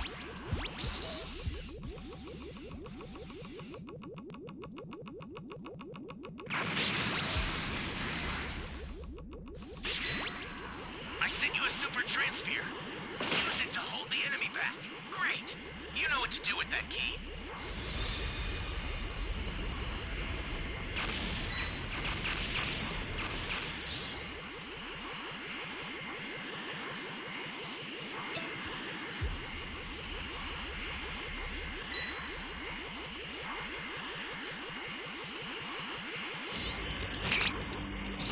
Gotta get the hell out. I wasn't gone in there.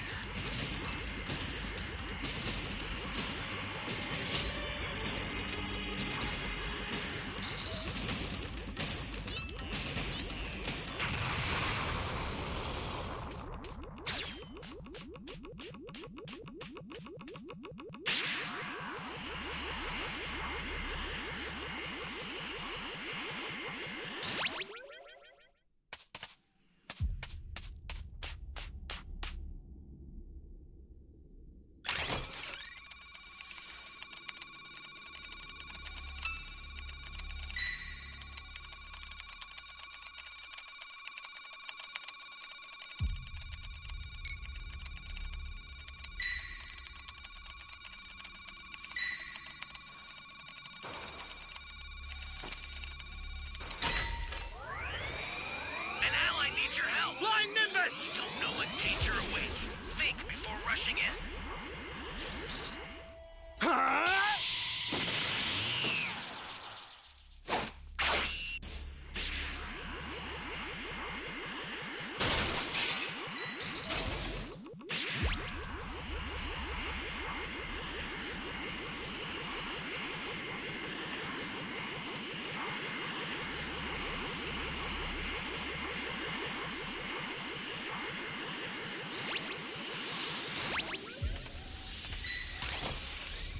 Access the startup system from the central area. Just a little more to go, then you're done. I did that by accident, man.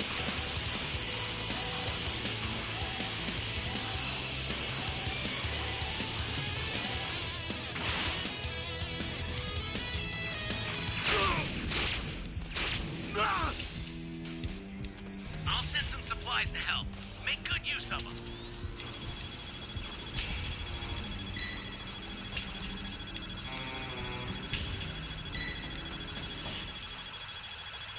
Get up! Thank you.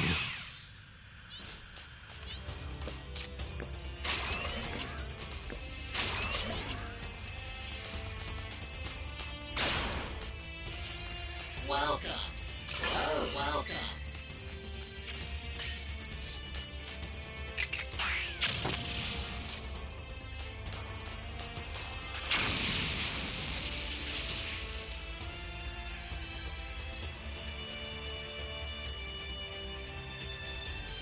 I've sent a new super transfer.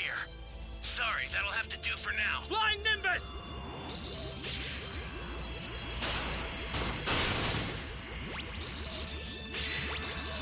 The startup system is under attack. Stop it if you can, but retreat if you need to. Got it?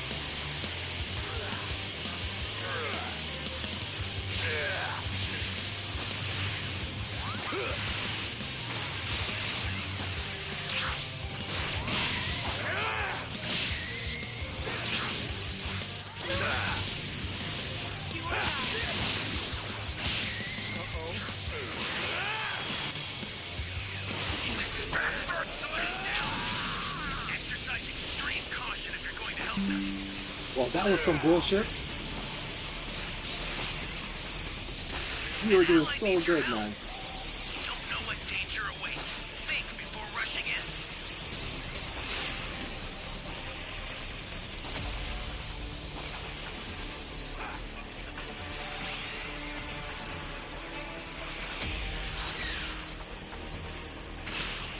Ow.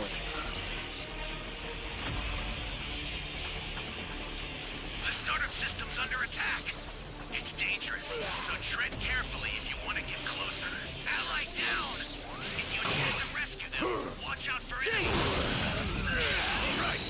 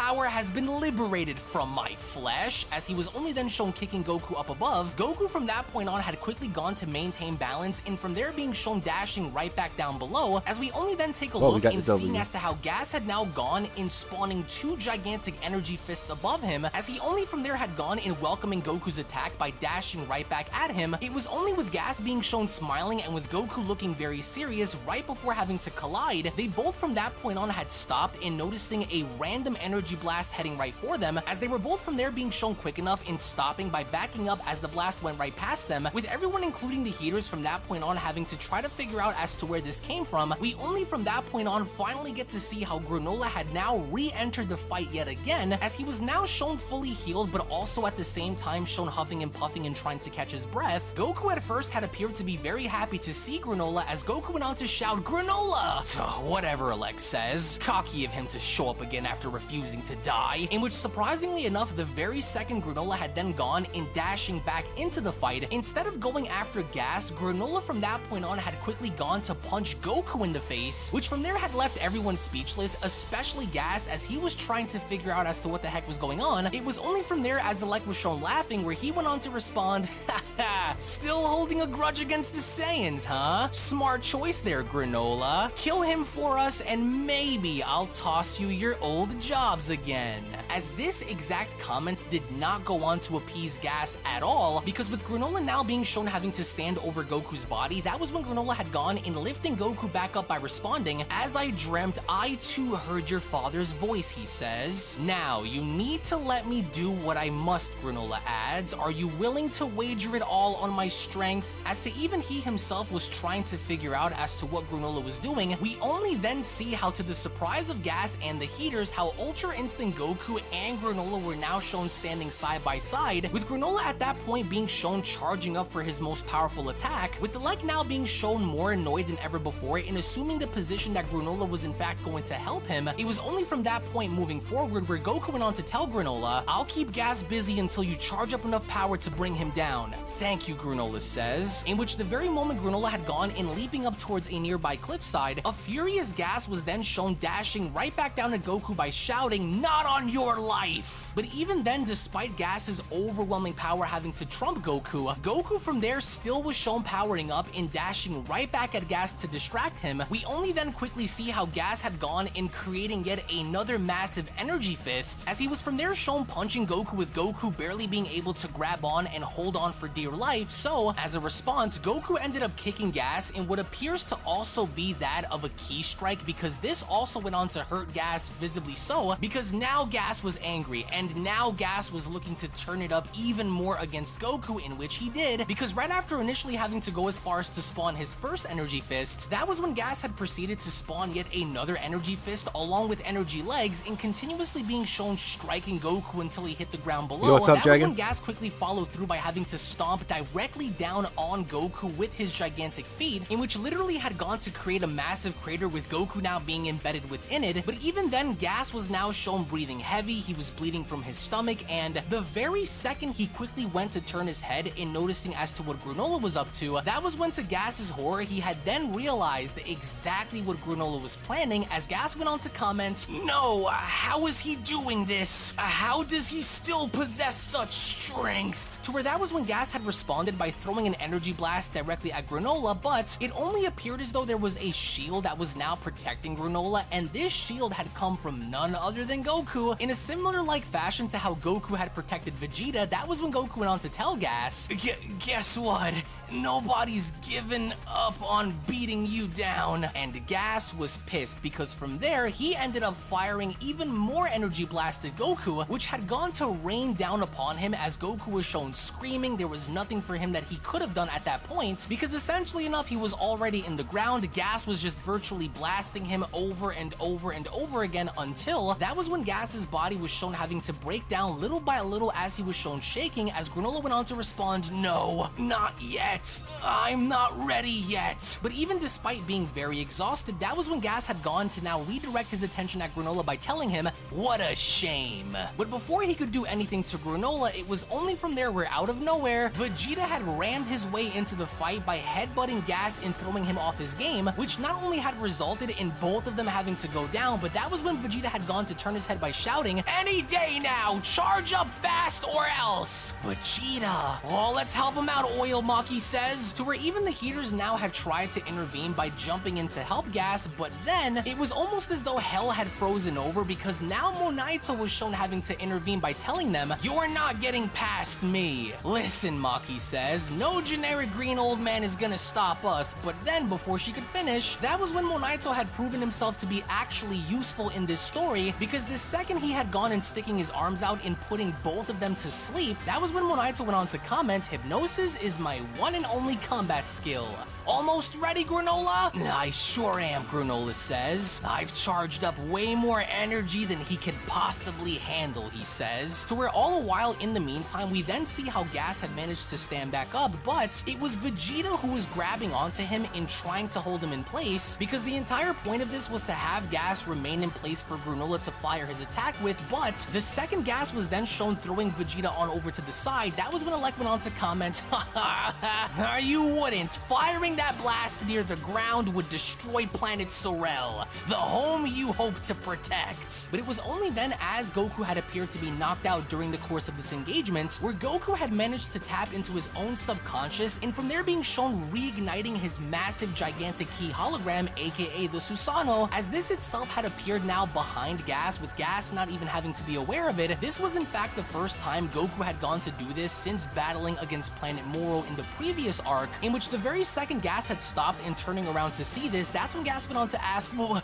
what now?" But then, before he could do anything about it, that was when Goku's massive key hologram had gone in grabbing onto him and holding him in place, in which during that point Gas was desperately shown trying to struggle in breaking free, but he couldn't, in which as we only then see how Goku's gigantic key hologram was then shown winding his arm back and getting ready to throw Gas, with Granola then being shown having to charge up for his most powerful attack behind him. Goku from that point moving forward was not shown having to waste any more time, because the very second Goku's massive Susanoo-like hologram had gone in throwing Gas up in the air, Gas was from there shown being launched up so high that he almost went out of orbit, and from that point on being shown lingering above the planet as Granola was charging up for this attack. Granola from that moment on had known that he had Gas locked in his sights, as Granola went on to shout, "Damn it, my eyes still damaged, my vision's all blurry. Allow me to assist with aiming," Oatmeal adds. "Oatmeal," a bit higher, Oatmeal responds. Do it, Vegeta shouts. Granola, shoot! As with Granola finally having to lock onto his target, that's when Oatmeal went on to shout, there, fire! And that was when Granola had not wasted any more time by launching this gigantic attack up at Gas, to where as Granola was shown putting everything, his heart, his soul, everything that made him who he was into this attack, the very second we then see how he had gone to fire this thing above, the only thing at that point that Gas could have done was look down in absolute horror, as he could do nothing to prevent this from hitting him, as with the massive explosion then seen having to rock the entire planet, we only then see how Granola had grabbed onto Goku and Vegeta in making sure that they weren't blown away, as this attack was so powerful that virtually nobody else could have survived it, which was what Granola was aiming for, to where finally as we then see how Maki and Oil had woken back up, that's when Maki went on to ask, what just happened? Where's Gas? Has he done it? Vegeta asks. He sure has, Goku responds, to where even then with Oatmeal finally locking onto Gas and noticing that his body was in fact having to descend on down back onto the planet, the very moment Gas's body had then gone to hit the ground, that's when Granola went on to tell the Heaters, I didn't kill him. I'm not out for revenge anymore, not against anyone. But Gas will be out cold for a few days, so take him and leave. Never darken our doorstep again. Which at this point the Heaters had no other choice but to do exactly that, to where as Goku and Vegeta were then shown slowly approaching Granola, that's when Goku went on to respond, that was wild, Granola. I'm sorry for everything, Granola responds.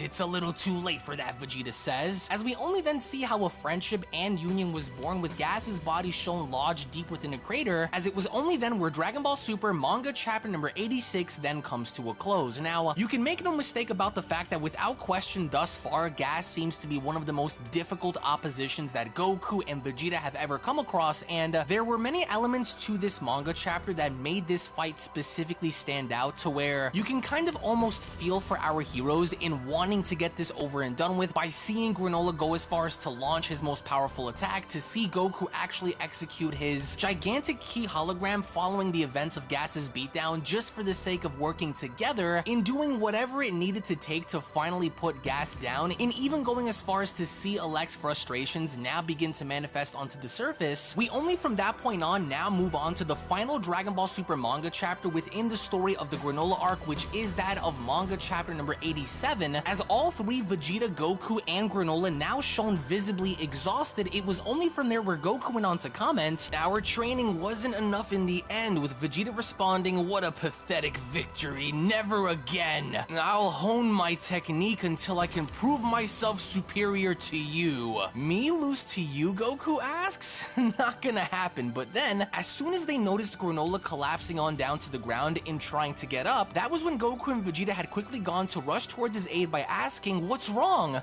I'm fine. Did that final attack really take that much out of you, Vegeta asks? Yeah, it's a move that is fueled by my very life, Granola says. I'm betting it shortened my lifespan even more. What? Goku asks. I only have 3 years to live. That was the price that I paid to become the strongest in the universe. Why'd you go and do a crazy thing like that, Goku asks? I suppose the same applies to Gas? Probably, Granola says, though I don't know how many years he's been left with. Granola, let me take a look at your wounds, Monaito went on to quickly chime in, as with Monaito now being shown making his way towards Granola in doing the best within his own ability to try to heal him. Monaito was never actually known in being a Namekian that was able to heal anyone fully until it came to the sudden shock of Monaito as he was healing Granola during this process, where Monaito had stopped in looking at his hands as Goku went on to then comment, what's up, did you use your powers too much and now you can't heal? It's fine, just don't knock yourself out, I'll heal on my own time, Granola responds. That isn't it, Monaito responds, actually I'm feeling like I could bring you back to full strength, to where it was only within that moment where Monaito had now gone as far as to finally do something useful within the story, and now finally being shown having to go as far as to heal Granola fully, in which even with Granola now being shocked by this as he went on to touch his chest and look around, it was clear as day even to the others that Granola was now fully healed by the hands of Monaito versus having to be partially healed, to where even within that very moment with Granola now having to acknowledge this, Monaito then begins the process of having to heal Goku, as he then followed up by doing the same thing to Vegeta, so now everyone is back to full health, everyone's strength is now fully restored, and it seemingly now appears as though everything is going according to plan, as Vegeta from there went on to comment, "It's true, my energy is restored." Who would have thought my powers would have ripened at this age, Monaito asks. Maybe from all of the healing I've done lately? That's great, Goku says. Oh, I wish I could have used this full healing power sooner. Oh, well, it is what it is. But then, in the distance, as Elec had gone to oversee this, that was when Elec went on to comment, "How was I so off the mark? The universe's strongest? What a total scam. The joke's on me for trusting in those Dragon Balls." In which, as soon as Elec's ship was then shown arriving, that was when Elec went on to respond, "Open the hatch, we're getting out of here." As the very second he had gone in making his way towards the ship, that was when Vegeta had gone and looking on over by responding, "Look, he's fleeing on his own? Hey, Elec," Goku shouts, "you're leaving your own family behind?" "Shut up," Elec responds, "there's no time to lose. Besides, any minute now, Gas is going to..." But it was only within that very moment, unbeknownst to our heroes, while they had their back turned, where we only then see how a stray energy blast had managed to penetrate and go right through Monaito's chest, as surprisingly enough, with Granola, Vegeta, and Goku now being shown having to be caught off guard, this was the absolute last thing that either one of them had ever expected to go down, because as Monaito from there was shown getting shot off the cliff and now making his way back down onto the ground, it now became very clear to all parties there that in fact the fight was not over, because someone now decided to interject themselves once again in shooting a defenseless Monaito, all while they were distracted, in which the very second all three had managed to turn their heads in looking back to see who had done this, it was only to everyone's horrifying shock to see that Gas was in fact now still alive, on top of the fact that Gas now had evolved even more so than how he did before, because not only did all of the wounds on his body heal, on top of having his horns regrow, but essentially enough, it looked as though Gas right now had sacrificed even more so of his lifespan to get even stronger than how he was before, because with Gas now being shown pointing his finger out, that's when Goku went on to shout, "Gas?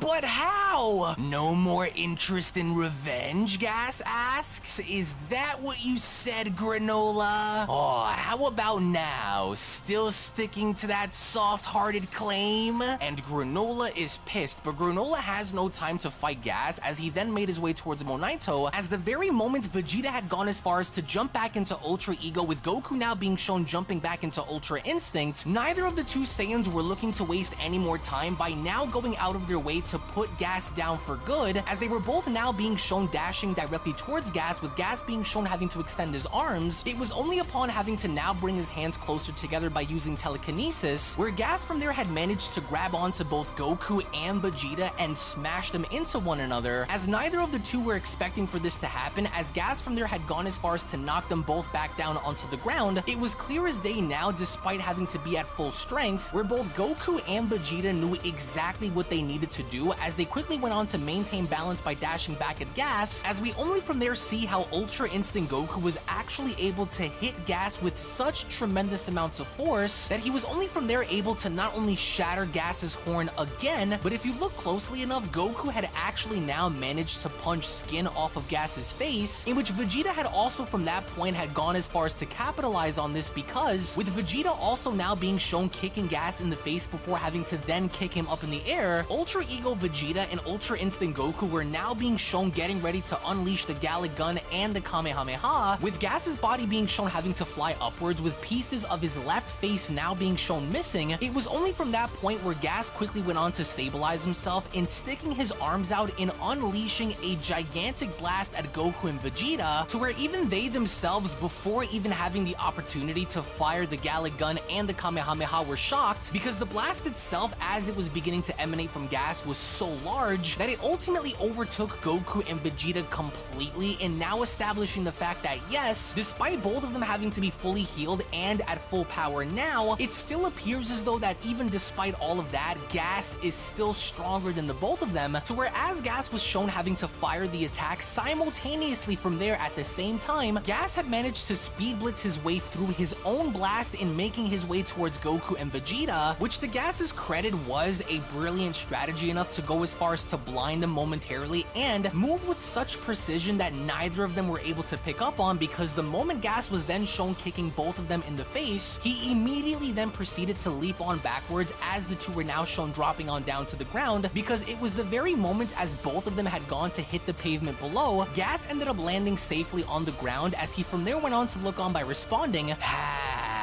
he dove right into his own energy blast, Goku says. It's like he doesn't even care about taking damage. Sheer madness, Vegeta responds. It's like we're fighting something that's already dead. Monaito, no, you can't die, Granola shouts. It's fine, Granola. My life should have ended 40 years ago. My only duty since then was raising you right, but you don't need me anymore. Of course I need you! Thank you, Granola. Spending the last of my long years with you was more than I could have asked for. No! Don't give up, Granola shouts. I can't let you die. I won't let you die! But as soon as we then go back to Goku, who was then shown having to kick Gas directly in the arm, it would only appear as though Goku's kick now had significantly damaged Gas, or at least that's how it appeared, because the very second Goku was then shown breaking away, in noticing how Gas's arm was literally now being shown falling apart, what Gas ended up doing as a response was from there being shown clinching onto his fist and punching Goku directly in the head, which subsequently enough resulted in Goku falling back, with Vegeta being shocked at the overall situation, because it didn't even appear as though anything that they were doing was beginning to work on Gas, because essentially enough, Gas was already falling apart. There were pieces of his bicep missing, there were parts of his face missing, and all the while as Gas was shown standing there and laughing in their face, we only then take a look and seeing as to how with Goku now being shown getting back up, that's when Goku went on to comment, damn, how's that arm of his still even moving?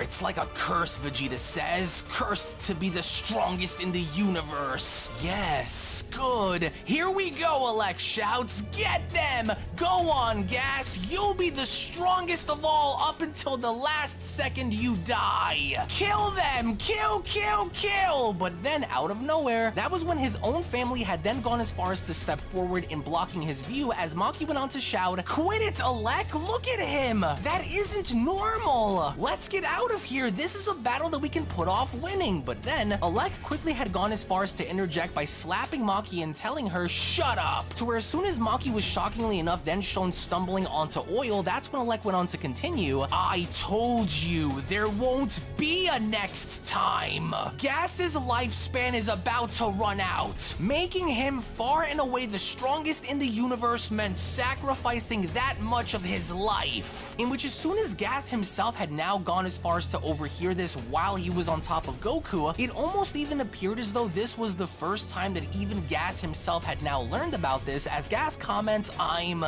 dying? Alec, that's messed up," Maki says. To where as soon as Gas had gotten up off of Goku and leaned on over into the water to see his reflection, this was in fact the first time that Gas had now visibly seen what he'd looked like, as Gas responds, "My face! Why? Stop screwing around, Gas! Kill them now! Quick! At least make yourself useful to me in your final moments, you worthless scum! Waste any more time and before we know it, he's gonna..." But then, unbeknownst to everyone from the heavens above, as he was only then shown making his way down in landing on planet Sorel, we finally then see the reintroduction of Frieza within the Dragon Ball Super manga, as there was literal silence that had echoed all around the planet as Goku, Vegeta, Granola, Alec, Maki, Oil, and even Gas stood in absolute silence for a moment, because nobody at that point, minus Alec, could have possibly ever guessed or foreseen Frieza now making his way and arriving onto the planet itself, in which even when Gas was then shown slowly turning around and going as far as to acknowledge him, before Frieza had even taken the liberty to stand fully back up by even lifting his head, you can almost feel the fear emanating from Frieza, as Frieza went on to respond, "It's been some time, Gas." Frieza, Goku says, "Why is he here? I understand you have some business with me. What might that be?" he asks. I'm going to kill you, Gas shouts. To where as soon as Gas was then shown giving it his all in making his way towards Frieza, with Frieza being shown smiling, it was only within the blink of an eye where out of nowhere Frieza had gone as far as to now make his move, and he did this by speed blitzing right in front of Gas, and from there being shown having to completely impale him, which, mind you, if you stop and pay close enough attention, Frieza is actually doing this while in his final form, so Frieza didn't even have to transform in order to get the job done, and everybody from Goku to Vegeta to Maki to Oil and to even Alec, everyone stood in absolute shock as to what they were seeing, because nobody would have ever suspected to see something like this actually happen, in which even Gas himself had no response to this, as he himself was also in a state of shock, to where by the very end, once it was all said and done with Frieza shown laughing, it was only within that very moment as Frieza had done this, where Gas's body was from there shown completely deteriorating as his skin was beginning to fall off the bone. This had now marked the official end of Gas, as his lifespan came to an end, as essentially by the very end of it, once there was nothing left outside of just skull and bones, as not a single word was uttered as this was happening, we only from there see the remnants of Gas's bones having to completely surround Frieza's body, with Frieza shown casually dusting himself off as he went about by ripping Gas apart, in which, to add even more disrespect and insult to injury as Frieza was shown approaching his skull, we only from there see how Frieza had gone about by placing his foot on top of Gas's skull, and from there being shown creating enough pressure to completely smash his skull into pieces. It was very clear by now that a message was in fact sent to everybody, as even Alec himself could not believe this, with Frieza then being shown redirecting his focus in addressing Alec. That's when Frieza went on to respond, "Alec, you're the one who contacted me, so once again, I ask, what is your business with me?" Gas was he just in one blow? No way, Goku says. Unless you had a legitimate reason for summoning me, Frieza continues, you're going to be quite sorry you did. We got our wires crossed, that's all, Alec responds. No business deal today, I'm afraid, so we're so very sorry. Crossed wires, huh? Let me guess. You meant to have Gas kill me. I have bad news for you then. It looks like Gas is dust in the wind. And as soon as Frieza had then gone as far as to speed blitz towards him, Alec at that point was absolutely terrified, as Frieza went on to continue, "I've known all about your ambitions these past 40 years. I knew, and I let you scurry around, all while exploiting you for my army's benefit." No way, you knew? Why, there isn't a single thing in this universe I'm not privy to, Frieza responds. For example, the fact that the weakest of the heaters is you.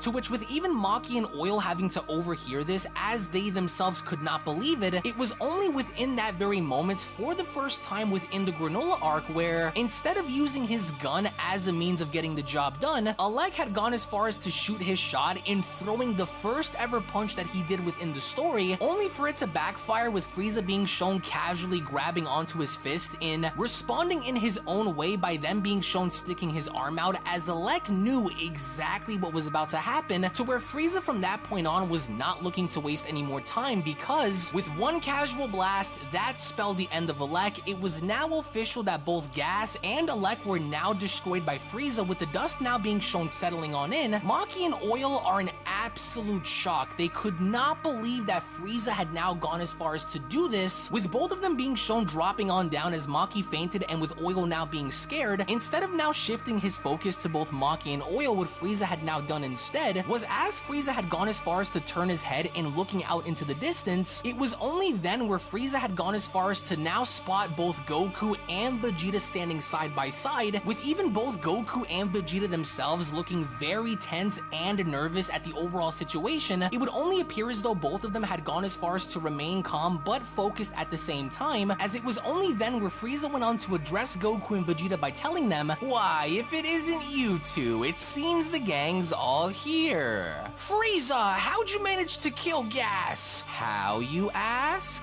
Gas had become the strongest warrior in the universe," Vegeta shouts. "By all rights, he should have been far stronger than you," with Frieza responding, "In In this universe, you mean? Of course. I've been spending some time in another dimension, you see, so perhaps I wasn't being counted as part of this universe. What other dimension, Goku asks? One of my many conquered worlds, Frieza responds. I happen to come across a chamber where time flows differently than in the outside world. A room of spirit and time, Vegeta shouts? There I was able to squeeze in 10 years worth of training. And the Saiyans are shocked as they both went on to respond, it can't be. I couldn't very well keep up losing to Saiyans my whole life, so I needed a bit of a power-up. A power-up, Goku asks? Which by no stretch of the imagination was Frieza bluffing in the slightest, because the very moment Frieza had gotten into position in getting ready to now reveal the fruits of his training spent within this realm, it was only right then and there, to the horrifying shock of both Goku and Vegeta, where Frieza had now gone as far as to reveal his brand new Ultimate Black transformation, which was the absolute last thing that our heroes needed to see, especially when having to fight off against two of the so-called strongest warriors in the universe, as with Frieza now left smiling as Goku and Vegeta are trying to process as to what they're looking at. It was just as Frieza had gone as far as to transform, where Frieza went on to tell them, "Meet Black Frieza. Achieving this form took plenty of toll, I'll have you know."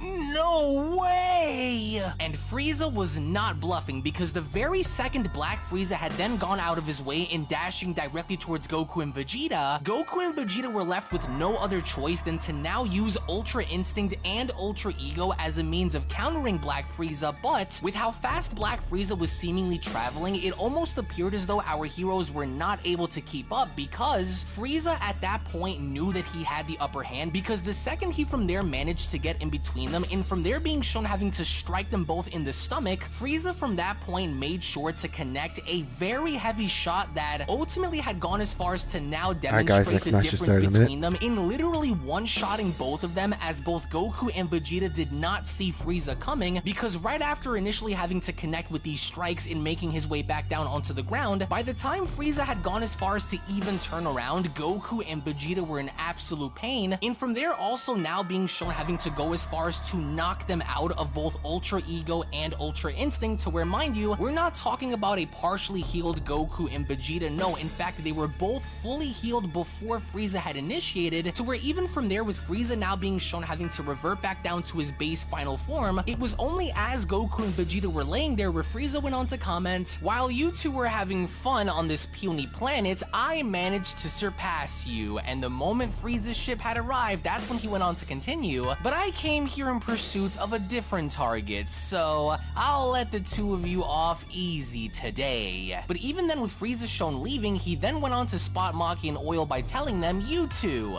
you wouldn't happen to have any plans after all of this? As it happens, my ship could use a cook and a waiter." "Whoa, we'll take the jobs, please, and thanks," Maki says. Yes.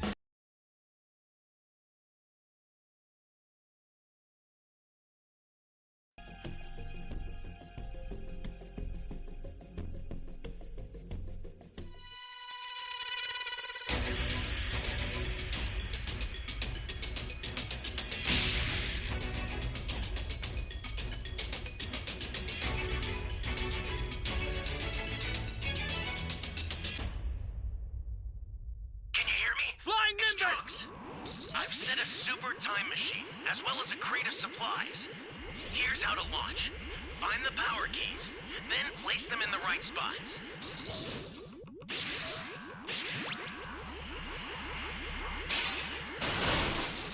Someone!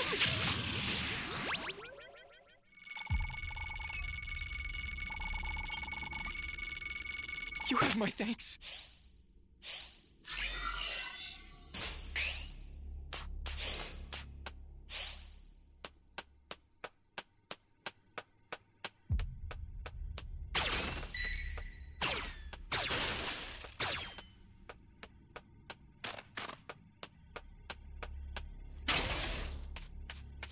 You found a power key.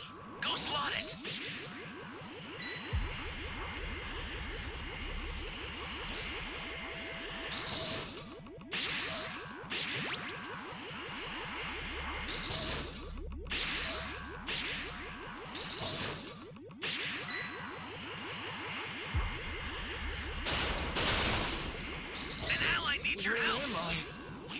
what danger awaits. Think before rushing in. Great! You know what to do with that key. You be careful too, okay?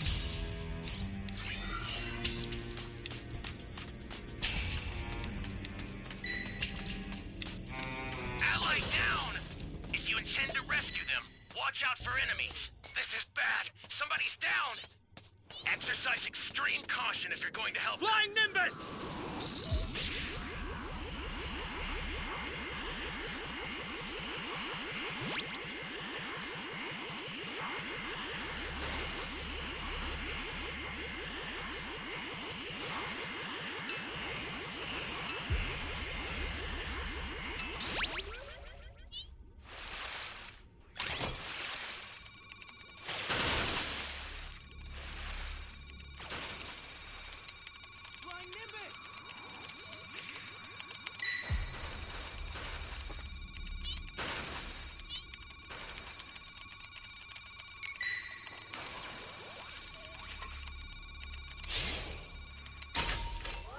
Flying Nimbus!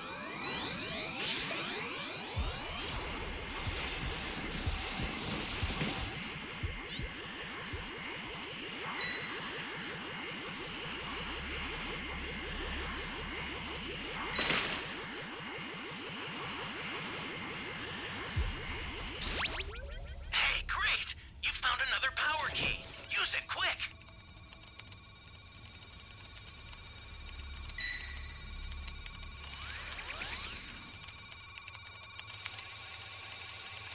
Ally down! If you intend to rescue them, watch out for enemies.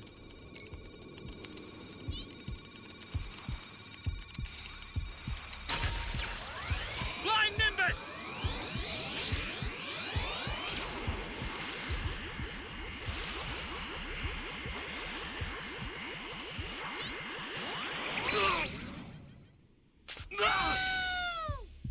Stay calm. Stay calm.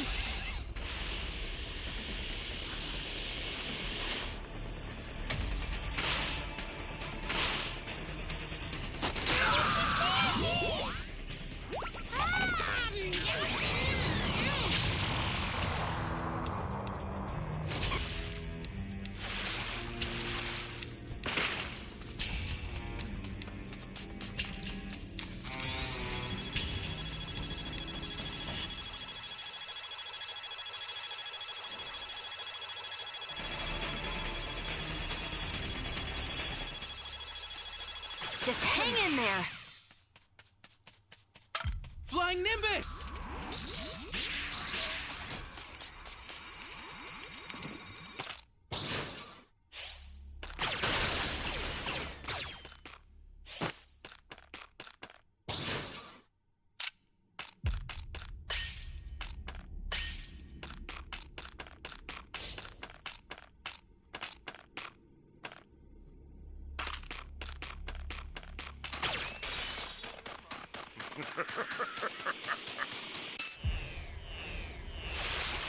Oh! Dragon Fist! Kaioken!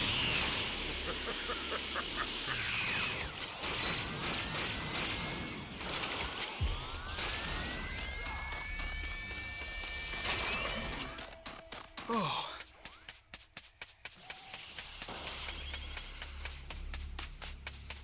An ally needs your help. We don't know what danger awaits. Think before rushing in.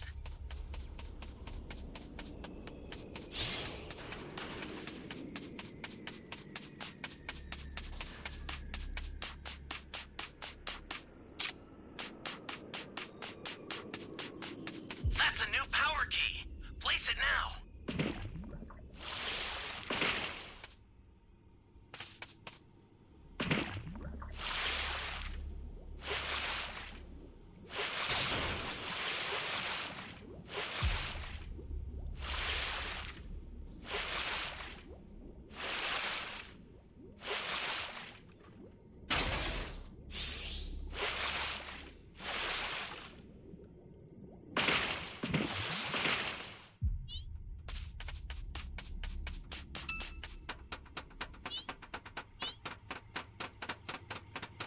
Welcome. Thank you.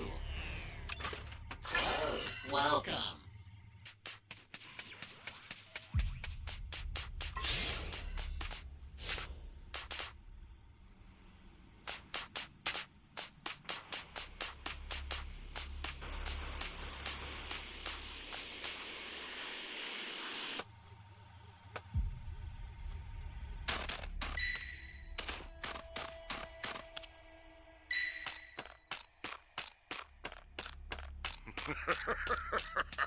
Match is pretty dead.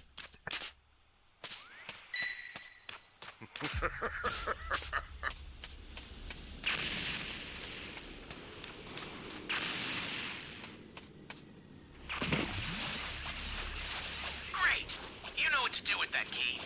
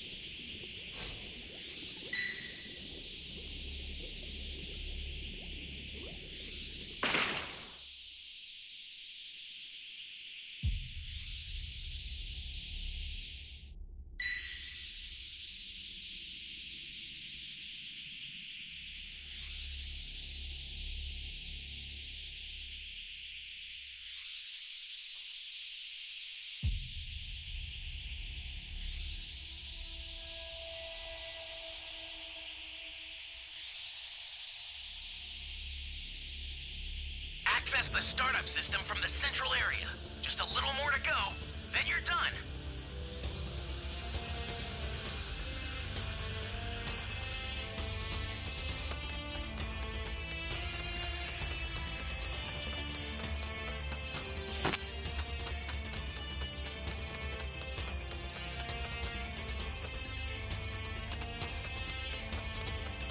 The startup system is under attack. Stop it if you can, but retreat if you need to. Got it?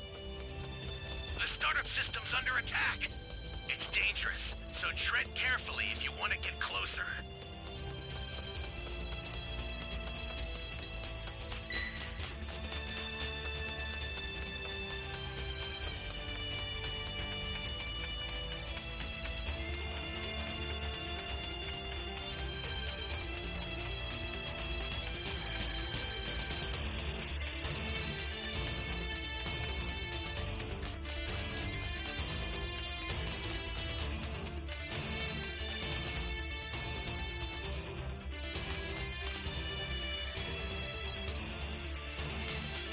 I'll send some supplies to help.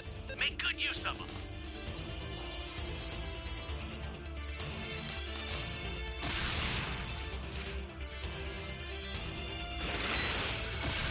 This is bad. Somebody's down. Exercise extreme caution if you're going to help them.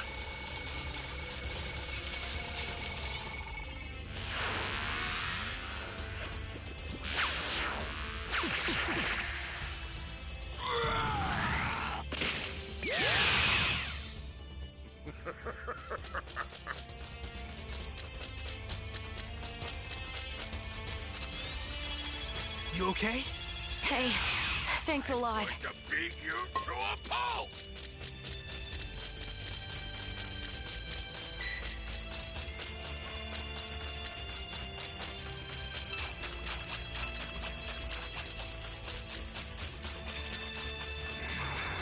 I'm in trouble now.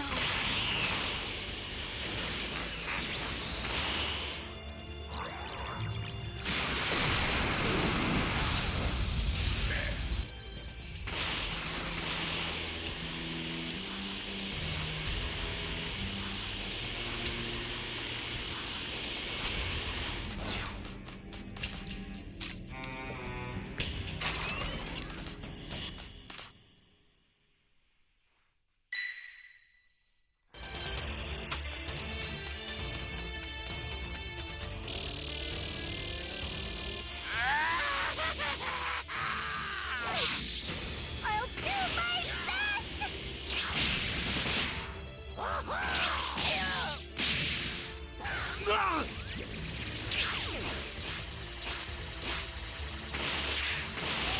What?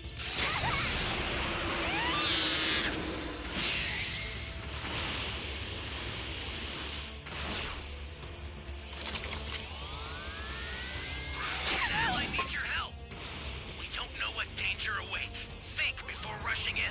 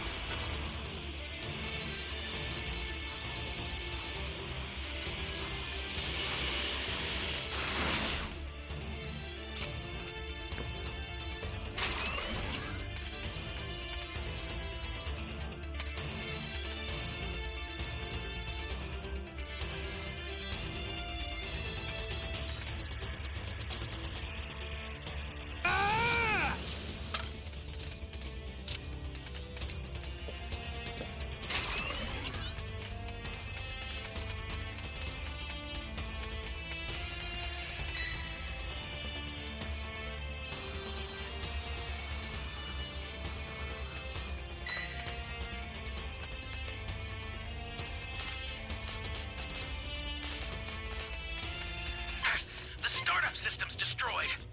The escape time machine's almost prepped. You need to head for the beacon that's indicated by a blue light. You've got all 7 Dragon Balls. Summon Shinron at the altar.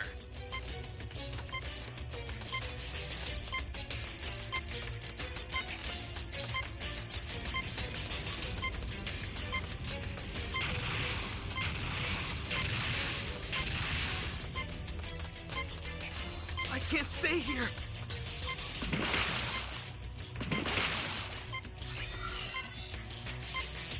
Looks like I was able to get away.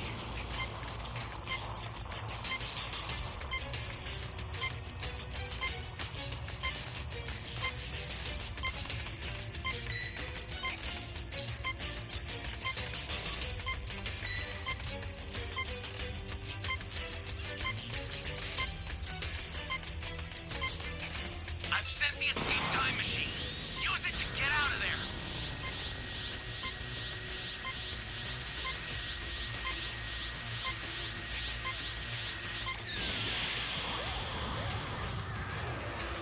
Now, stay.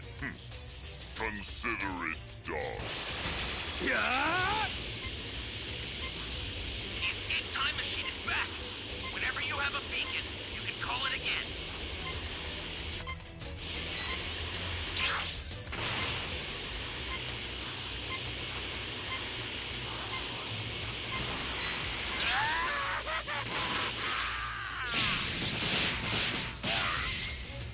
I've sent the escape time machine.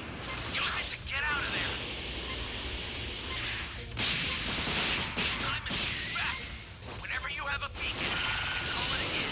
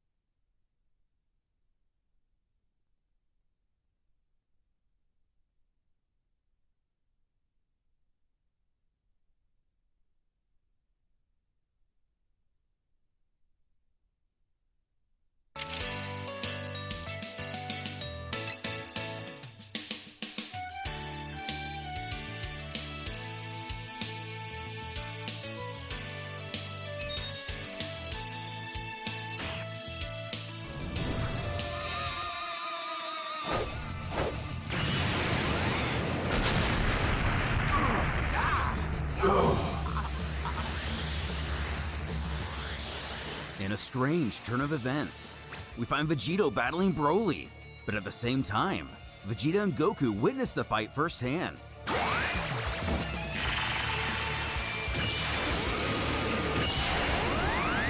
As the blast makes its way through the arena, Gohan shouts for Piccolo to get behind he and his father. Damn!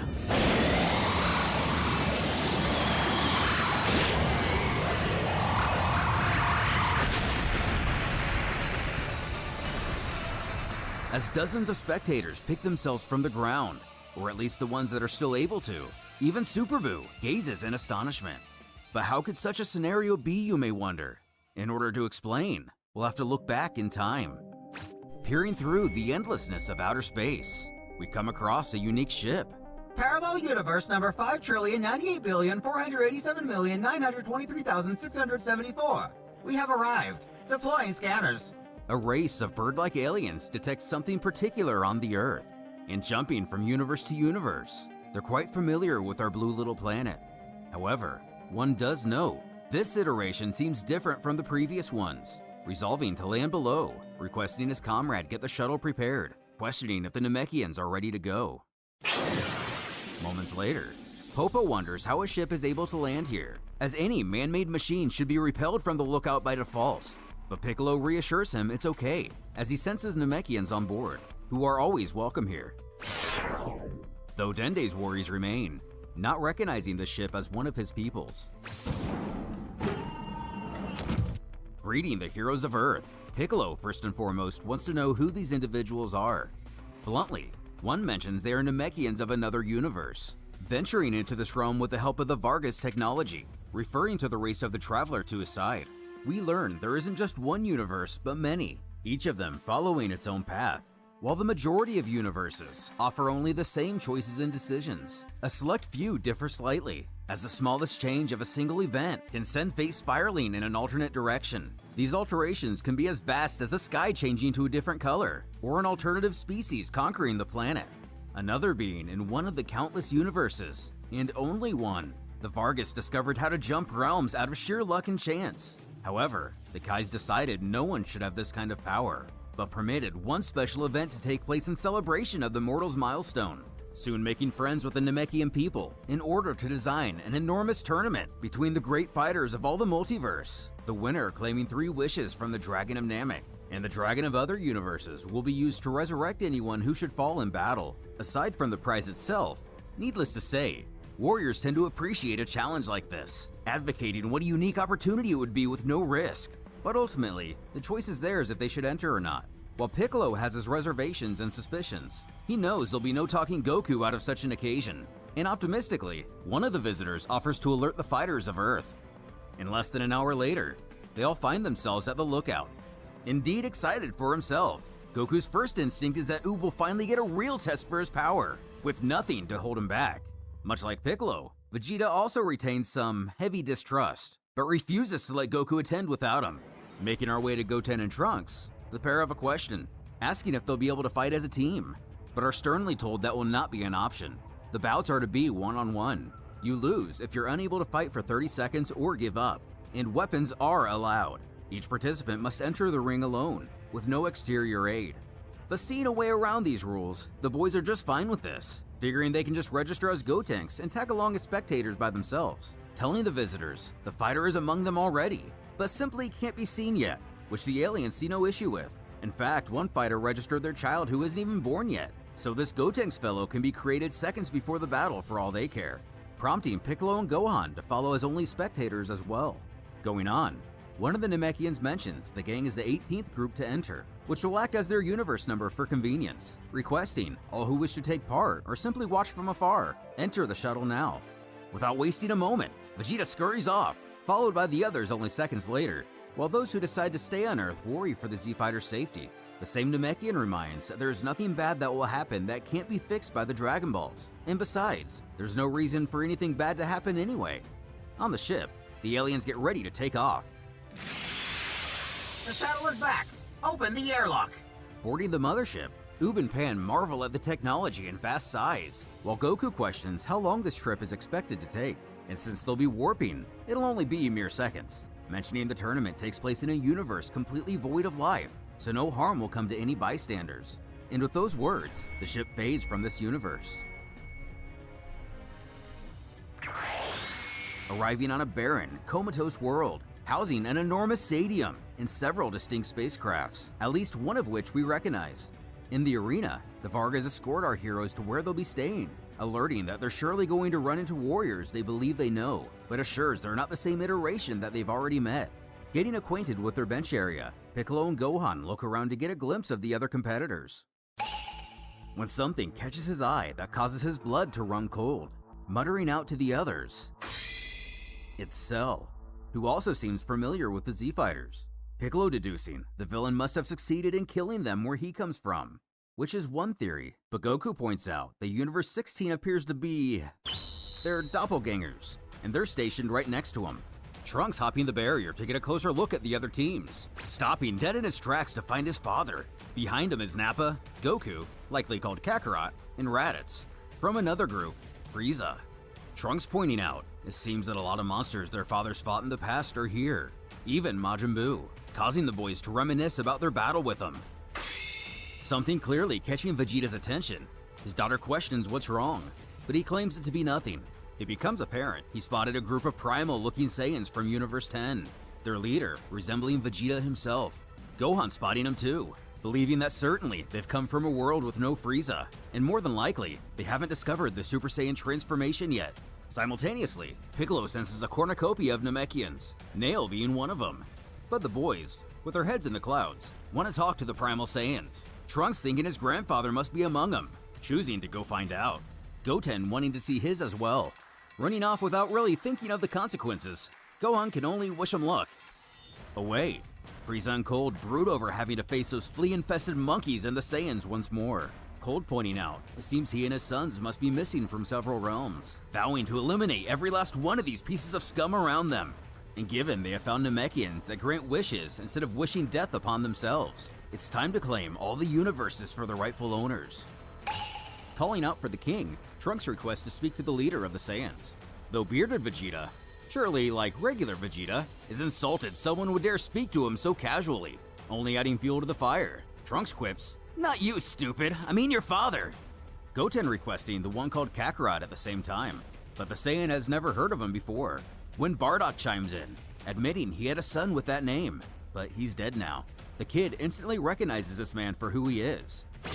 While Bizarro Vegeta continues to lose his head, chirping for him to calm down, Trunks explains that this old-timer is merely the prince where he comes from, ridding himself of the discussion. Vegeta points behind him, singling out that man is the previous King Vegeta.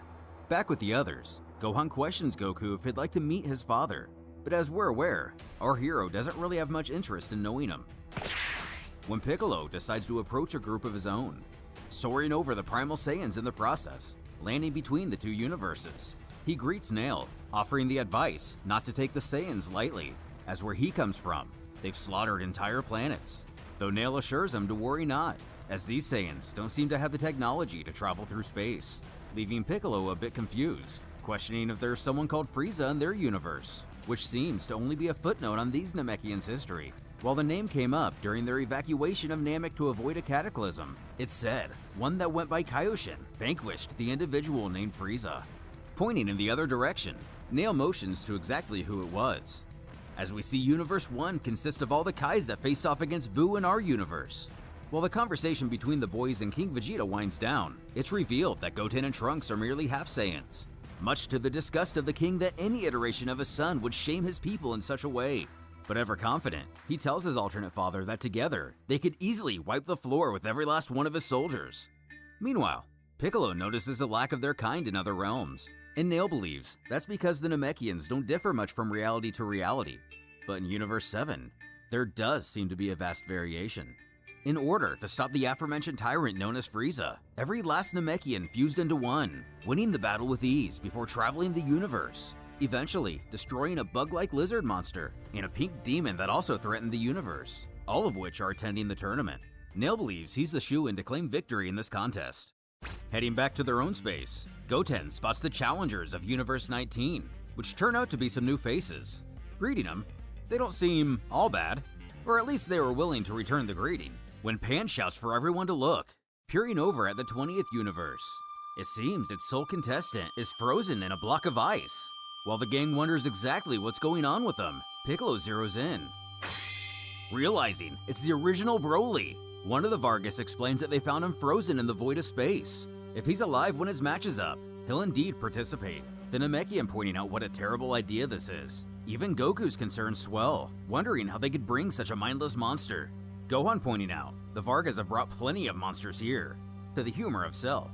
And looking around, that's completely right. Frieza and his family, the Ginyu Force, Babidi, Boo, Deborah, Bojack and his gang, and even the evil incarnations of 17 and 18. But Goku remains undeterred. After all, the heroes of Earth should be light years past these villains by now. Oob astonished, it seems his master knows all the other fighters. Cutting him off, an announcement comes over the PA, declaring all the challengers have arrived. Having randomly selected the matches, the tournament is soon to begin, getting Goku pumped. The first fight will be Nappa of Universe 13 versus Cargo from Universe 10. May the fights begin! You know, I've killed lots of your kind in my universe. That's none of my concern. The Z Fighters, giving their 2 cents on the battle, noting this Nappa is leagues above the one they fought, but it's also apparent he's very old. With little effort, the Saiyan claims victory. Next up is Frieza from Universe 8 and Jace, also from Universe 8, causing a bit of a panic for Jace, confused why 2 of the same universe would fight each other, but it seems the battles are 100% random. Getting a sinister grin from his ruler, he decides it would be best to forfeit. And with that, Goku, from our Universe 18, goes face to face against Masu of Universe 10, his family and friends cheering him on. But Vegeta notes this won't even be a good warm-up. Landing and spotting the tail, Goku asks if this man is a Saiyan. But scoffing, he refuses to speak with some renegade without a tail. Thinking, Goku knows it'd be best not to use his full strength. But on the other hand, it's not like he's human, so maybe just a little strength. And so happens, even a little strength was far too much, as Goku is announced the winner. The audience finding themselves in a state of shock, not following exactly what happened, and only feeling a pocket of air pass through him. Even the unknown warriors of other worlds are astonished by this, for Goku, pedestrian strength. The Cape Vegeta laughing that the lowlives here are finally starting to understand how outmatched they are. After witnessing this, nearly the entirety of the Namekians decide to drop out, leaving Primal Vegeta to call them cowards. Rejoining his group, Cape Vegeta laughs that he met the pathetic version of the Saiyans, going on to claim he and his kind are the Super Saiyans, and future victors of this tournament, recognizing Goku as Kakarot, but aghast they've teamed up with a Namekian, assuming they had a strange time fighting Frieza on Namek itself. Piccolo pointing out to him, their realities diverged long before Namek, questioning if their Kakarot was sent to Earth when he was a baby. Who, finally chiming in himself, admits he was, and killed all the humans that dwelt there. About 20 years later, the remaining Saiyans came to pick him up before venturing to Namek to claim the Dragon Balls, the gang deducing he most likely killed Kami, thus erasing Shenron. Their Vegeta explaining that the few living Saiyans revolted against Frieza on Namek, and once he discovered the secret of the Super Saiyan, the battle was won, inquiring how they survived. Our Vegeta, ironically enough, scoffing that they did it better, before chuckling that he killed Nappa back on Earth. Trunks jumping in to change the subject, insisting these Primal Saiyans will surely be disappointed once the real fights begin. But Cape Vegeta is only focused on the moment Frieza gets to die once more. Gohan admitting that would be a sight for a lot of people here, mentioning in his universe, Frieza killed Vegeta, going on to talk about how he also killed Krillin and almost Piccolo, but now the latter could crush him like it was nothing. Kakarot questioning if Krillin was a bald dwarf and Piccolo a Namekian, revealing it may come as a shock, but he killed both of them. The brothers looking at each other before staring down the evil Saiyan, smirking that what's really a shock is he's their father. In a nearby room, one of the Vargas sits with a concerned look on his face, stating Universe 10 had more competitors than anyone, and all but one Namekian just gave up. His comrade pressing, even more will throw in the towel once more intense battles take place. But bearing no other choice, they need to charge forward with the tournament. Announcing up next, number 17 from Universe 14 against Ickle of Universe 15. End the stream now. But it seems the Been streaming contestant for isn't 5 ready. hours. Literally. It's almost 4 as a.m. This is the fighter Maybe stayed previously this long. mentioned to not be I like born to say yet, thank you. but unwilling to give any more time. Give the video a 17 thumbs up, is declared the subscribe, and winner I'll by stream again forfeit. tomorrow. Back in the Have yourself booth, a good night. we see this is actually a personal Tagga quarrel T, between thank you one for of the the super Vargas chat. and the carrier of the fighter, as she was a real Peace. jerk earlier. Regardless, instead, it's South Kaioshin of Universe 1 against Birder from Universe 8, who readily boasts that he's the